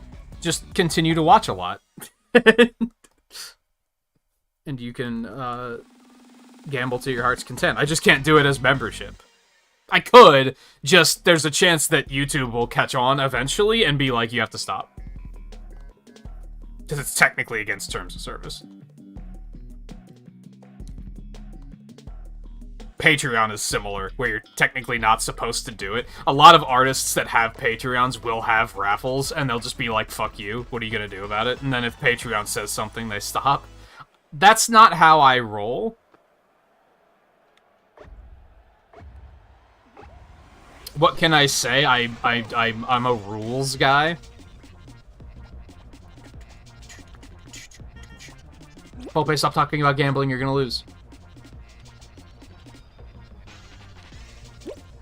Volpe lost because he was talking about gambling. See, this is what happens. This is why gambling is bad. I'm the worst. I'm the worst. I'm the worst. Okay, well at least we both lost. The bitch wasn't on your list. I'm pretty sure she was. But if you want to take her off of the list, that's fine.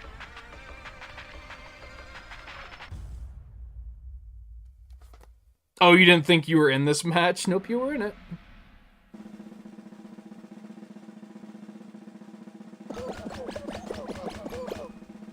Guy was out too, though, so. Out we go.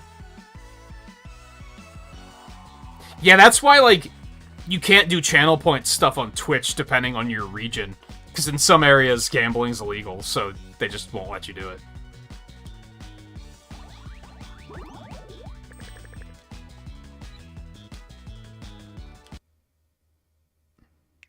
Even though you're not spending money to do it on Twitch, which is interesting. Like, it's just a fake currency, but I guess that's how strict the gambling laws are. Or is it still like, nah, you can't?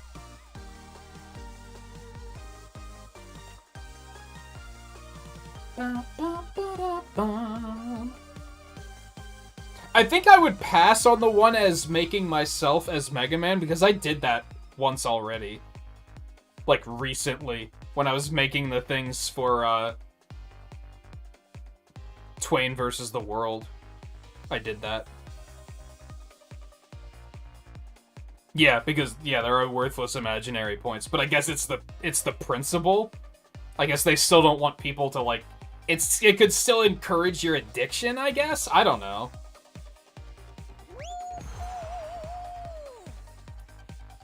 Makes you wonder how they handle games like Dragon Quest that, like, always have casinos in them.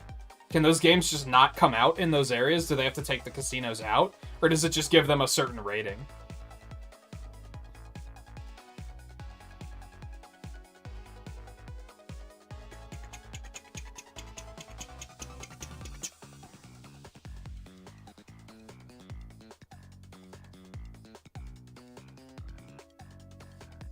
I think I said we'd stop after it crashed at 4, but... Nah, we'll keep going. I don't feel like pivoting. But anyway, yeah, you don't necessarily have to decide on all of your characters tonight. Keep thinking about it. I'm almost certain that we're not going to do one on Sunday. So it's no rush, but that is definitely, like, a factor. Again, it's like, it's kind of what I was talking about. If it becomes a regular occurrence where people are coming into streams and they're like, oh yeah, I thought of more characters to add to the list, that'll be something that'll make me go like, oh, I should really do that because these guys seem to be really excited about it, you know? For the longest time, I had a bad habit of just saying, like, don't nag streamers about stuff, but realistically, I guess it's that the line between nagging and being excited is, like, pretty thin. You should be excited. You just shouldn't be like... You ever see that shit on Twitter where people are like, day 182 of commenting on Nintendo's tweets until they release Mario Kart DLC Wave 2? Like, you ever see shit like that? Day 340 since we've gotten the last Bayonetta news? Like, don't do that. Don't do that shit. Because that's just nagging.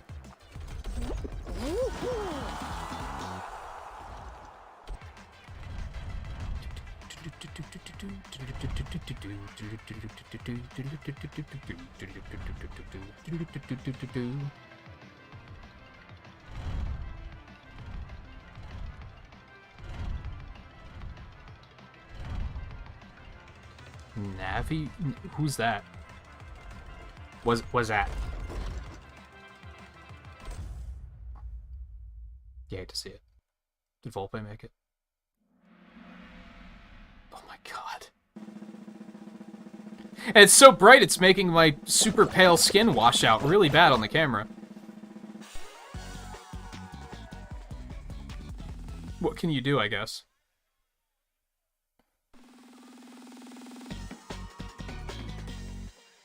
Oh. Have you played Monster Hunter Stories? Are those games any good?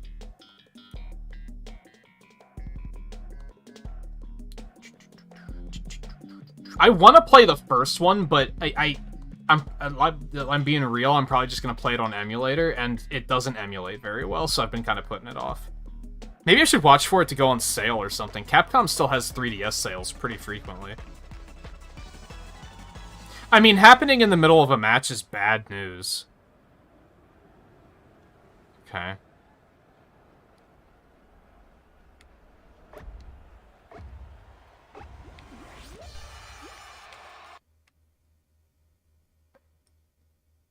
Okay, we're gonna go play Mario Kart instead. Any objections? This is fucking stupid. This is fucking stupid. I don't want to go through the trouble of, like, setting this up again. I don't. If anything, I feel bad for Volpe because he doesn't have Mario Kart, so... But, like, this is dumb. Like, enough is enough. That's my third crash of the night. How many times has yours crashed, Guy? Like, outright the software closed? That was just once, right?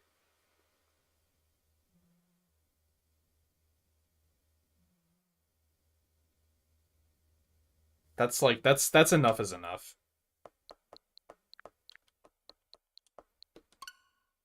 So we'll just put in like an hour and a half of Mario Kart and call it quits.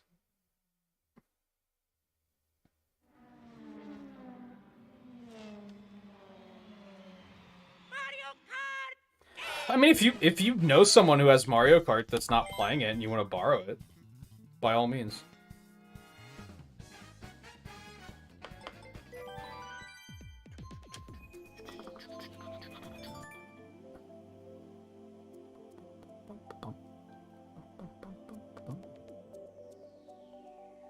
I think we're gonna do the normal worldwide lobby kind of thing, though, because I think there's, gonna be, like, 3 of us? I would assume Riley's gonna hop in. So I think we're just gonna have Guy join a worldwide lobby, and we'll just join off of him. I think doing private lobbies with only, like, 3 of us is gonna be pretty stupid, so...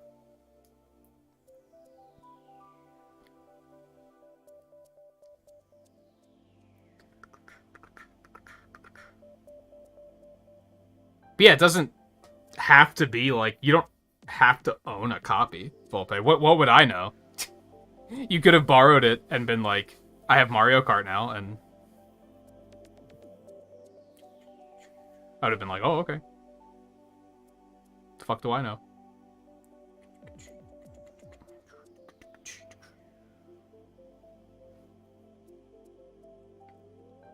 Gamers don't know other gamers in close proximity, though. That's fair. I mean, when he said it, I'm guessing it's like one of his siblings has Mario Kart or something like that.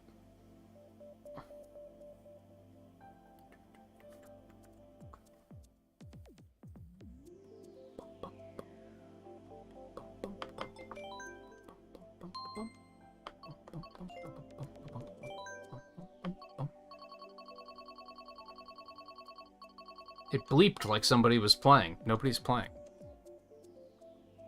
I know Guy has to, like, switch consoles and everything, though, so no rush. There's gamers 100 miles of nothing but people who play Call of Duty and Madden.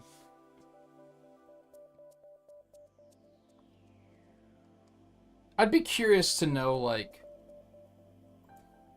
This is probably a terrible idea, but I feel like somebody should make a social media platform that's based around the idea of meeting other gamers in your area. Where you can just kind of, like, put it up and say, like, these are the types of games I play. This is, like, even to just narrow it down to, like, this is, like, the zip code I live in or something. Because who knows, like, one of my neighbors might be, like, one of the biggest Sonic fans I've ever met or something. And I would never know it because it's 2 gamers. What are the chances of us interacting in public and then talking about gaming? Like, who knows? There might be a bunch of gamers in this town, and I just don't know it.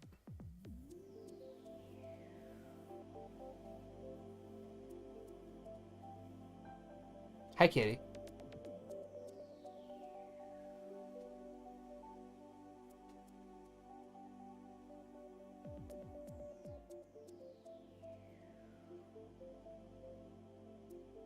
No, but to be fair,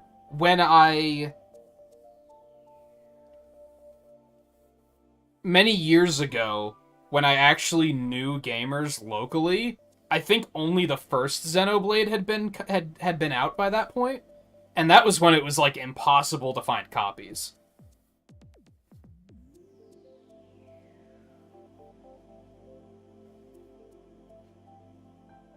So, like, no, but also in, like, the past 7 years, I don't think I've been in the same room with a gamer, period. So that's kind of a thing. Most of the people I've interacted with in the last 7 years probably don't know what a Xenoblade is.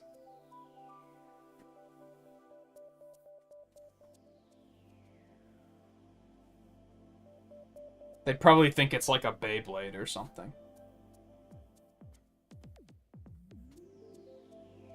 Yeah, really the only way you can identify a gamer is if they're wearing, like, a gaming shirt.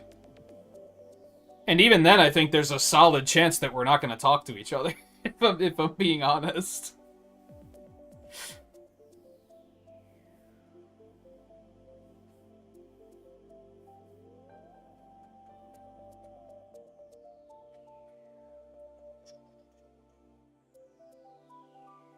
Also, I hope your brother's mad, guy, that we finally stopped playing Fall Guys and now we're gonna play Mario Kart.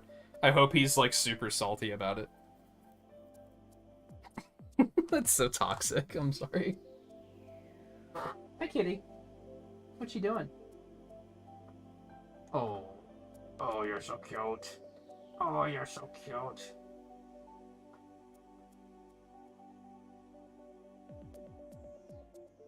Oh, you're so cute.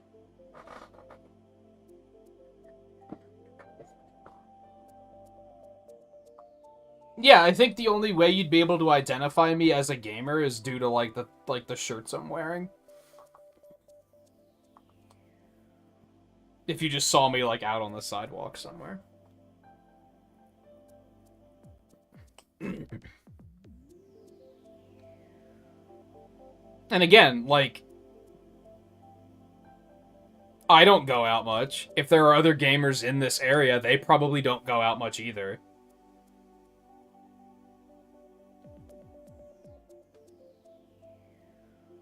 I'm surprised that... I mean, I guess, like, in a roundabout way, there are probably, like, Facebook groups that are designed around, like, gamers of insert city, insert town here.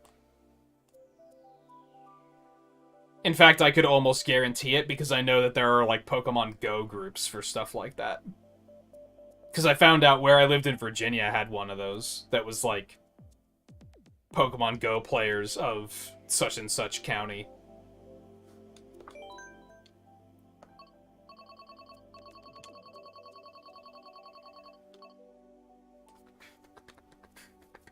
So I'm sure that they have stuff like that, but who uses Facebook anymore is kind of the problem there. Especially gamers. Like, nobody, I don't think anybody uses Facebook anymore, so...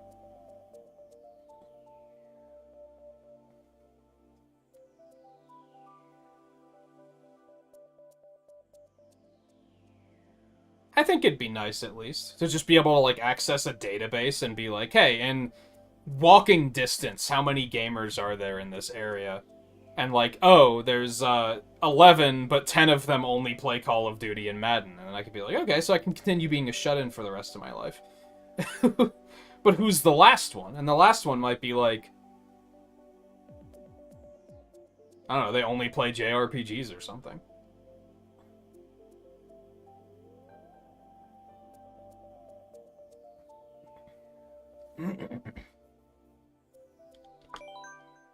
Are you in? Guy's not in yet. And Riley said, I think you said you need a little bit. Honestly, this is less painful downtime than what the Fall Guys downtime was. That was agonizing. Every time I was like, oh great, now we have to wait for somebody to like leave their version of the party to accept the invite. Every time that happened, I was like, oh my god, this is the worst. At least this is we're in control of, I guess is what it comes down to. Oh no, I'm not going to do private lobbies because there's not enough of us. So I'm waiting for you to join a worldwide. We'll just do it the old way, because I think there's only like 3 of us playing. Unless Volpe was able to immediately go snatch a copy of Mario Kart from somebody. I don't think he was, though.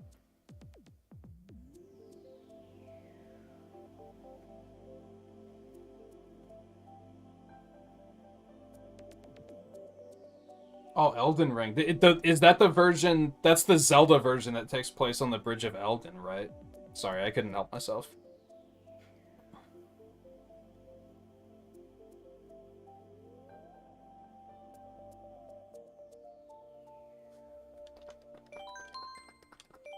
This boogie.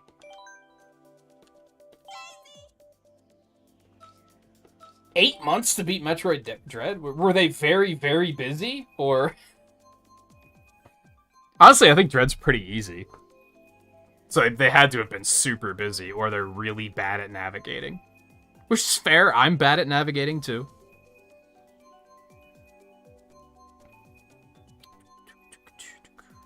I have to assume watching me play games like that is agonizing, because I check the map every, like, 2 seconds. I think I commented on that during the Xenoblade episodes, where I was like, yeah, I'm pretty sure people are gonna get sick of what... Half of the time, I'm playing with the map up, and I'm just navigating via the map. Got the Ravenbeak and gave up for several months. You know what, that's fair. I think the game is pretty easy, but Ravenbeak is a very difficult boss fight, so... That's completely fair. While I think the game was pretty easy, some of its boss fights were pretty rough. The thing you fight in the fire area was a pretty rough fight, too.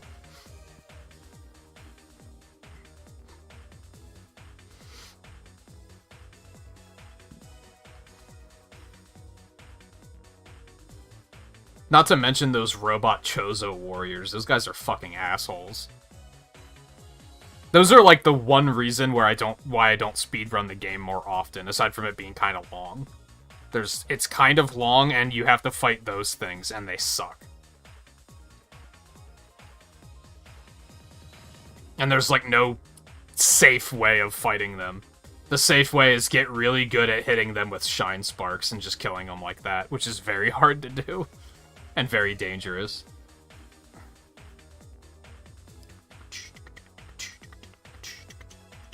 You don't have Dread, though, Volpe. It's a little different.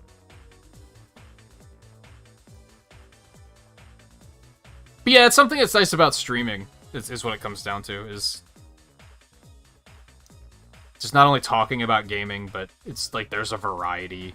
People play different things. And that's something I've never, like, really had as far as, like, a face-to-face friendship with anybody. Because usually, like, all the people that I knew locally that played video games, we inevitably all played the same thing. Because we would focus on multiplayer and we would just play a bunch of Smash Brothers or something.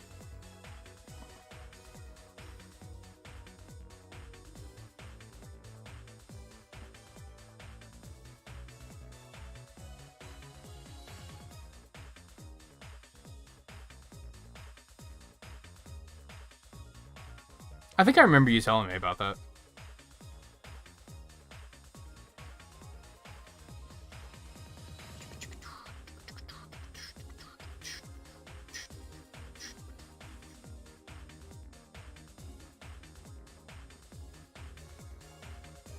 And she just quit. But she was so close. That dungeon does suck ass, though. So I get it.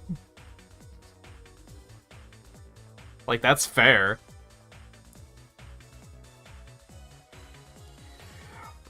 You still have her save. That's amazing. Not only the fact that the cartridge and the console still work, but that you still have the save file. I mean, I guess you said 15 years ago, so was that like on the Wii or something? That might not have even been an original NES. That might have been like Virtual Console or something, but still.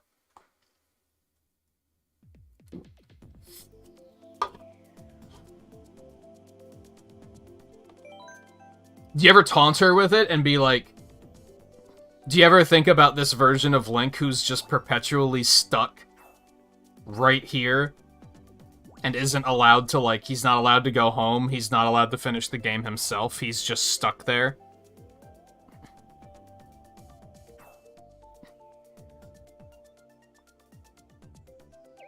Sometimes I'll feel bad about that, which is ridiculous, but it's also amusing to think, like, oh, I didn't finish this game, so these characters are just stuck here forever, waiting for their journey to end, but it will never end, because I'll never come back to it. Even Xenoblade 3, those poor characters are stuck at that campsite on the top of a snowy mountain for, like, the last 3 weeks.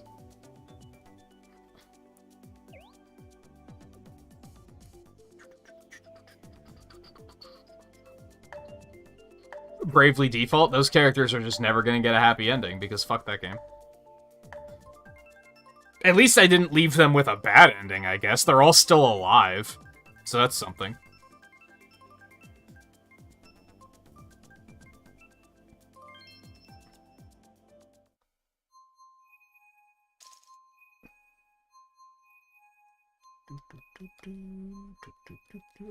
Riley with his fucking 9,000 rating. What the fuck?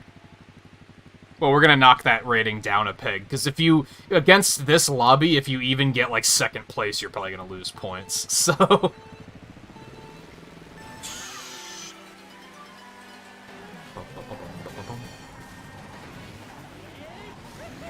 Did you actually, like, go snatch somebody's copy of Mario Kart Buffet? Why haven't you done that sooner? I think that's the funny thing. But yeah, absolutely. You're on my friends list. I can't stop you from joining, all things considered.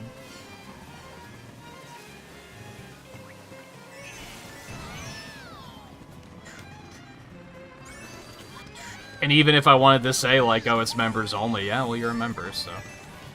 You didn't ask them? I mean, they're probably asleep, right? It's late.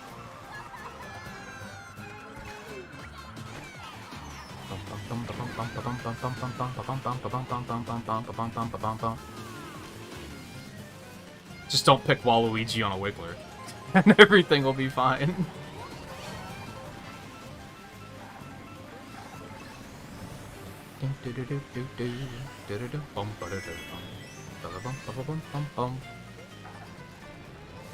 Do you think they would mind? I'm curious.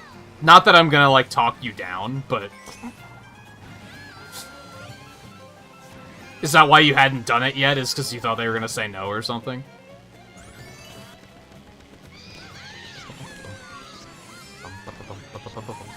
Oh god.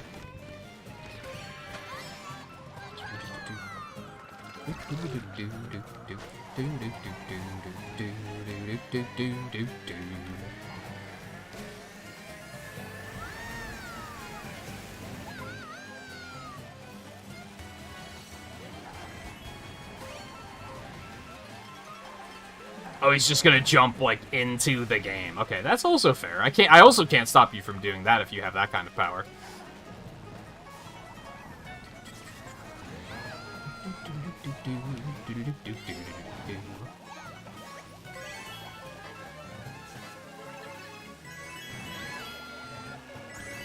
Now's our chance, Riley. You took my shell. Now's not our chance. Now they're not going to give me any more red shells because go fuck yourself. Okay, that's fair.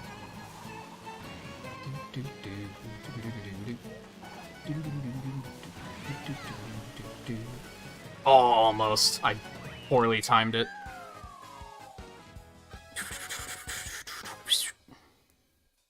You can pick on me if you want to. Oh, you don't have any Miis? You only have, like, the guests?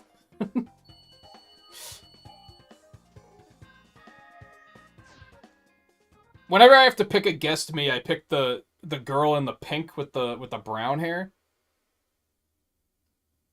It's a very round haircut.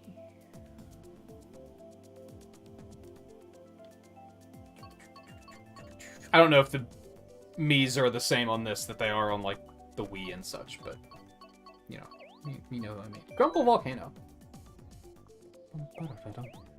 Whenever I play a Wii game on emulator, I have to pick from the the standard Mii's, because you have to jump through like 50 hoops to make Mii Maker work on Wii emulation, and I don't care to. It's not that important to me.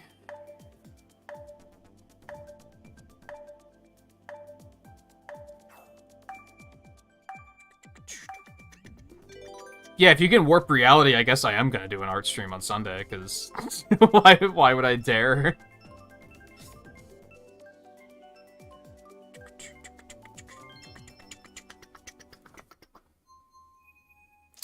If you go on to online and then go to the friends list, and then you can just join off of me.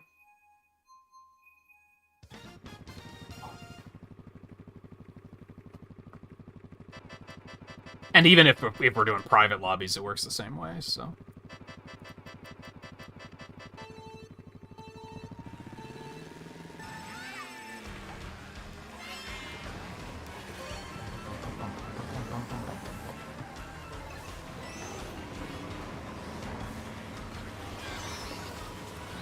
I criticize this game's lobby system for a couple of reasons, but I do think joining people is nice and painless.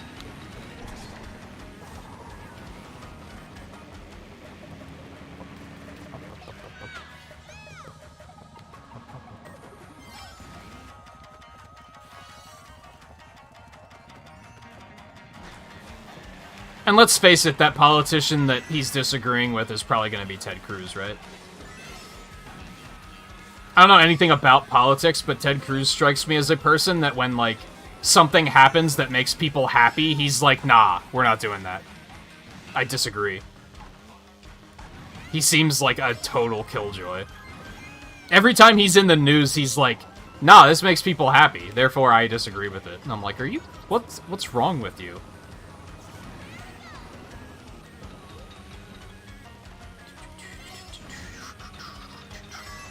Ow. There's a life goal. Don't be like Ted Cruz. Anyway. Maybe the man has good politics. I don't fucking know. He seems like a killjoy to me. I don't even know, like, I think he's a senator. I don't even know what state he's a senator for. I don't care, because he sounds like a douchebag.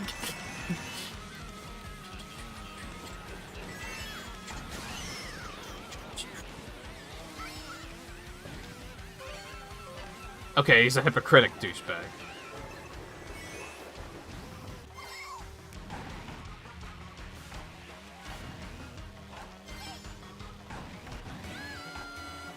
Which all politicians are, so make me know.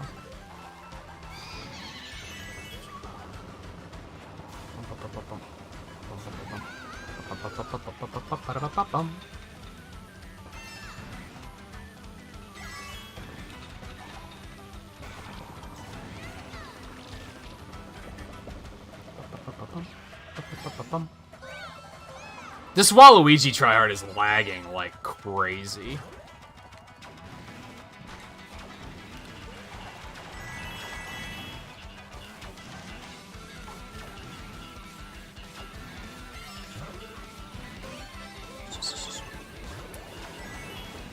That's not what I wanted.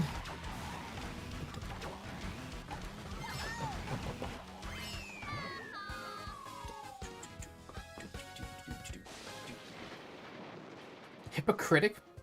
Asshole? Is that a word? Hypocritic? Just hypocritical, I guess? Yeah, whatever. Bum, bum, bum, bum. Bum, bum, bum, bum, bum, bum.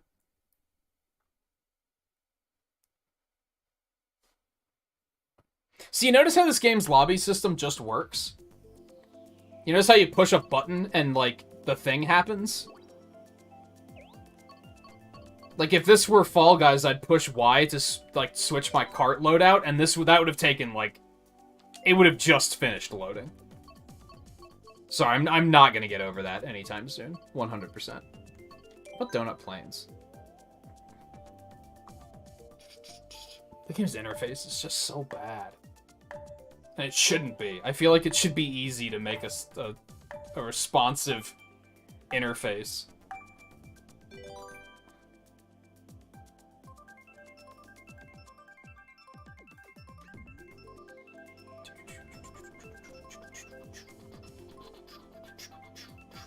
Not to mention the fact that the lobbies crash constantly right now, which is a far worse problem, don't get me wrong.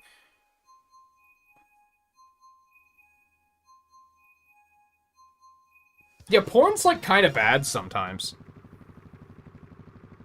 Completely real talk, like, whatever, it's 2 o'clock in the morning, so it's after hours, we can talk about it. I don't really watch much porn anymore, because it sucks. Like, there's not a lot of good stuff out there. There's just a lot of trash.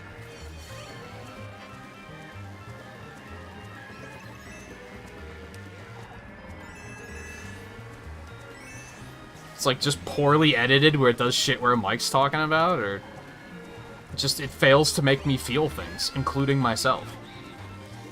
So I just kind of like stopped. I was just like, I'll just do something else.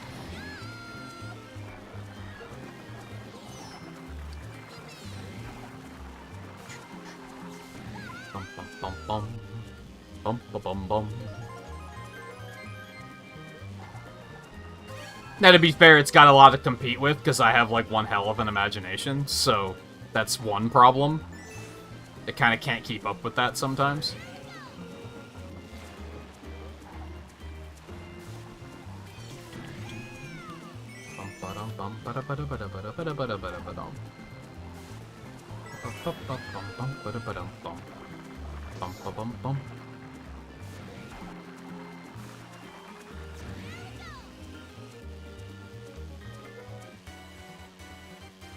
This is fun.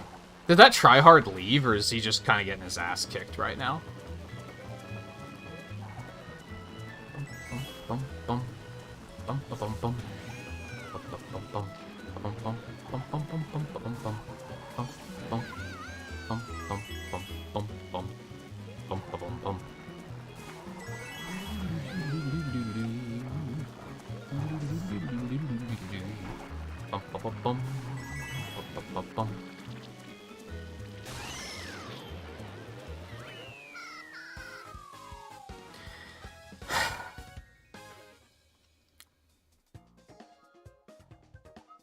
Why does it cut to the guy's face? Okay, I'm sorry. I'll stop. Like, who was editing it and they were like, oh, this'll be good. This is what people want to see.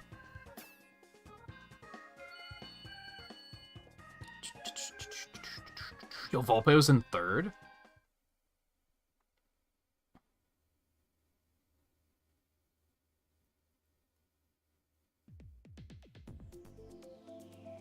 Honestly, that's fair. I could see it being something where it's more of a once-in-a-while kind of thing.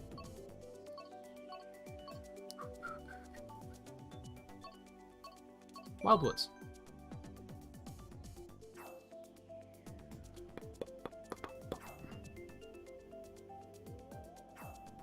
And sometimes it's just, yeah, you just got other stuff to do, right?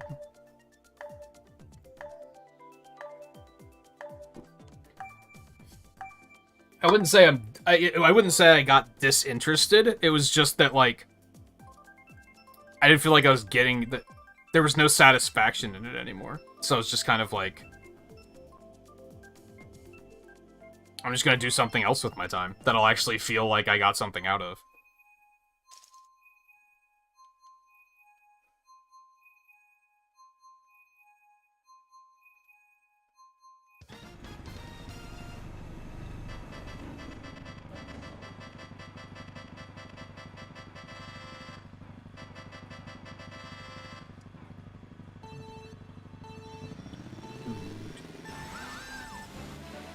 That is honestly also fair, Riley. Over the years, you find out how to avoid, like, you know, that problem, but that is also fair.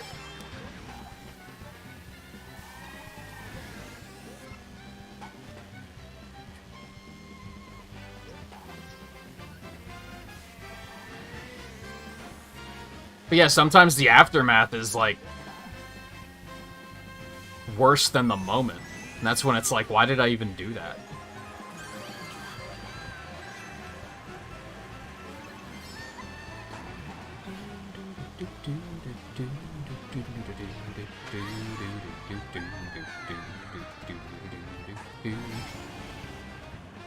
I'm shocked that Scarlet hasn't come out of the woodwork during this conversation.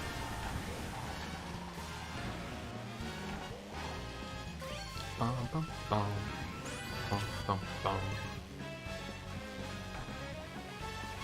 Yeah, and I've noticed that, like, just looking at, like, Twitter and shit, and seeing the way, like, people will talk about stuff, I'm like, damn. You just had to keep raising the bar, and now even the most extreme of shit does nothing for you. That sucks. Like, that's highly unfortunate. Now you're one of those guys that can't avoid commenting on people's feet. That makes it weird for everybody.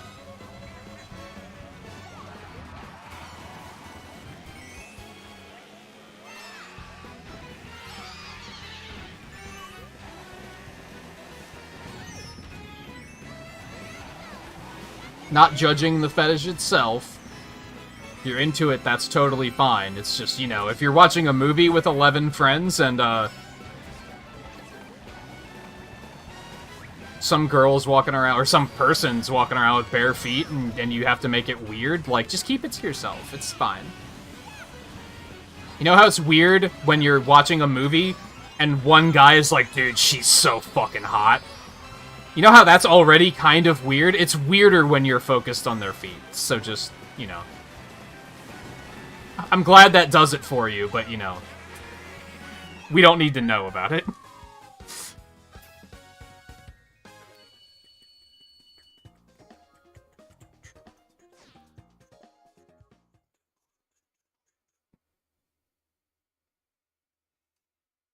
I remember a long time ago.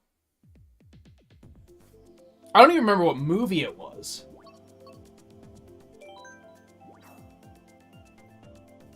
I knew someone whose brother was in town, and we were watching it was an older movie, and they commented on an actress being like, oh, she's so hot. And we were like, okay, on one hand, this movie came out 30 years ago, so the actor's like 40 now? But on the other hand, in the movie, she's like 15. You don't... You see how weird that is? To just say that in front of people? Like, you can think it. I'm not gonna stop you from thinking it, but, like, you don't just say stuff like that in front of other people. And it amazes me that that's what a lot of, like, foot fetishists will do. They'll just, like, point it out and be like, yo, dude, she has her toes out. And it's like, dude, shut up. I'm glad you're happy about it, but I'm trying to not look at it, so, you know.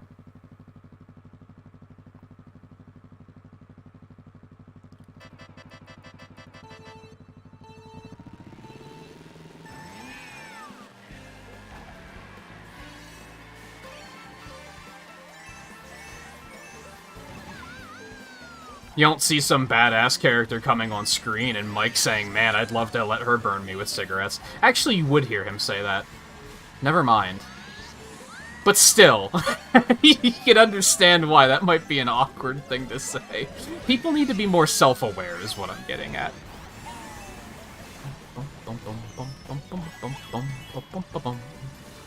See, that was probably his logic, too, of like, oh, well, she's like 40 now, so it's fine. It's like, yeah, but you're commenting on a time when she wasn't. That's kind of... And you're like 40 now, so it's like, that's... Is it a joke? Is it?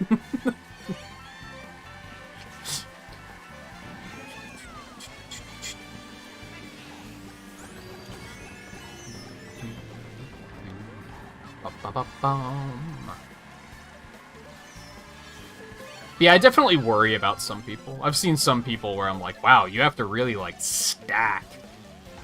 Like, you gotta have, like, 5 extreme fetishes going at once for it to even faze you? What went wrong? Like, are you okay?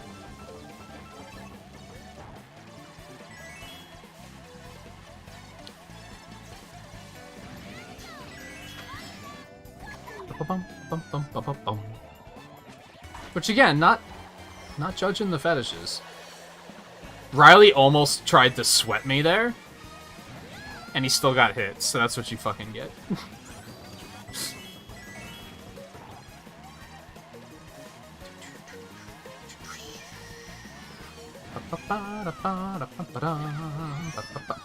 I beg your pardon?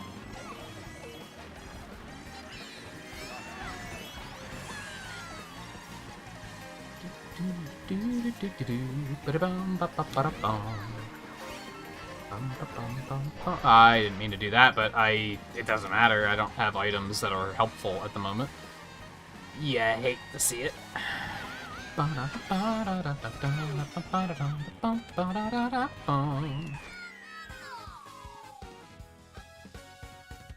Your parents have been burned by a cigarette, it fucking sucks. Dude, being burned in general is ass. I was cooking dinner the other night and like a splatter of like, I don't know if it was grease or oil, it just like hit my hand. I don't know what, I mean that happens all the time when you're cooking. But for whatever reason, this particular instance, like 2 hours later, I was like, this fucking hurts. I can't even see it. I don't even remember which hand it was on now. But it hurt like hell. And that wasn't even like bad.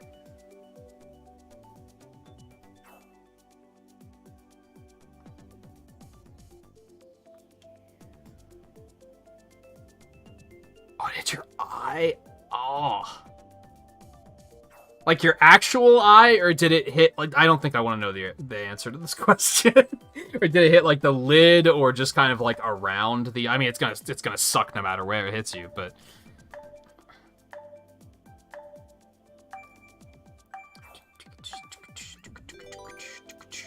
Low-key fuck smokers.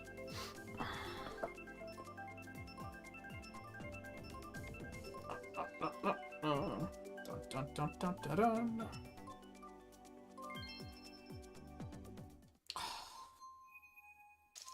And here's the upside of doing private lobbies is we never have to see Excitebike.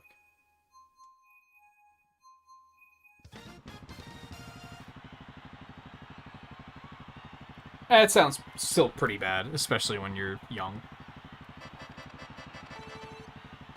Yeah, when I first started doing HelloFresh, it was like the 4th or 5th meal where I spilled boiling pasta water on my hand. That fucking sucked. I was amazed that that wasn't like a worse burn.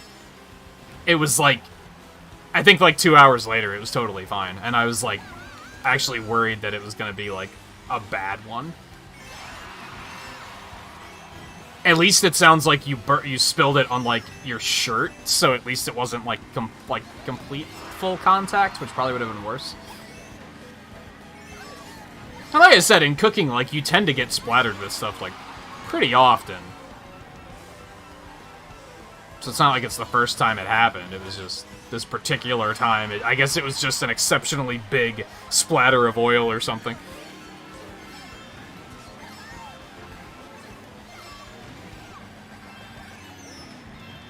Bum bum bum bum bum bum. Bum bum bum bum bum bum. Yeah, that makes sense. I don't know if I've ever seen anybody do that. Most smokers I've known all had the decency to go outside to smoke, so you didn't really have to worry about it as much.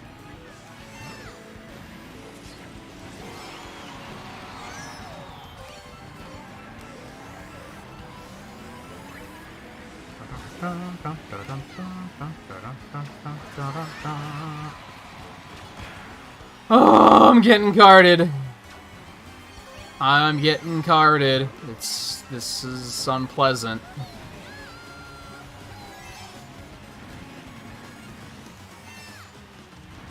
This is such a, like, press R simulator. Oh, look, it's another jump. Press R when you jump. Oh, here comes another one. Press R when you jump. What an exciting track.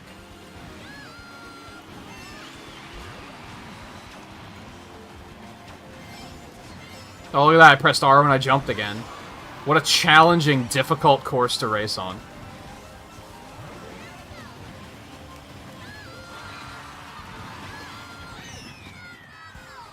Fucker. I know you heard it. I know you smoke. Fuck you.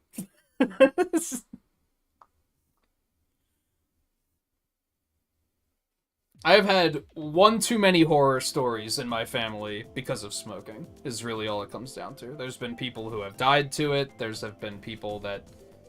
I had an uncle that was so addicted to both smoking and alcohol. When he died, alone in his fucking apartment, and he was probably laying there for who knows how long because nobody really wanted anything to do with him because he was a complete fucking addict. His limbs were black and his fingers were stained yellow. Because for several months, the only thing... maybe not months, but for several weeks, the only thing he was putting in his body was alcohol and cigarettes. He literally was not eating food. I've seen the worst case scenario. Really just twice, but that's enough. Actually, 3 times. I have an aunt now who had her bladder removed because of so much smoking. She now has to carry around her bladder belongings in a bag. And she made it a couple of months since she started smoking again. And I was like, why would you do this? Why would you do this to yourself? It's actively killing you. You can at least argue that alcohol in moderation isn't killing you.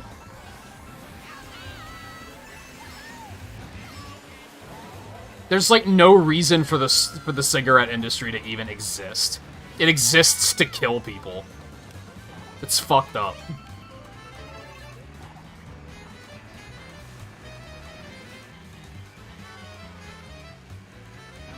But that's like 3 family members who had their lives drastically altered and or ended by smoking too much. So there's kind of no salvaging that one for me.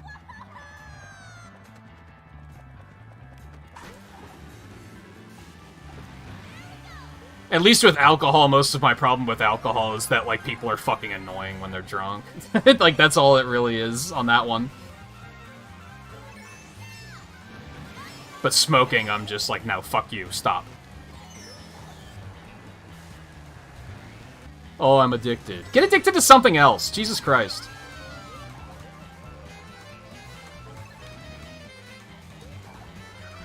Get addicted to, like, an MMO or something that won't fucking kill you.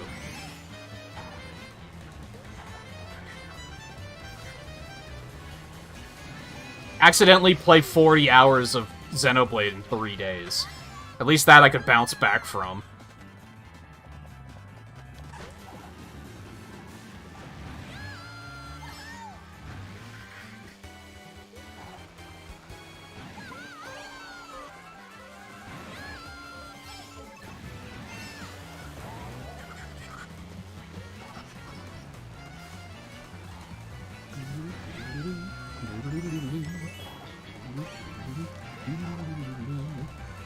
There's Riley in front of me, so I'm just gonna cook this red shell in case anybody tries to pass me. Although I should hit him, because fuck you, stop smoking.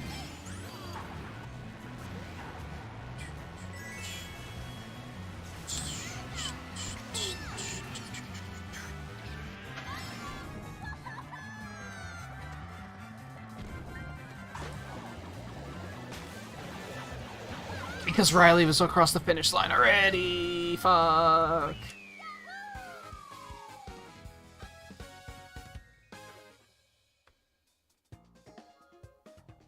See, you're one of the few people that have changed my mind because you're not fucking obnoxious when you're drunk.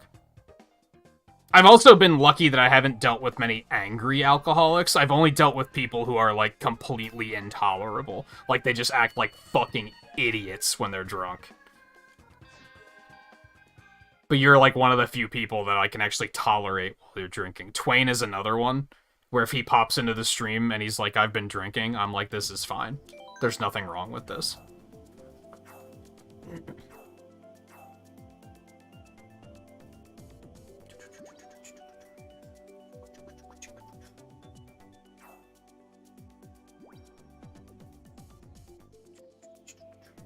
You're one of those jolly drunks. Which I guess is what it comes down to. It depends what type of alcohol just enhances your personality, right? So if you're just like a jovial person that loves people, you tend to be completely tolerable when you're drunk because you just act more like that. If you're already an unlikable person and you're drunk, guess what? Everybody hates you.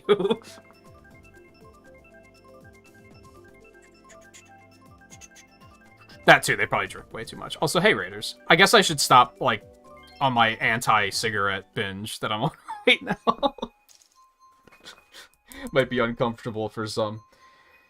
I did not change the stream title. The Fall Guys lobbies kept fucking crashing, and the game itself crashed like 3 times, so I said, fuck it, we're gonna play Mario Kart 8 instead. You probably scouted that out before you brought the raid here anyway, but just to let you know, we did play Fall Guys for about 4.5 hours, and the current patch of the lobbies are ass. And it was starting to just get to me, so I said, let's play Mario Kart instead. Because it's easy to pivot to. Also, this track is a banger. Music, that is. Fuck you, Kingu.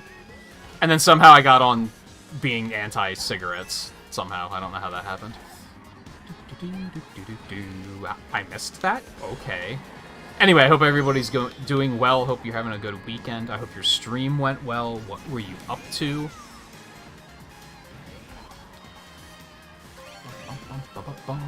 At least the anti-cigarette talk is a better conversation to come into than us talking about porn. That maybe would have been a little bit more awkward.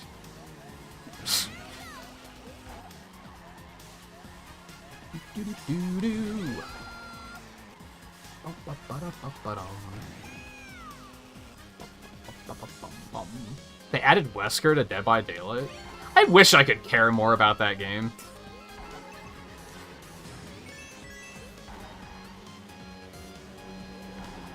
I think that's a, I think I had a bad introduction to it.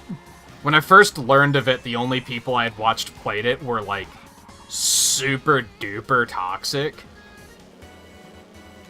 So I think it just gave me a bad impression of the game. Should probably try to give it another chance at some point. Like, at least watching it. I don't think it's a game I would... I kind of hate playing multiplayer stuff in general anymore, despite the fact that we're here playing Fall Guys and Mario Kart.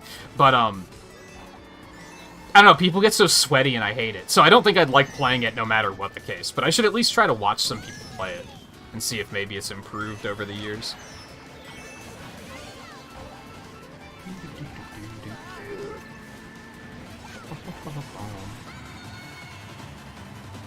Don't go for the shortcut. This might be a mistake. It's not a mistake, we're fine. That was a mistake, though.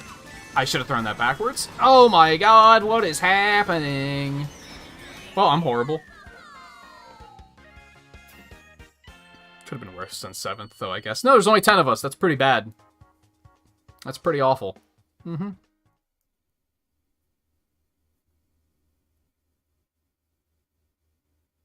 That's fair, Mike. That's fair, honestly. Since I've started, like, learning more about coding over the past, like, month, sometimes I can't go to sleep. Because my brain is just, like, subconsciously running ridiculous equations that makes high school me go, damn, I should have paid more attention in math class.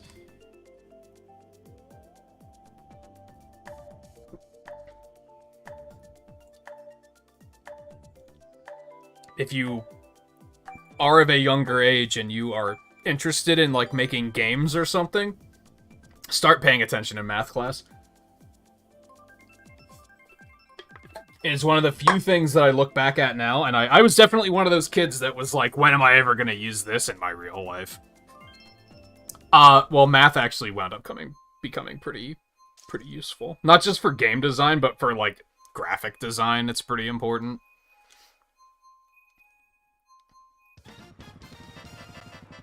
Fortunately, I can still pick up on the concept pretty easily, so... That was one of those things where it's like, I was good at math, I just was like, it's boring. So I just stopped paying attention.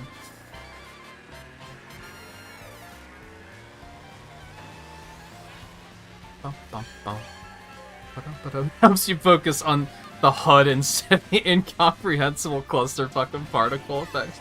It honestly is. I was like...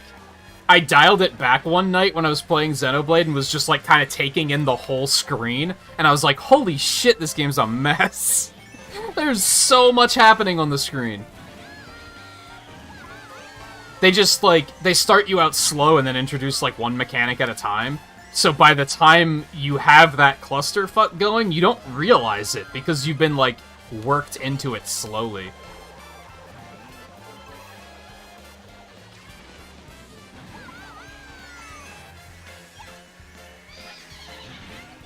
Boo thinks he's so funny.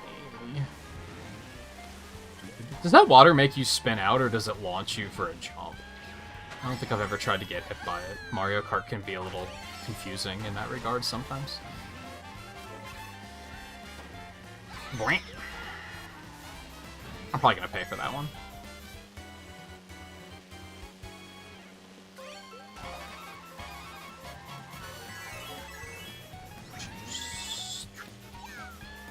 I was holding back on the controller, but I hit the bridge, so I guess it's fine. I think I hit Riley, so I'm sorry.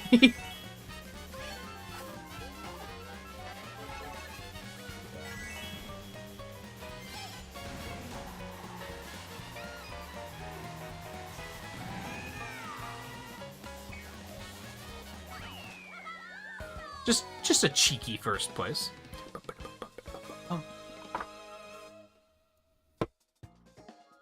Maybe that's what caffeine does for me. Maybe that's why when I wake up, I feel like I can't focus on anything.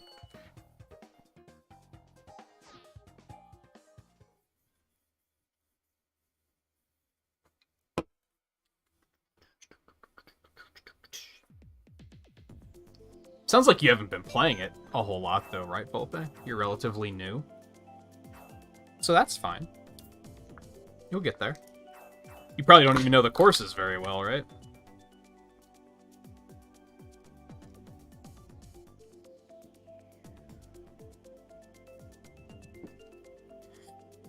We all gotta start somewhere. Just don't start where this motherfucker's starting, by being a guy that picks Baby Park. That's a good starting point. Hey, you're asking about goal in life? Don't be a Baby Park guy. It's a pretty good goal.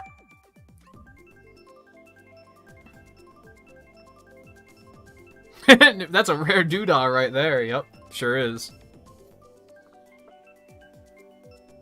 You motherfucking cocksucker. Oh, God. Also, did you know that Lance was the MVP? You were all thinking it. God, those... I think the lines being repeated ad nauseum would bother me more if they weren't, like, great lines.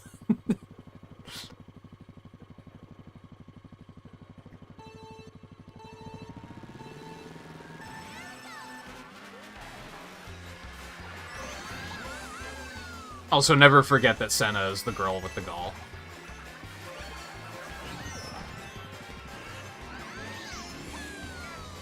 Can we go back to playing Fall Guys now?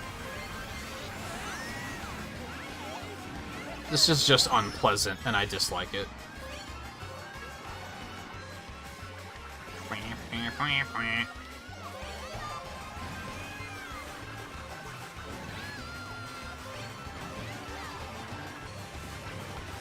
How is it that people think this is fun, but if you tried to say, like, hey, let's play Final Destination only with all items on, and, up to, like, drop rate high, they'd be like, nah, fuck that. That sounds terrible. It's the same goddamn thing. Like, you're taking all the skill out of driving, and you're just making it a complete chaos fuckfest.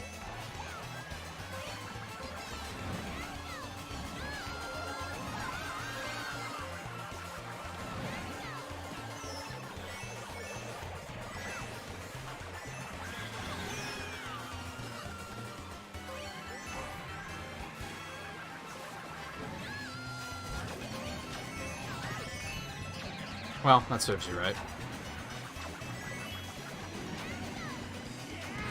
Sorry, guy. I think you finished before I did anyways, so whatever.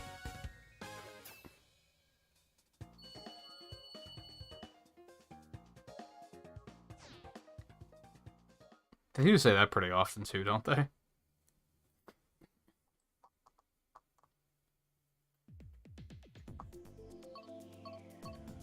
Rainbow Road. Since Riley robbed us of Rainbow Road last time. He thought I forgot.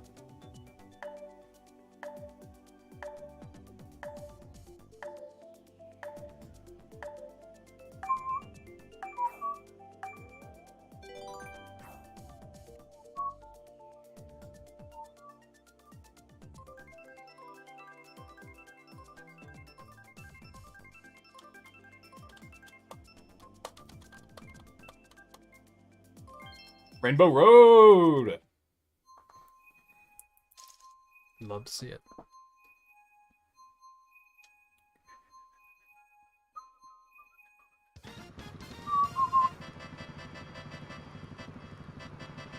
Beep beep, by the way.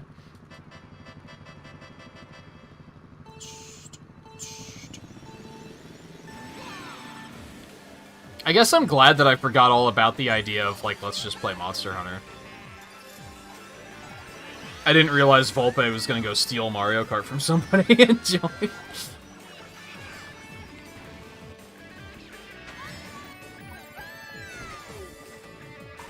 Excuse me.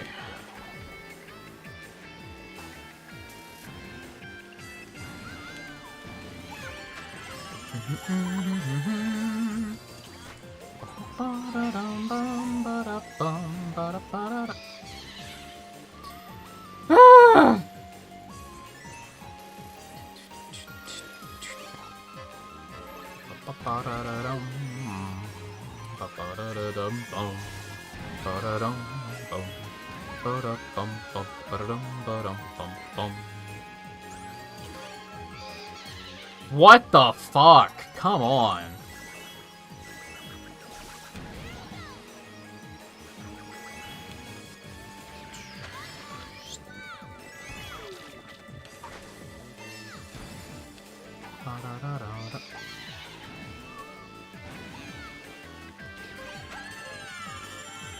What?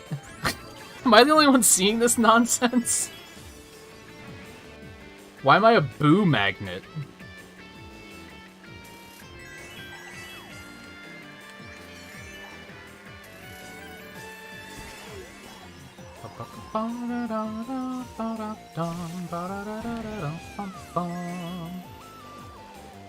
We've got quite the lead.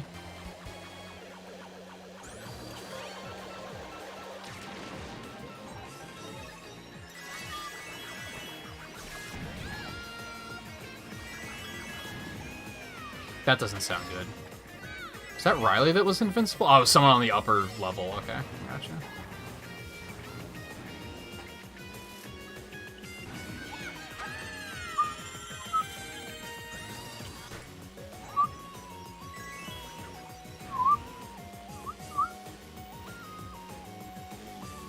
Never noticed that blooper spaceship up there. Oh my god. And Boo. Okay, fine. Well, Riley's gonna take it. Okay, did you have to try and hit me with your star? You little bastard.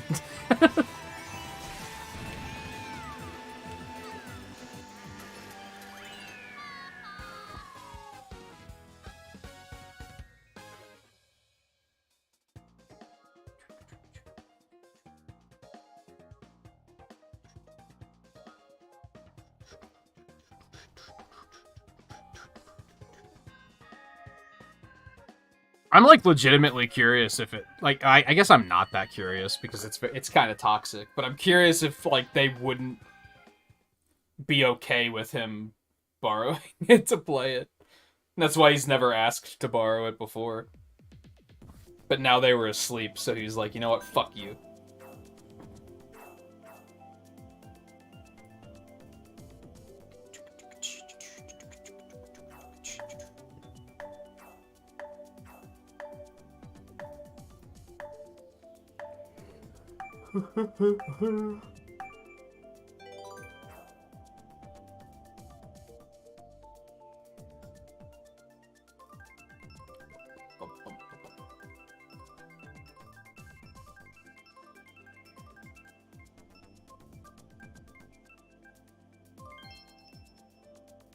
I'm not gonna complain about that.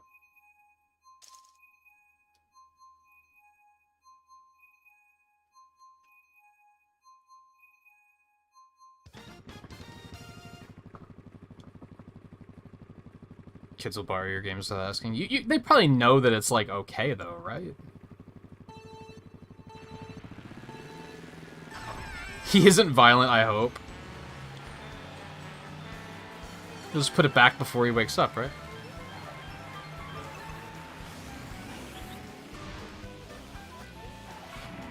Now, see, that's the problem if they don't put it back, right? I mean, fortunately, I assume they have their own switches and shit, so, like, you don't have to worry about them, like, overwriting save files or anything.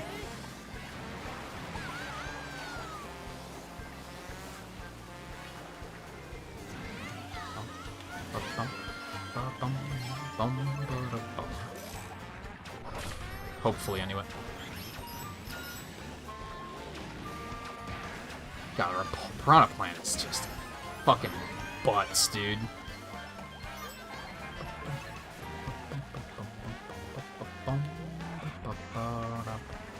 Little 200cc drift in there.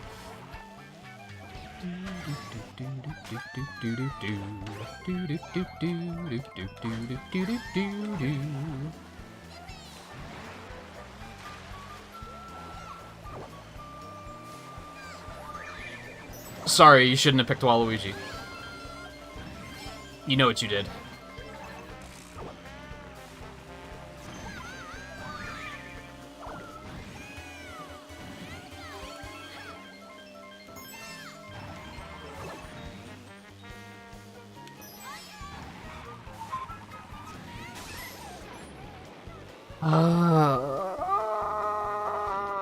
I was looking at chat because I knew that if Mike said something, it was probably going to be funny and worth reading. What have I done? Streamer advice number 37, ABC, always blame chat.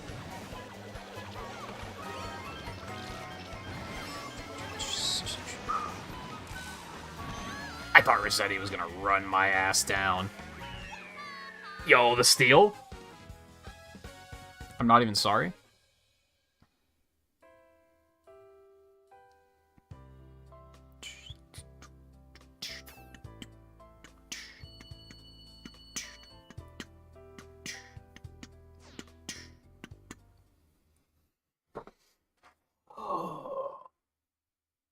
That lack of sleep is starting to catch up with me again. Fuck Sky High Sunday. Everybody's gonna pick it, right? Because it's new and shiny. Track is ass. It's Excite Bike with a worse aesthetic. There, I said it.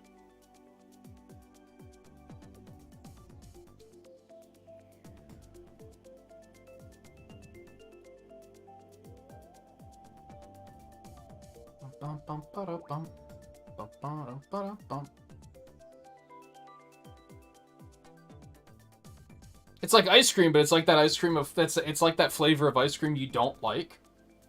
That you're like, ew, why would you do that?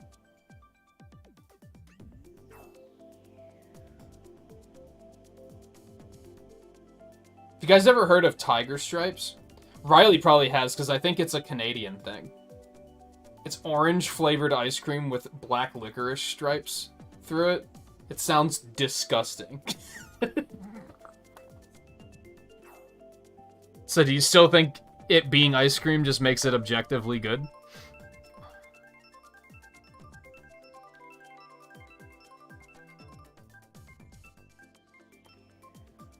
Fuck.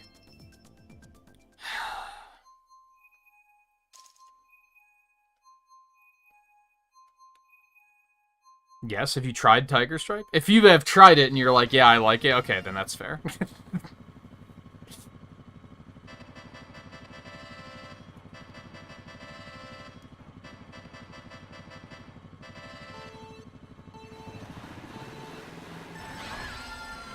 Is that Riley with a knowing LOL? He's like, oh yeah. Tiger Stripes are infecting the rest of the world. All according to plan. I think the only people I've ever heard mention it have been Canadian, so that might just be a coincidence.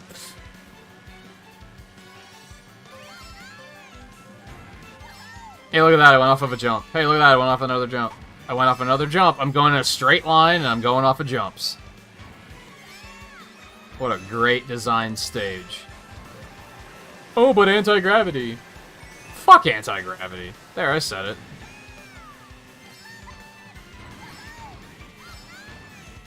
This track feels so... Let's just fucking give them what they want. You know what I mean? They were like, okay, fine, they won't shut up because there was no anti-gravity in Wave 1. Let's give them anti-gravity. And you know, someone on the team was probably like, but this track sucks. It's like, yeah, but they wanted anti-gravity, so... You know what else they wanted? The Koopalings. We gave them the Koopalings, didn't we? Yeah, now nobody plays them. Yeah, but that's their fault. Anyway, enough of that hypothetical.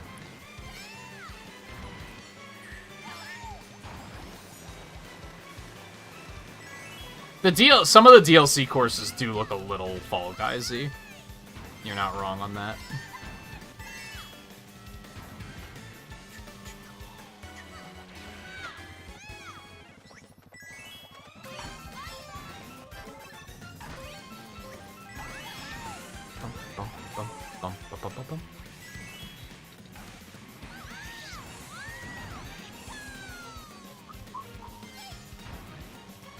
Cue the blue shell in 3, 2, 1. No? Maybe not. Stop giving me coins? Only thing worse than mushrooms?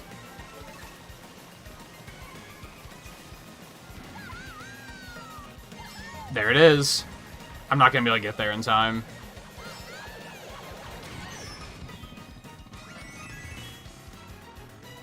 But Riley couldn't catch up, so it's fine. I think somebody may have red shelled him. Because I saw a red shell alert for like a split second.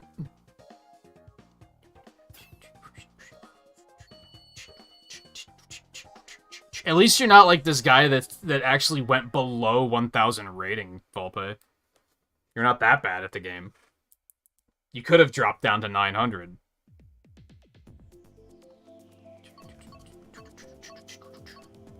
This is a middling choice of stages.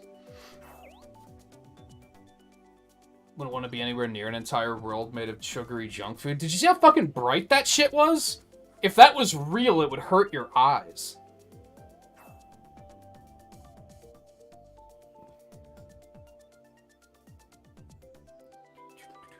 Maybe you will. Challenge accepted.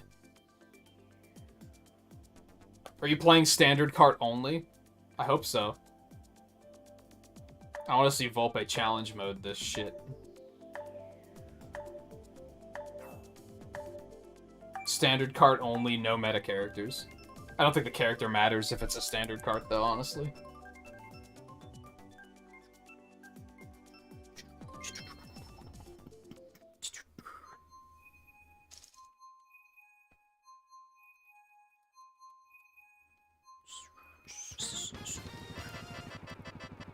Is anybody playing that Kirby game? I can't help but look at it and be like, this game should have been free to play. Because I have a feeling most people saw that it cost any amount of money and immediately said, well, then nobody else that... Like, I have a feeling people looked at it and said, like, oh, I could play this with friends, that would be fun. But then they looked at it and said, oh, it's not free, so all of my friends are going to have to buy it, which means none of them will, so means I'm not going to have anybody to play it with, which means I'm not going to buy it.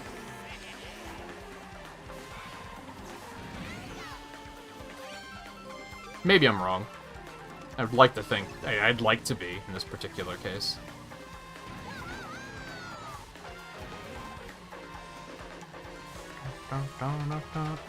Dream Buffet? Is that what it's called?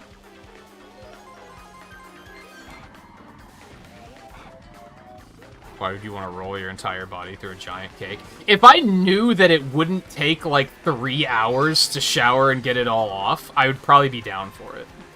You know what I mean? If I knew that I would be able to do it and it wouldn't cause a mess, I'd be like, yeah, sure. That could be fun. Just in that forbidden sense of you probably shouldn't because it's going to make a mess. If you knew it was going to be consequence-free, why wouldn't you take the opportunity to make a mess?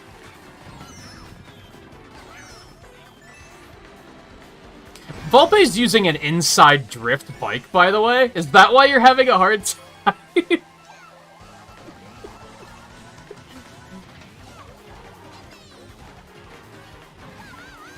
Or have you been changing carts a lot?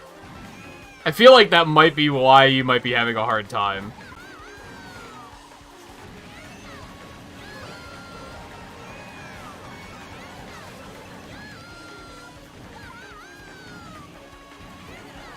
Oh no. Yeah. Just my luck that he got 3 red shells just as I passed him. Come on, guy. Why would you do that?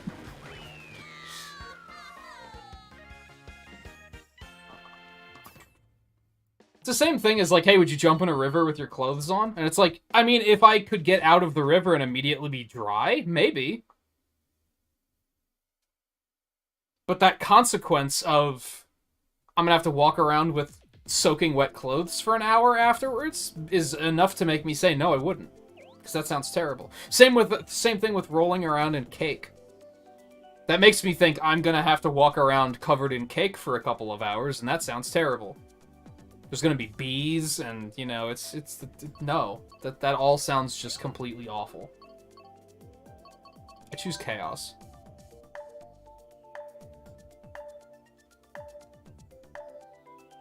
But if I knew that they could, like, I could walk through a room and I would just immediately be, like, cake-free, then sure.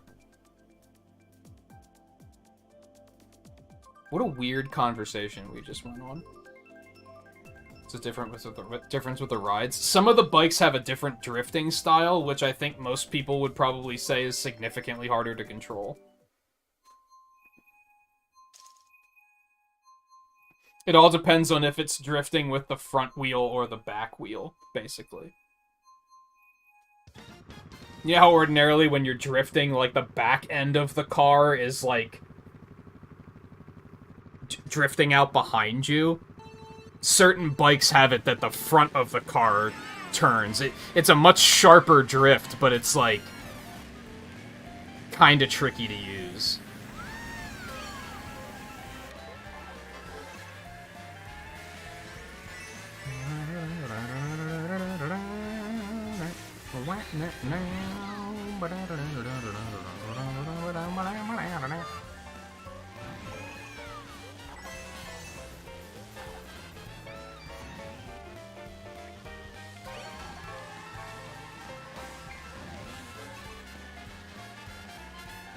Now, if you have nothing to compare it to, it might not be that bad, all things considered, so...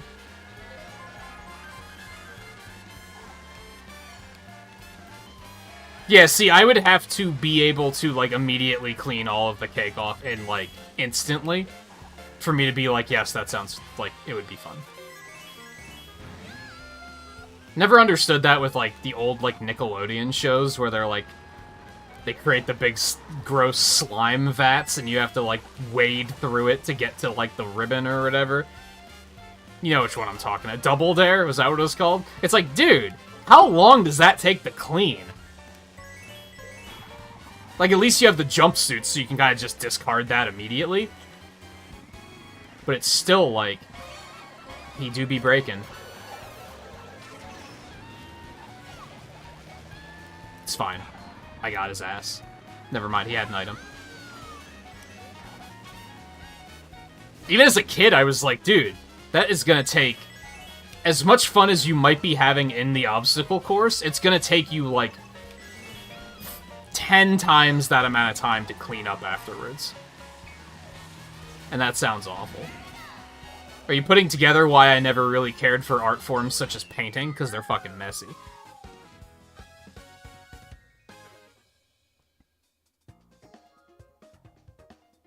Same with charcoal. Oh man, did I hate it when I'd get to art classes and they'd be like, we're working with charcoal today. I'm like, god damn it.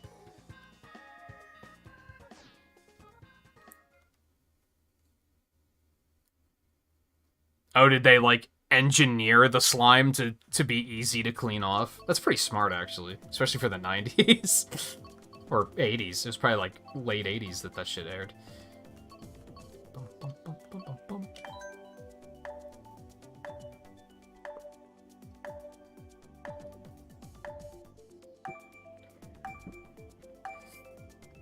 You probably get out feeling cleaner than you started.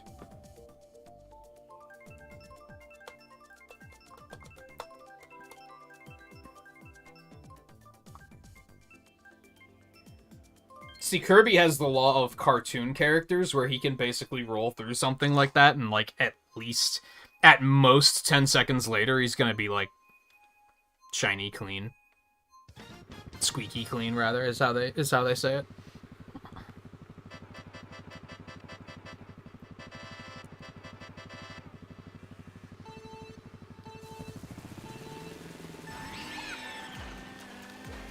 What time is it? Feels like time's moving very slowly because I have to pee. But I'm like, we're only going to be playing for another 20 minutes at most. Probably closer to 15 minutes, so I'm trying to just, like, hang in there.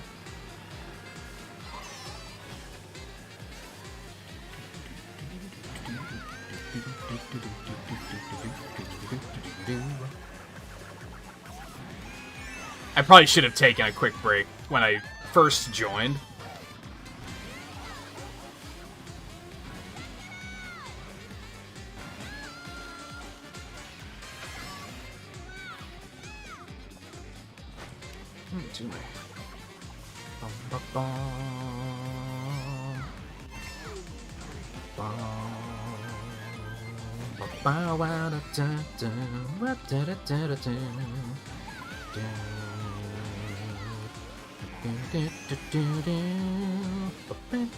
To me.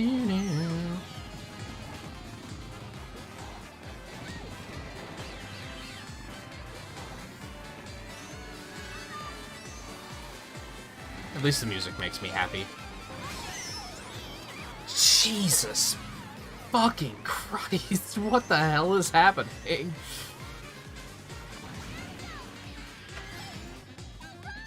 I'm just trying to jam along.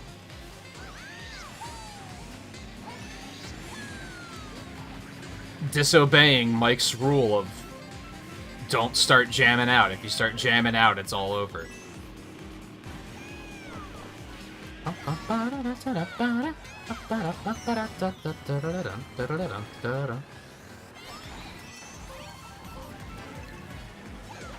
Whoa, I got an actual, like, item.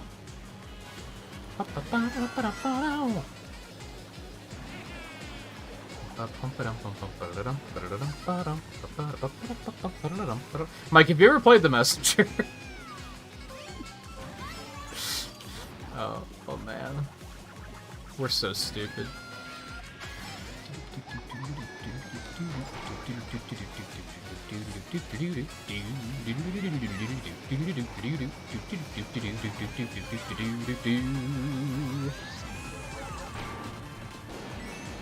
That was... I could have played that way better, but I will take what I got, I guess. First Mobius fight must have been tough for you. No, not really.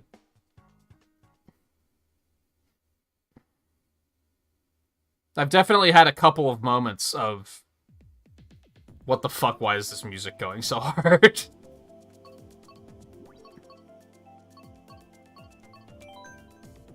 Sunshine Airport, I guess.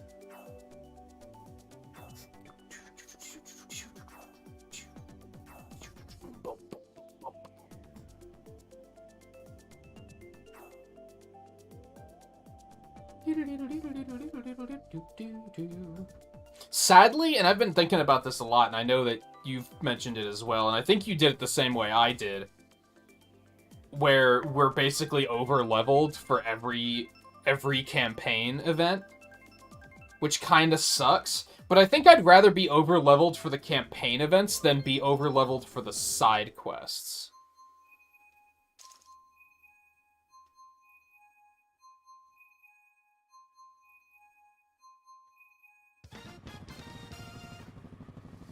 Like, if I had to go get Gray at, like, level 80, I probably would have been like, this is so boring. Like, the side quests would have become busy work, right? Because, the fights wouldn't have been difficult. I would have been like, let's just, like, get it on with. At least being over-leveled for the campaign, the main campaign, allows me to just be like, I'm just gonna kick back and enjoy the story. And I'm not gonna worry about a boss fight just ruining my ass. I'm gonna put it in story mode, where I'm just get me through the story and let me enjoy it. Whereas I think if I was doing side quests over leveled, I'd be like, this is so, like, such busy, like, such boring, tedious, busy work. So, I don't think there's been any main story bosses that have given me trouble. And I think the only side quest that gave me a lot of trouble was,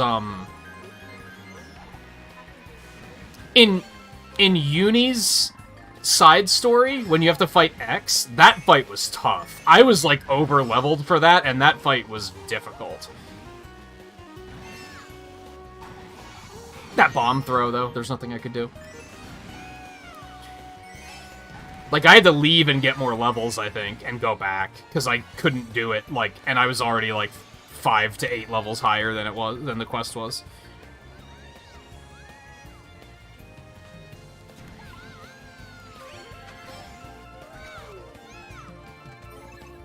Oh, they let you level down in post-game? That's really smart.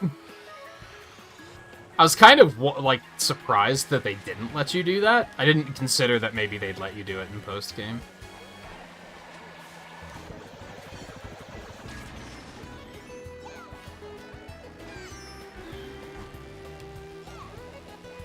I kind of like this strategy of Riley's in front of me. We both hit the gas so that he gets hit by the blue shell, and then I immediately bombard the guy that passes us with red shells. It's happened multiple times. Okay, so maybe I should have waited for the side quests then.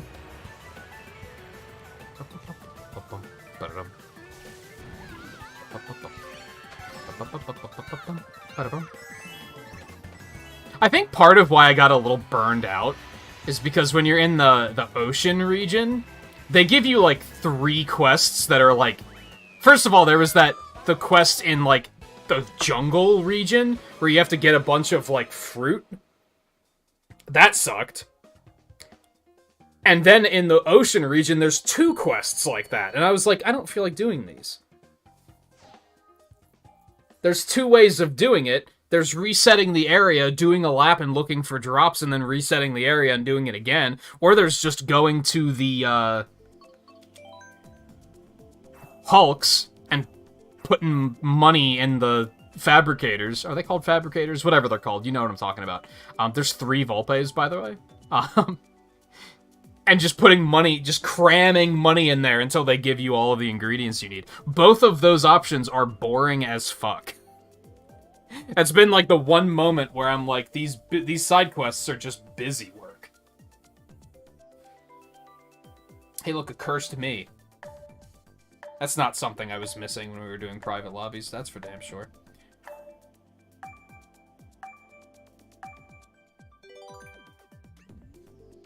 Oh, I haven't been bothering with meals at all, fortunately, because I haven't needed anything.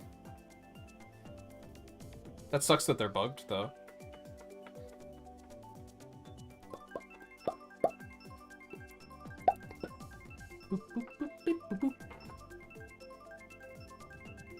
Do you think, judging by the other games, and when I say other games, I mostly mean 2, I think, because I think 2 was the only one that had DLC. Do you think the DLC for 3 is going to be, like, compelling content? Or do you think they're going to be optional super boss kind of shit where you have to, like, troubleshoot which classes to use so you can beat it properly? Because if that's what they're going to be, I don't know if I'm terribly excited about those.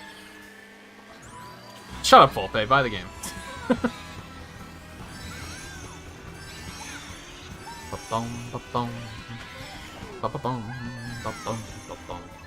I think I have seen a couple of glitches, but not enough for it to be a problem. I've seen a couple glitched cutscenes where things load a little incorrectly, but, like, maybe 2. It's definitely not a, oh, you should wait until they patch these problems to play the game, because... Yeah, I'm kind of expecting that they'll take the Torna route again in that regard, but I know that they're having, like, the current DLC that's outlined is, like, new heroes and, like, challenge missions or something. I forget how they name it.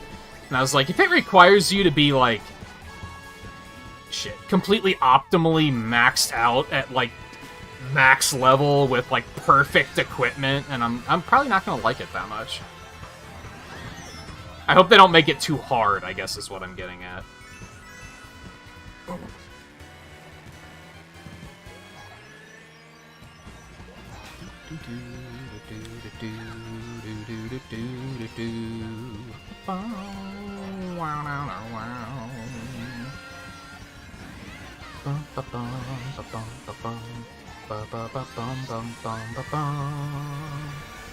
Ah, fuck. This doesn't bode well. That bomb throw? It didn't hit anybody, unfortunately, I don't think. Fucking shell, get that shit out of here. But yeah, I've actually been thinking that the meals don't seem worthwhile. I mean, at least they're cheap. So it's not like they're super expensive and don't feel worthwhile. But I've never been like, oh, I'm about to go out adventuring, I should probably go eat first. It's not like Monster Hunter where it feels necessary. Which is, I would say, probably a good thing, to be honest. It would suck if you had to retreat to a campfire every, like, 30 minutes or whatever to get another one. Okay, probably, like, 3 more races, if I had to guess. 2 or 3.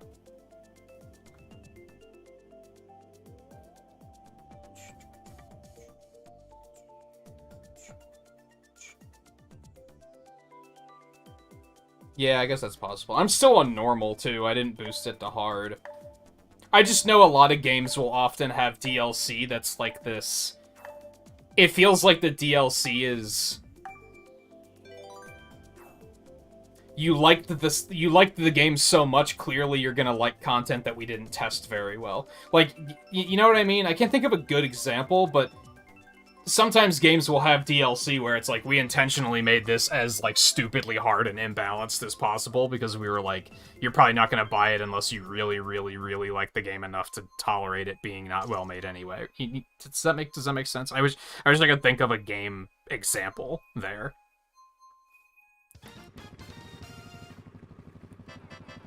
I think Celeste is a pretty good example. Some of the Celeste updates were very, like, fuck you difficult. And I'm not a big fan of that type of DLC. Where it's like, okay, now that you've done everything else, here's something that, like, only 2% of gamers are gonna actually finish. But, you know, you wanted more content, so...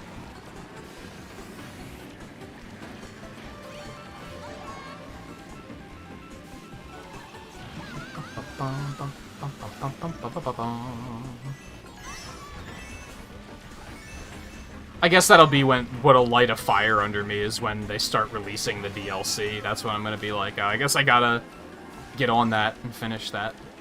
I forget when the first pack is due out.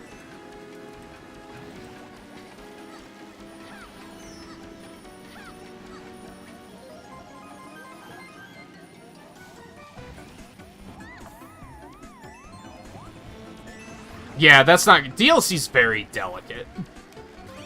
Because I think Monster Hunter handles it pretty well. Monster Hunter DLC feels like integrated into the game. It's like still a main... It's like, if you were to play...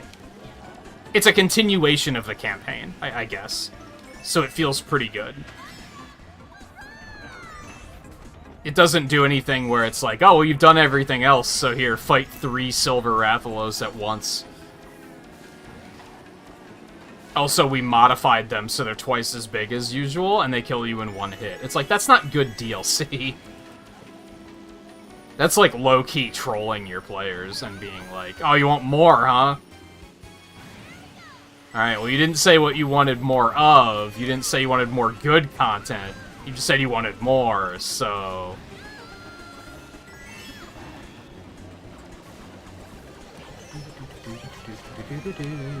Son of a bitch. I held that drift way too long.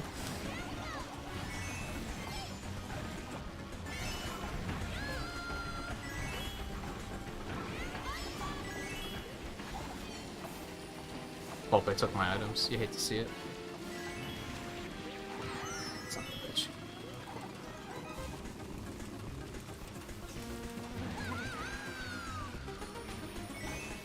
Those things are so hard to jump off of.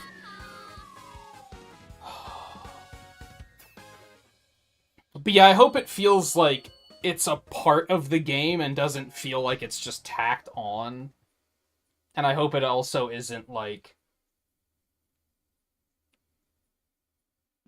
Again, you have to be max level and have perfect gear.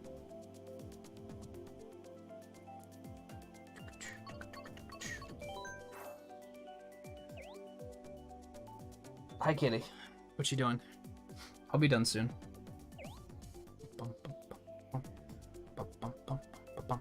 Maybe just one more. Maybe just one more. Instead of going straight up till 6 hours and then being like, now we're gonna go 10 minutes overtime as I try to do an outro. Hi, kitty. Oh, you're so cute. You are so cute. You're such a precious baby. You're such a precious baby. Oh, you're so cute.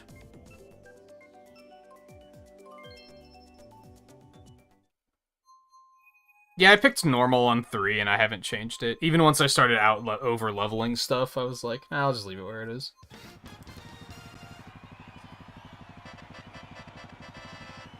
Because like I said, I think I hit a point where I was like, I don't want a boss getting like super difficult to like block me and then I'm stuck on one part of the campaign for like 2 hours and then I'm not going to care about moving the story forward. I'm just going to be like, just get me the hell out of here. So it's been comfortable so far, and I haven't wanted to mess with it.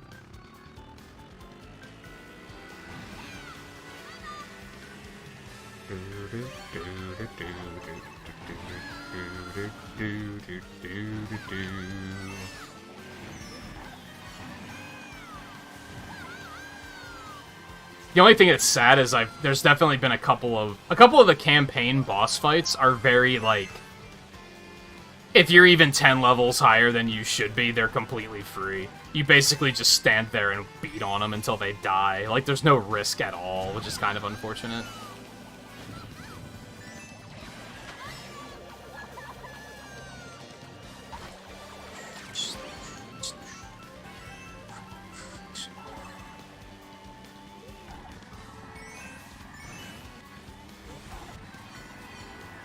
Personally, I probably would have made it so the campaign stuff scales to what level you are. But then you have a problem of if you make a boss too difficult, like, then there's nothing the player can do to make it easier.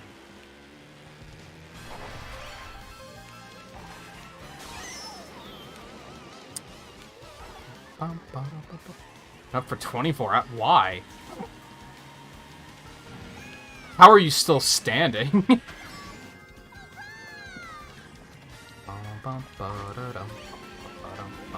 I guess you're not standing, but you know what I mean.